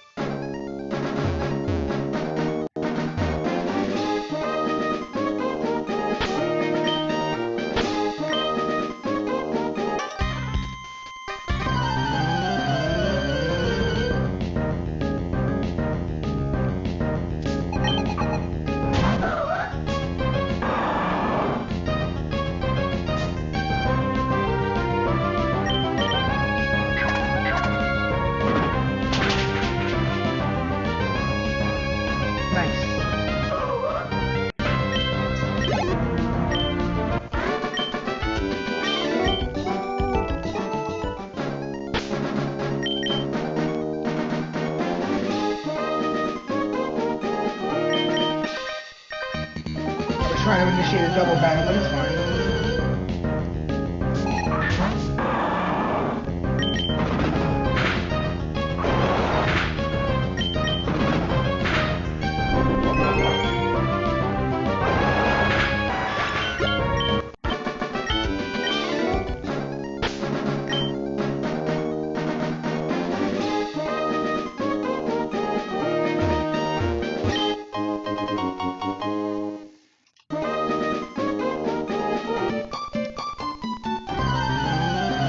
Alright.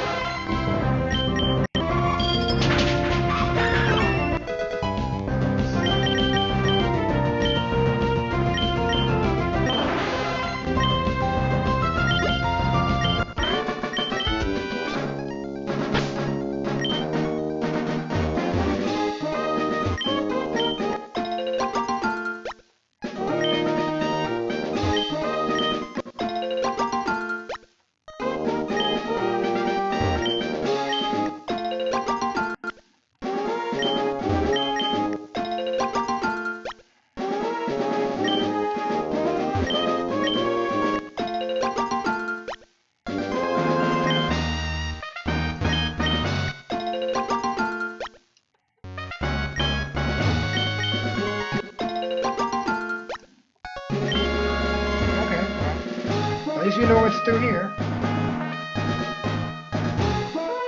Alright, now let's go meet a bunch of traitors.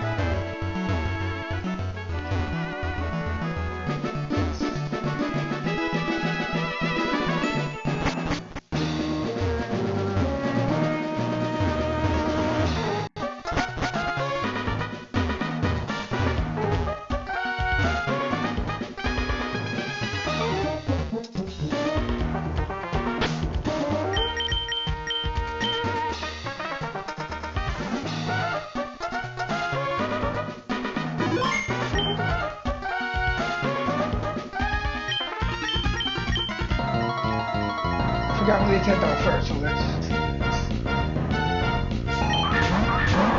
1, 2, okay. I've got an idea.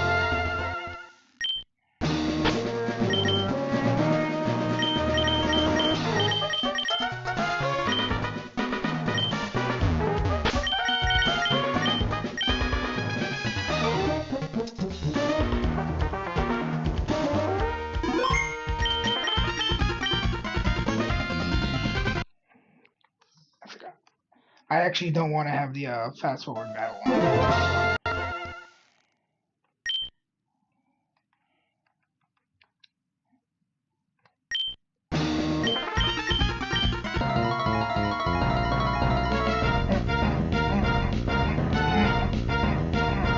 Let's go.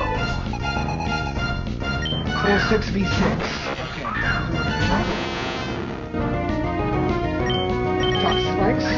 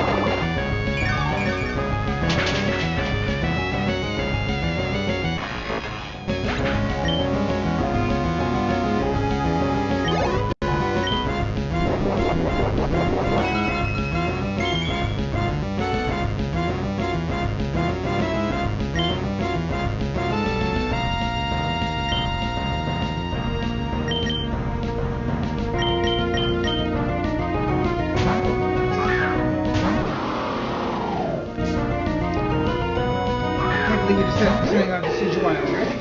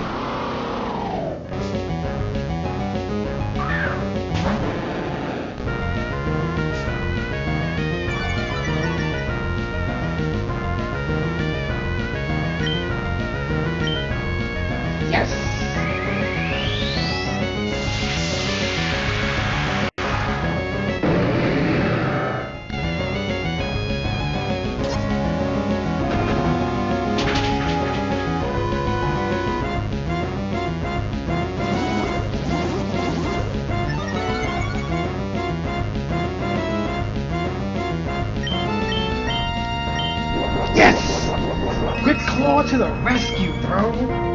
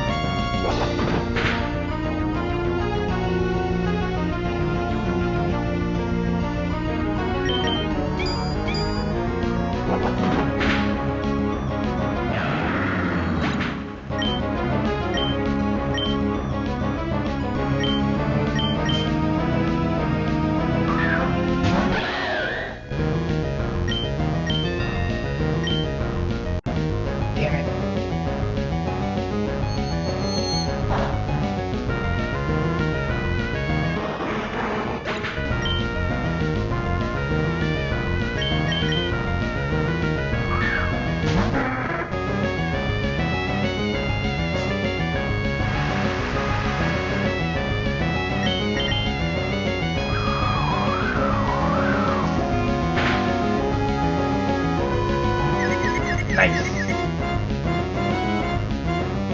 Hit yourself, hit yourself.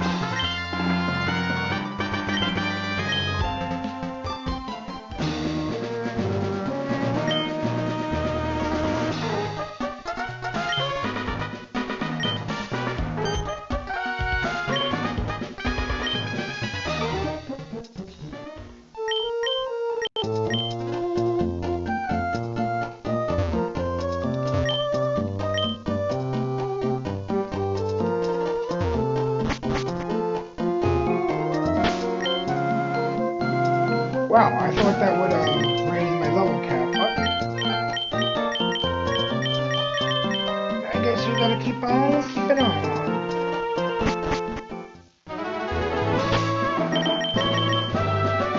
Until we get to another major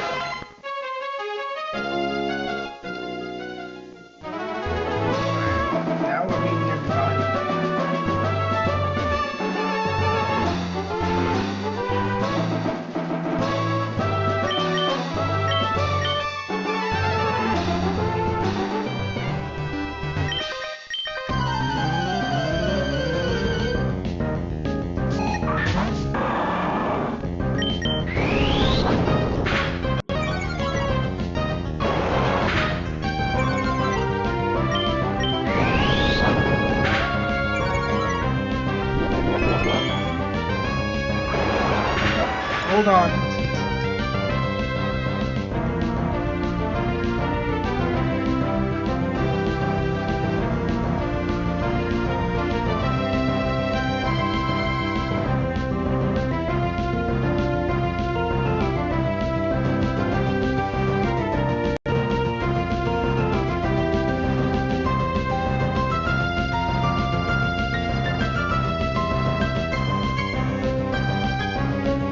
Back.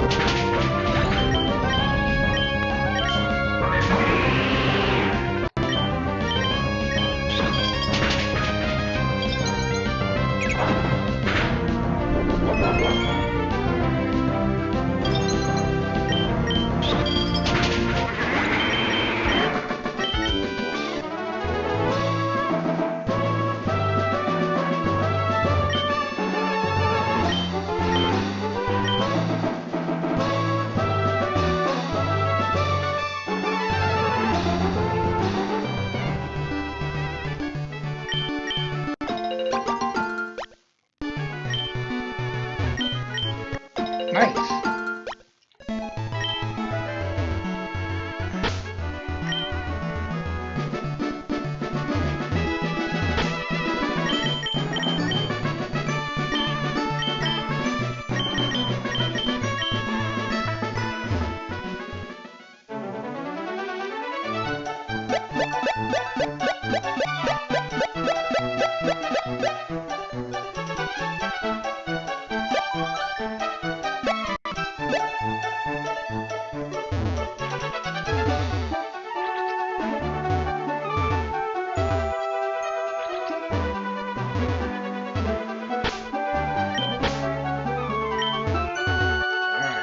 That's all? I thought there'd be more stuff.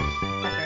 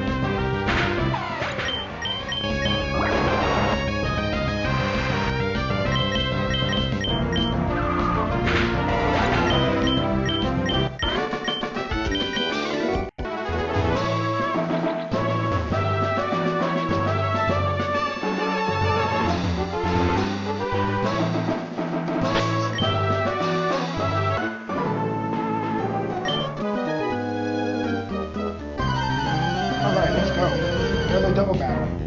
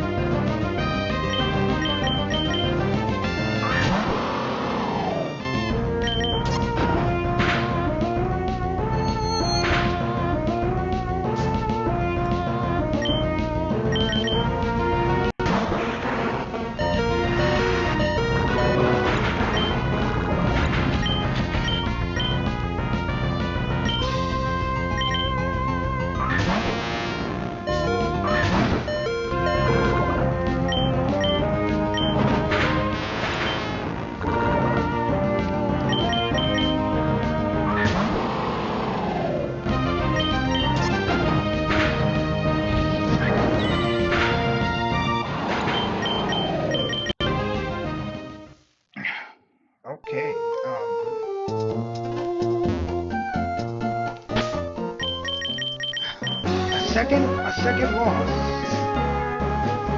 Okay, here's what we're gonna do. Switch headsets.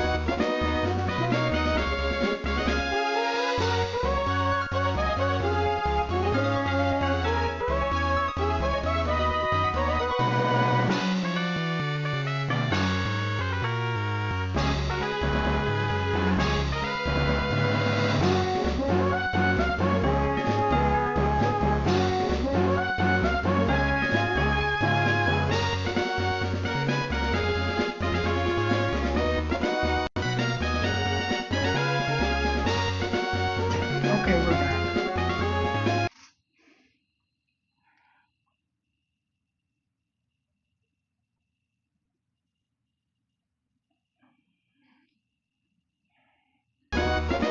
Okay.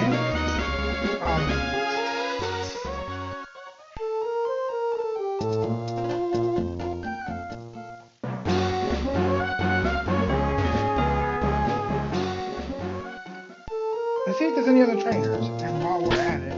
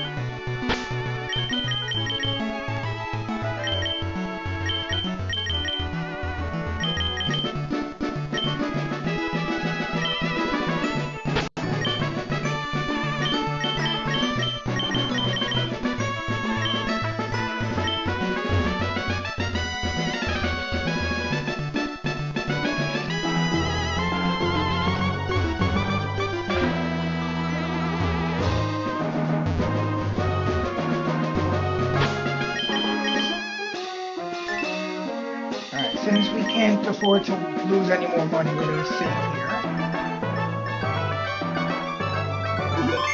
That's just...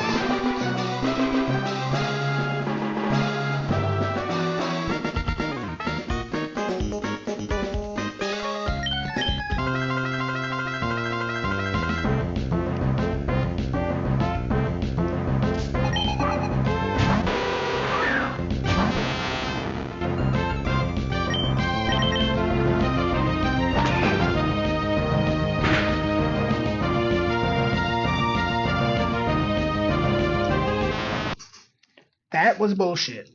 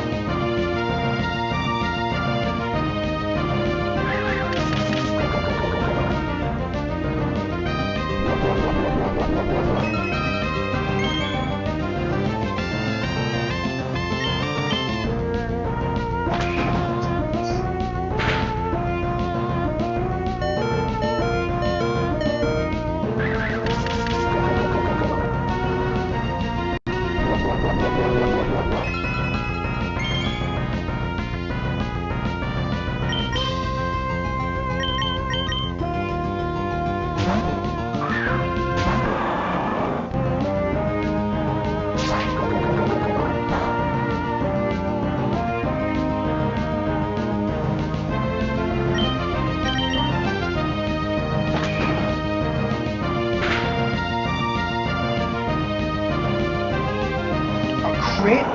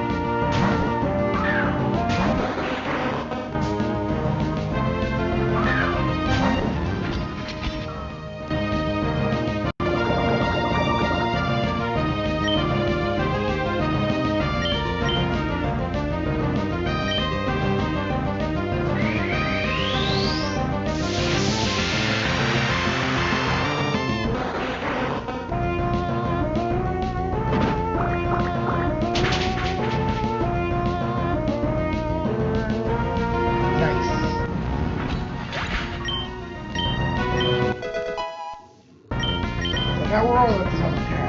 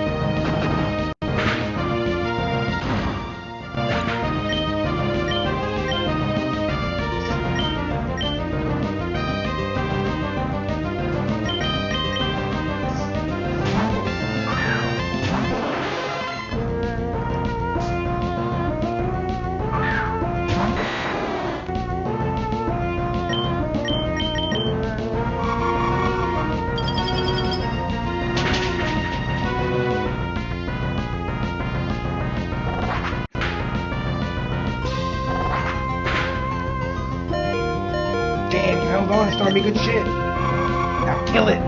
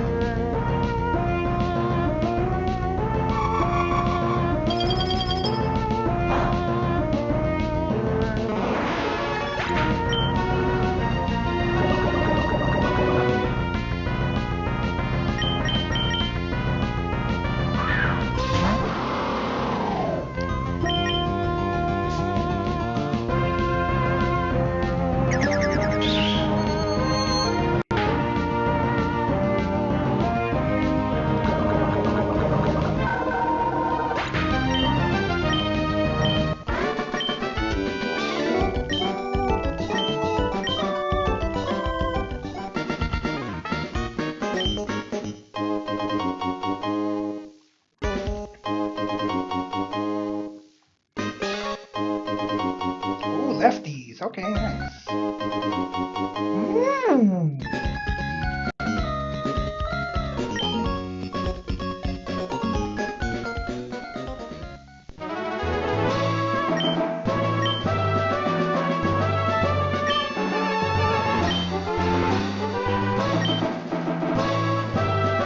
Fortress City. Alright, level cap is at 68 now. That means our Pokemon can begin getting experience again. And of course you jump right into a double battle.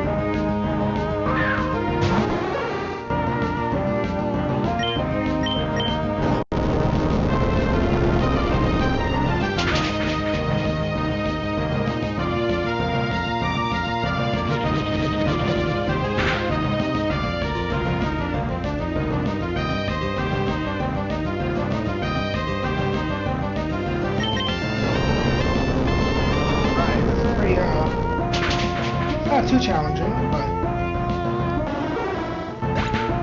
it's not what I would call an easy battle.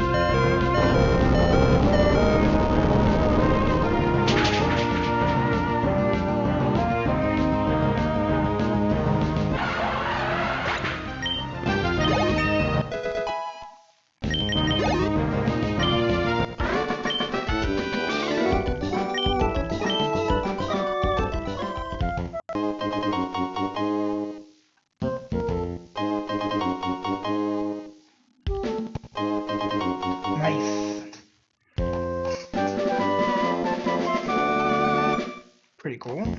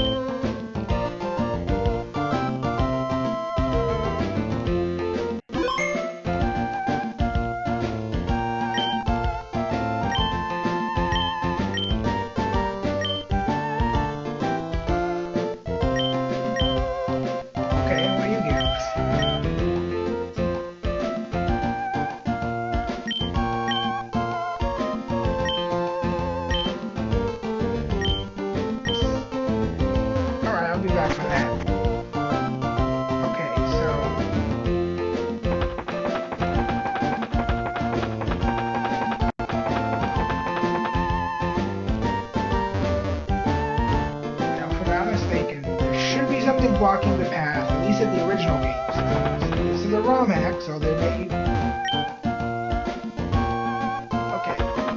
So we have to go to the next route to get I forget, the Demonscope, I think it's called? To see the, I forgot the name of that Pokemon.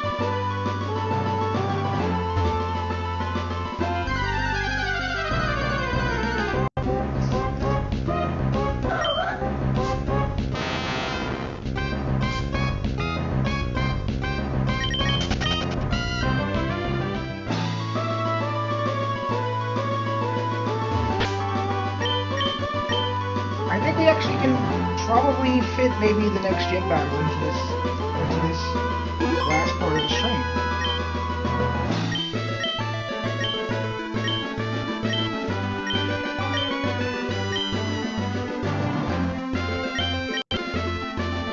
Ekleon, that's the name.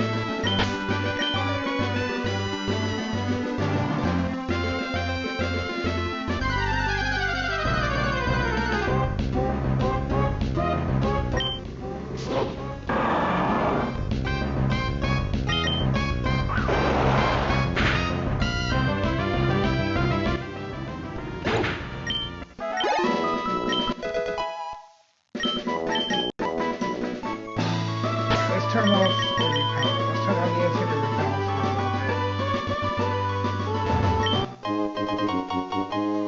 Okay. I'm not entirely sure how many Pokemon trainers are in the gym, so what we're going to do is...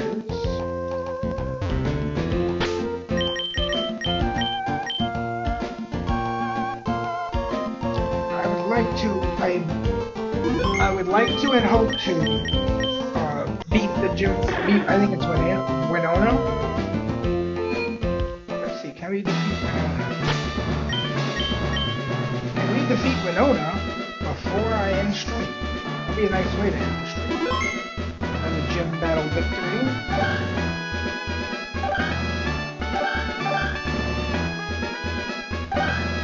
Oh, yeah.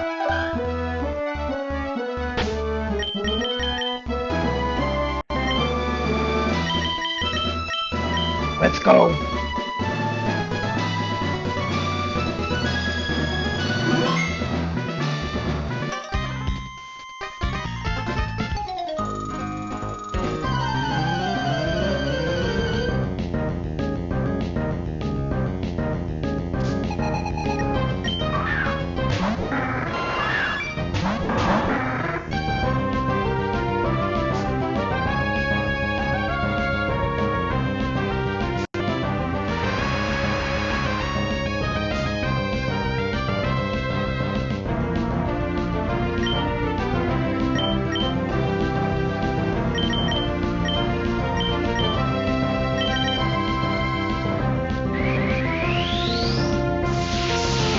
I've been waiting to do this all game.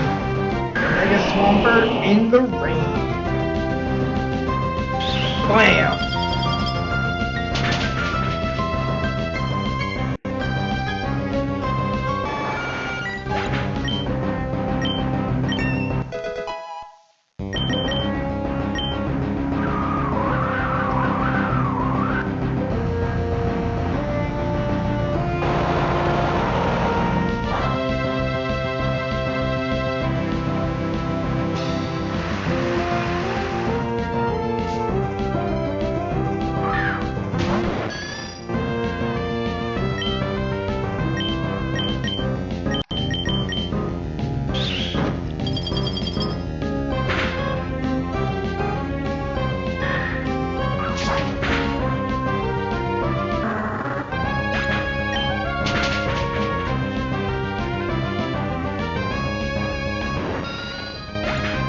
This.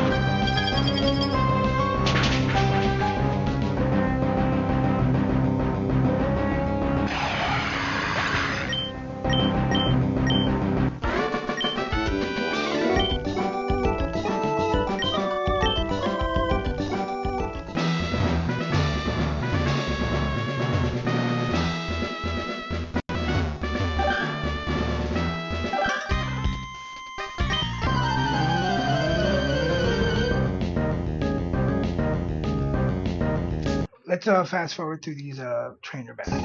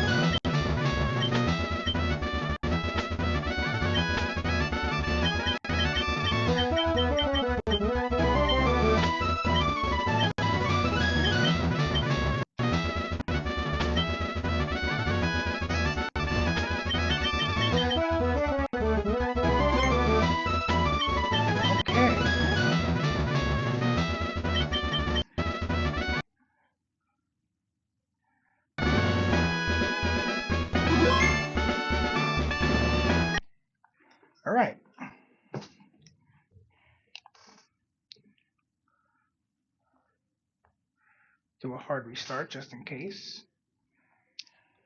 Because it looks like we actually can.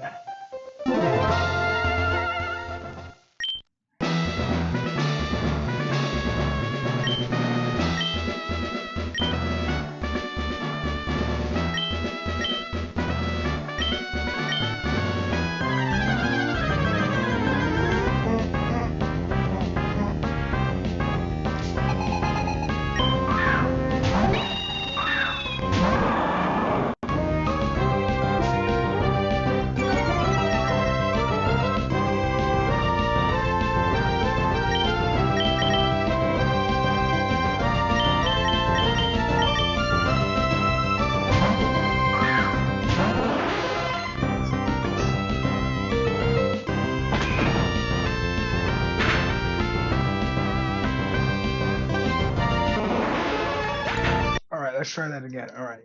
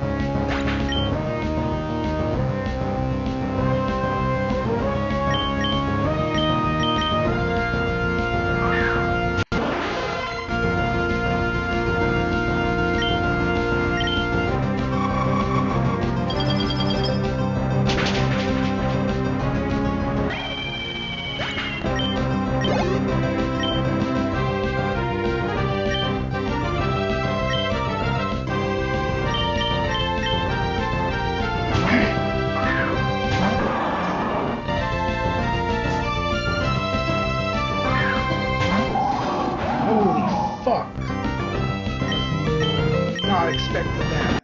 What?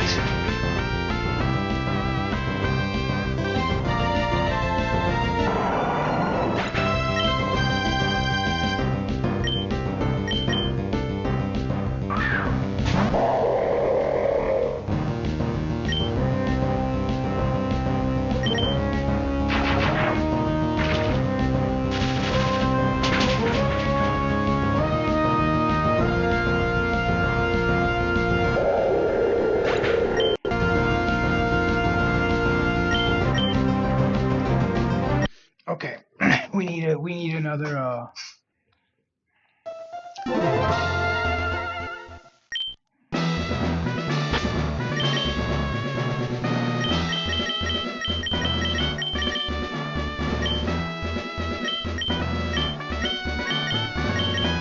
Let's try starting first.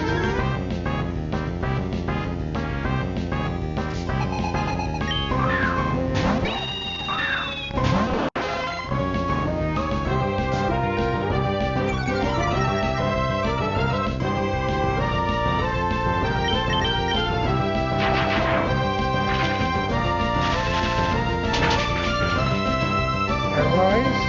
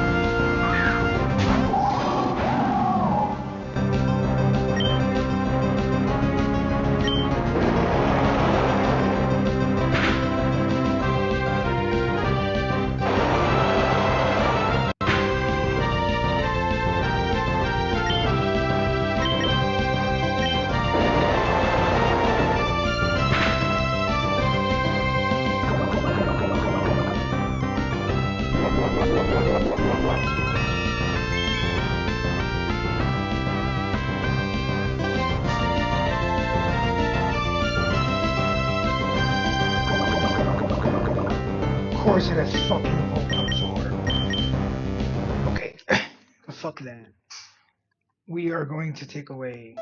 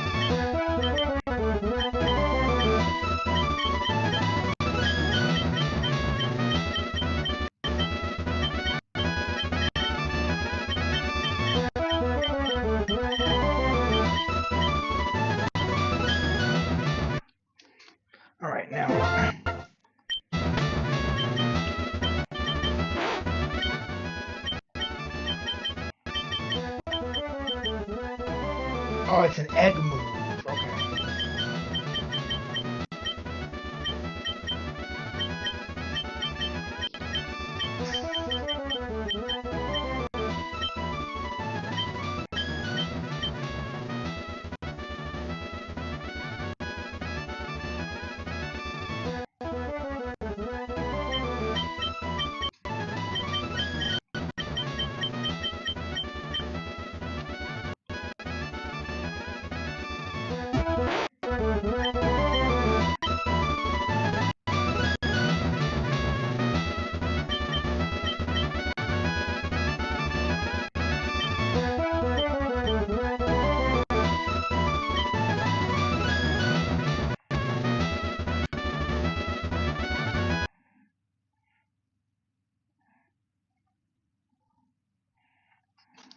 All right.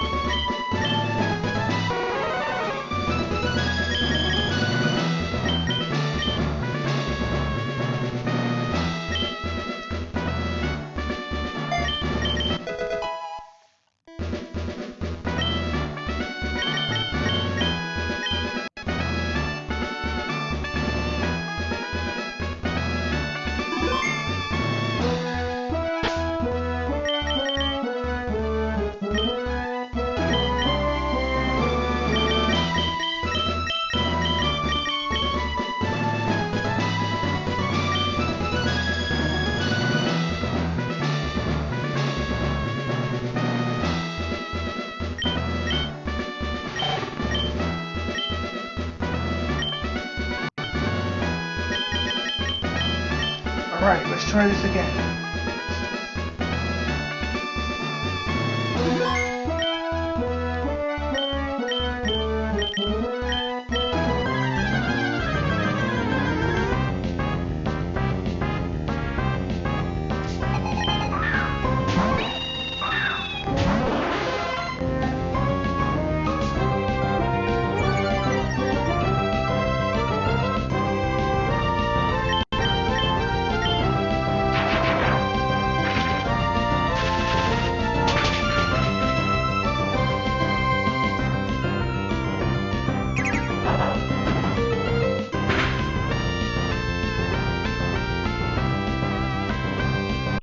All right, I'm actually going to do my idea from before.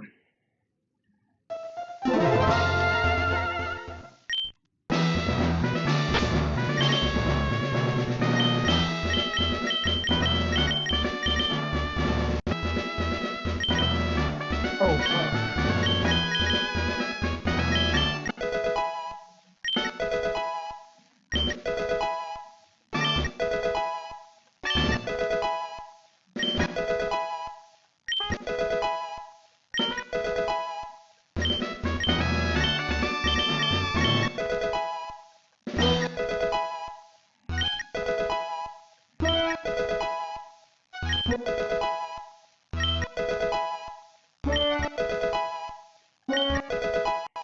Alright,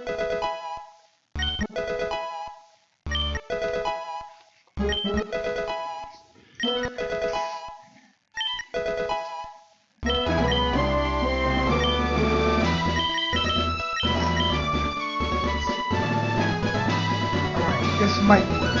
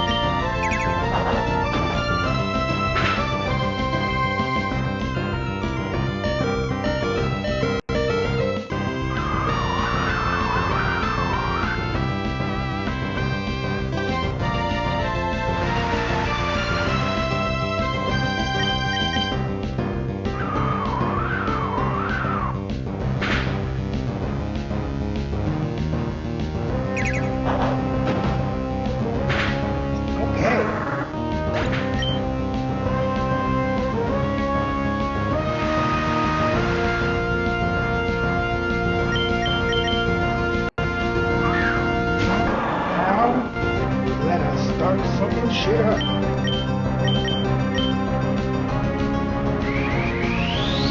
No way anything's outshooting us but tailing into a sweat.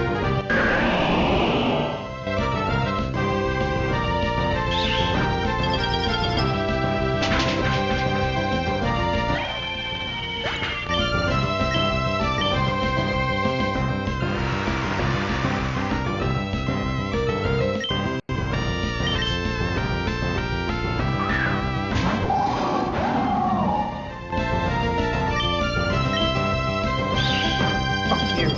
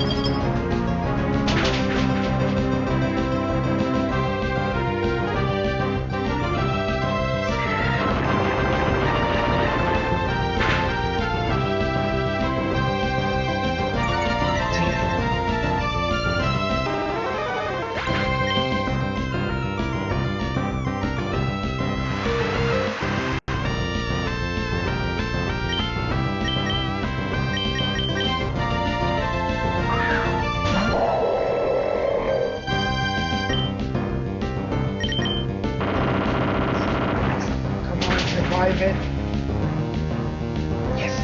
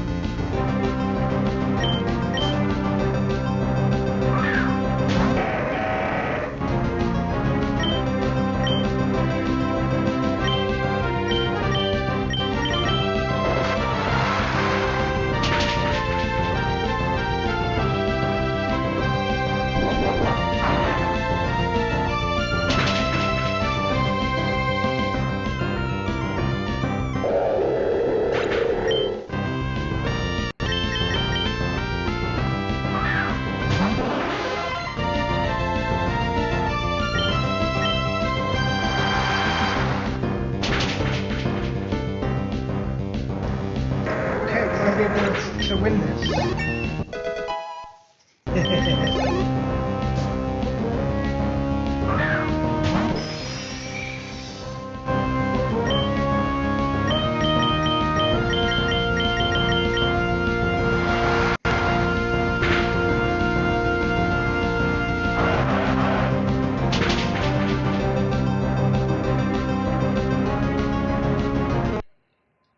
Okay.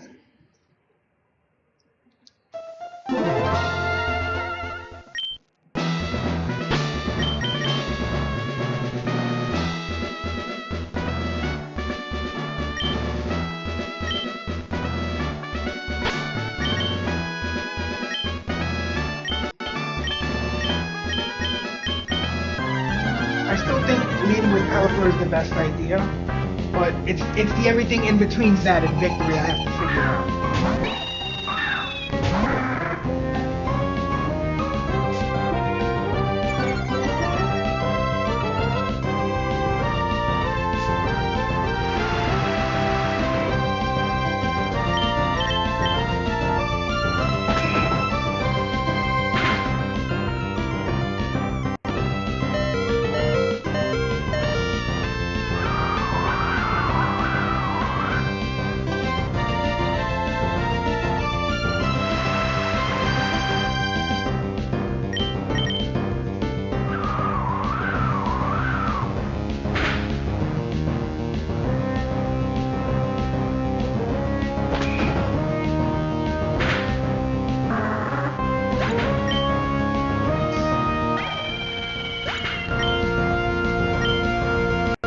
Okay, this might work.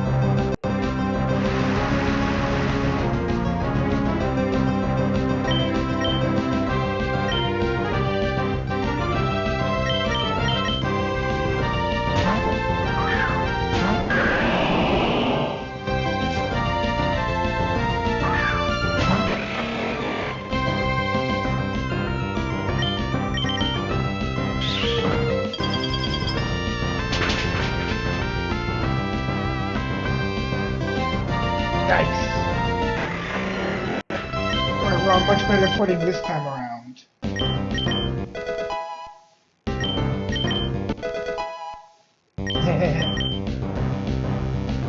Still under the lanes. Good old Dan Brown.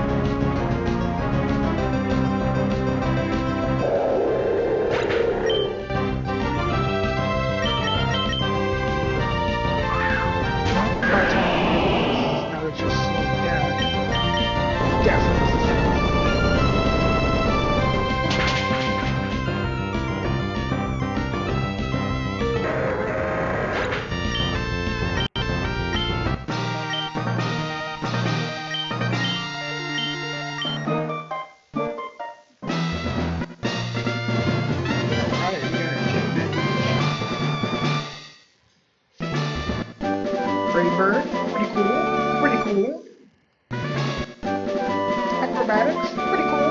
Pretty cool. Hurricane. Very cool. Tailwind. Oh shit. Okay, so we can basically just remake Sullivan now. Altarianite. Nice.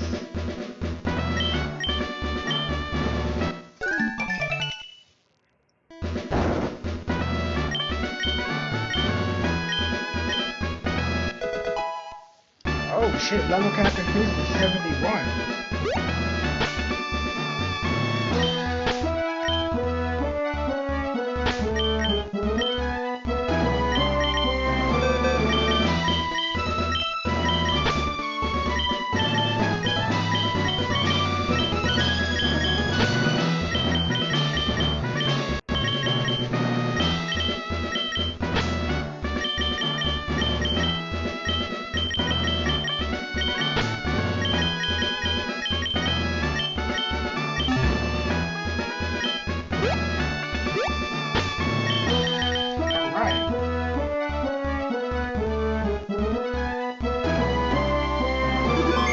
Before we end, let's see what the next thing's going on.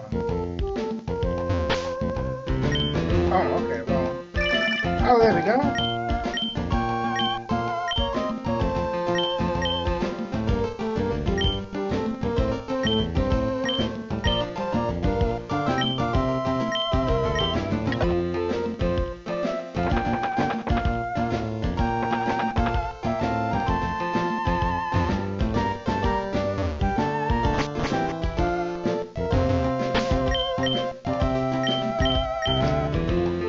I want to get the TM for Earthquake. The other ones I don't really care much for, at least at the moment, but...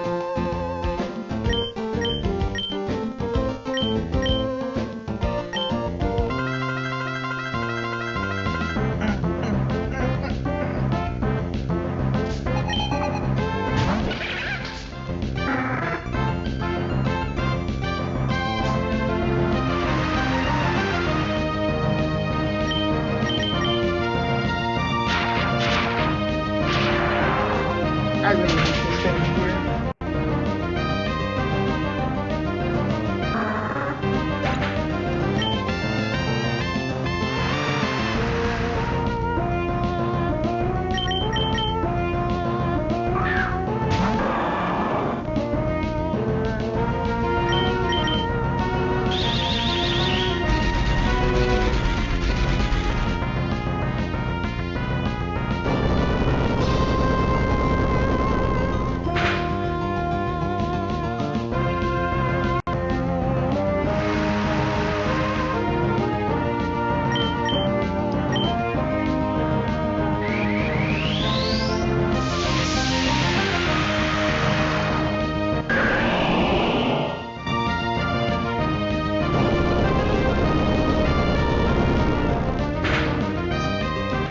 Use the move I want. I'll use the move.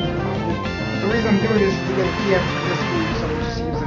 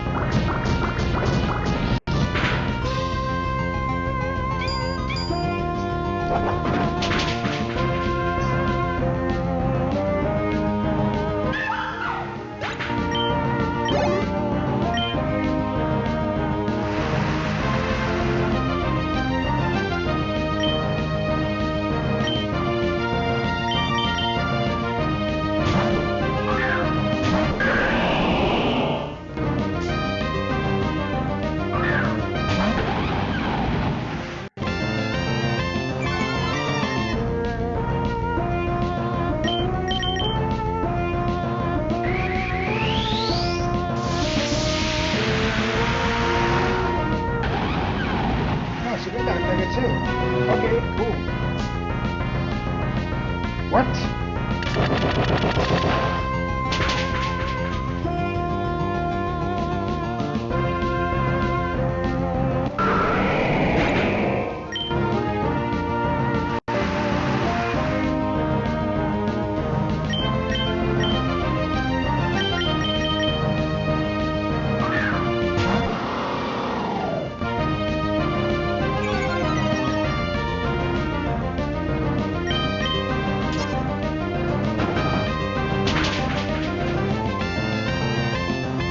Nice.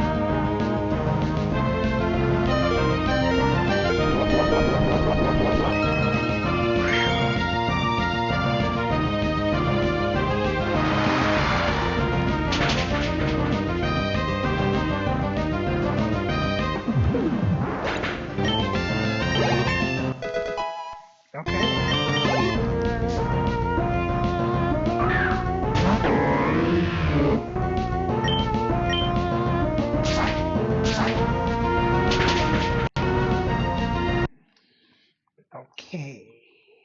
We can do this battle, I think.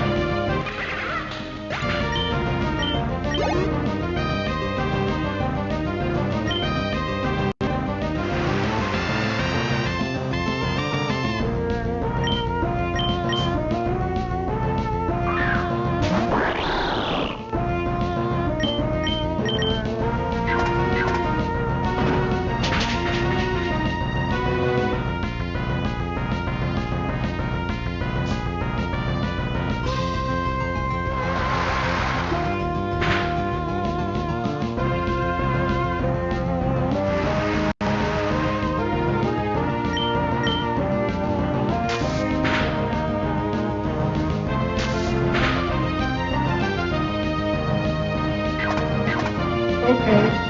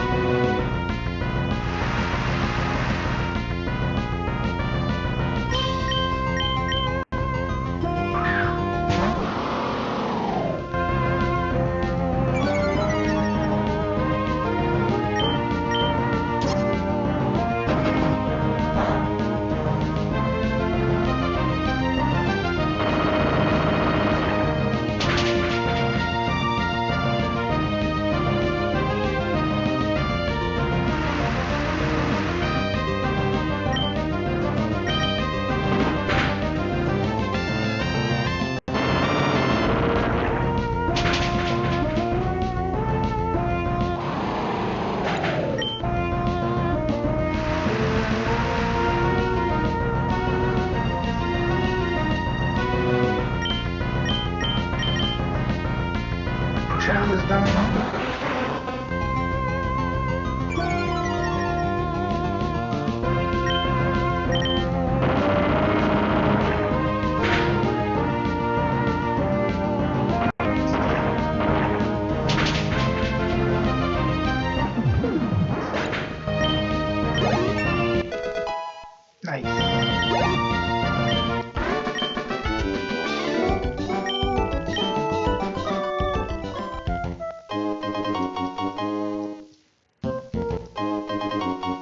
Yay!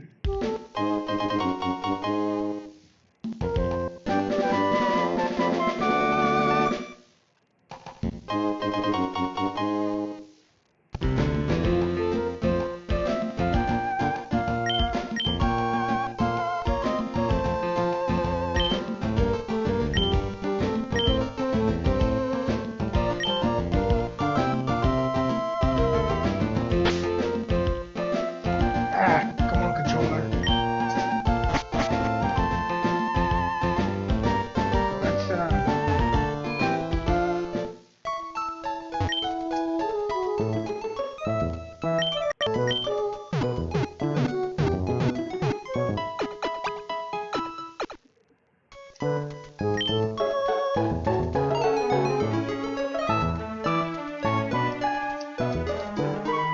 okay.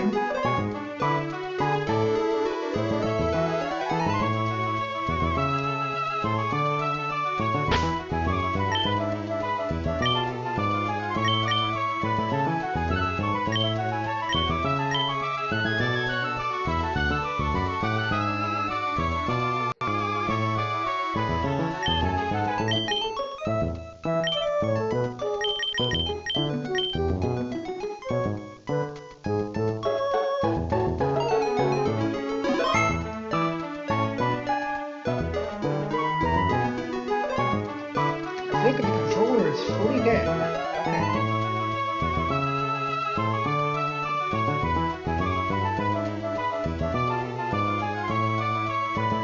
I can use the keyboard. Okay. Alright. That was a fun little stream. Almost 6 hours. So we are going to close out the stream. We're putting up the thanks for watching screen. And I would love to thank everyone for coming out to the stream. And I hope to see you guys more than likely Friday. Again, more than likely Friday. I mean, more than likely you won't see me until Friday, but there is a slim chance that I may decide to jump online one of the 2 nights. More than likely it would be probably Thursday night, but I don't know. Probably not. It's possible, but not probable. So think about it that way.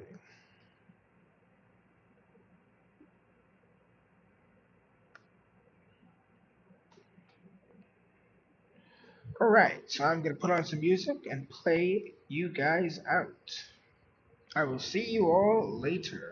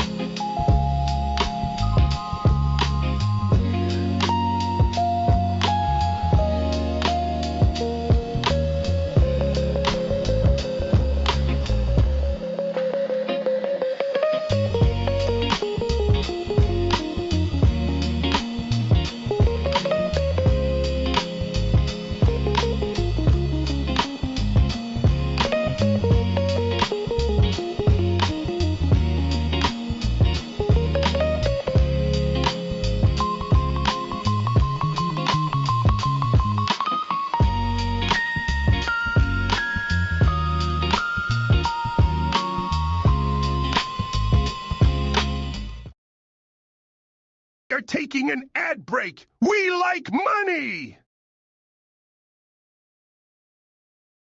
We are taking an ad break. We like money.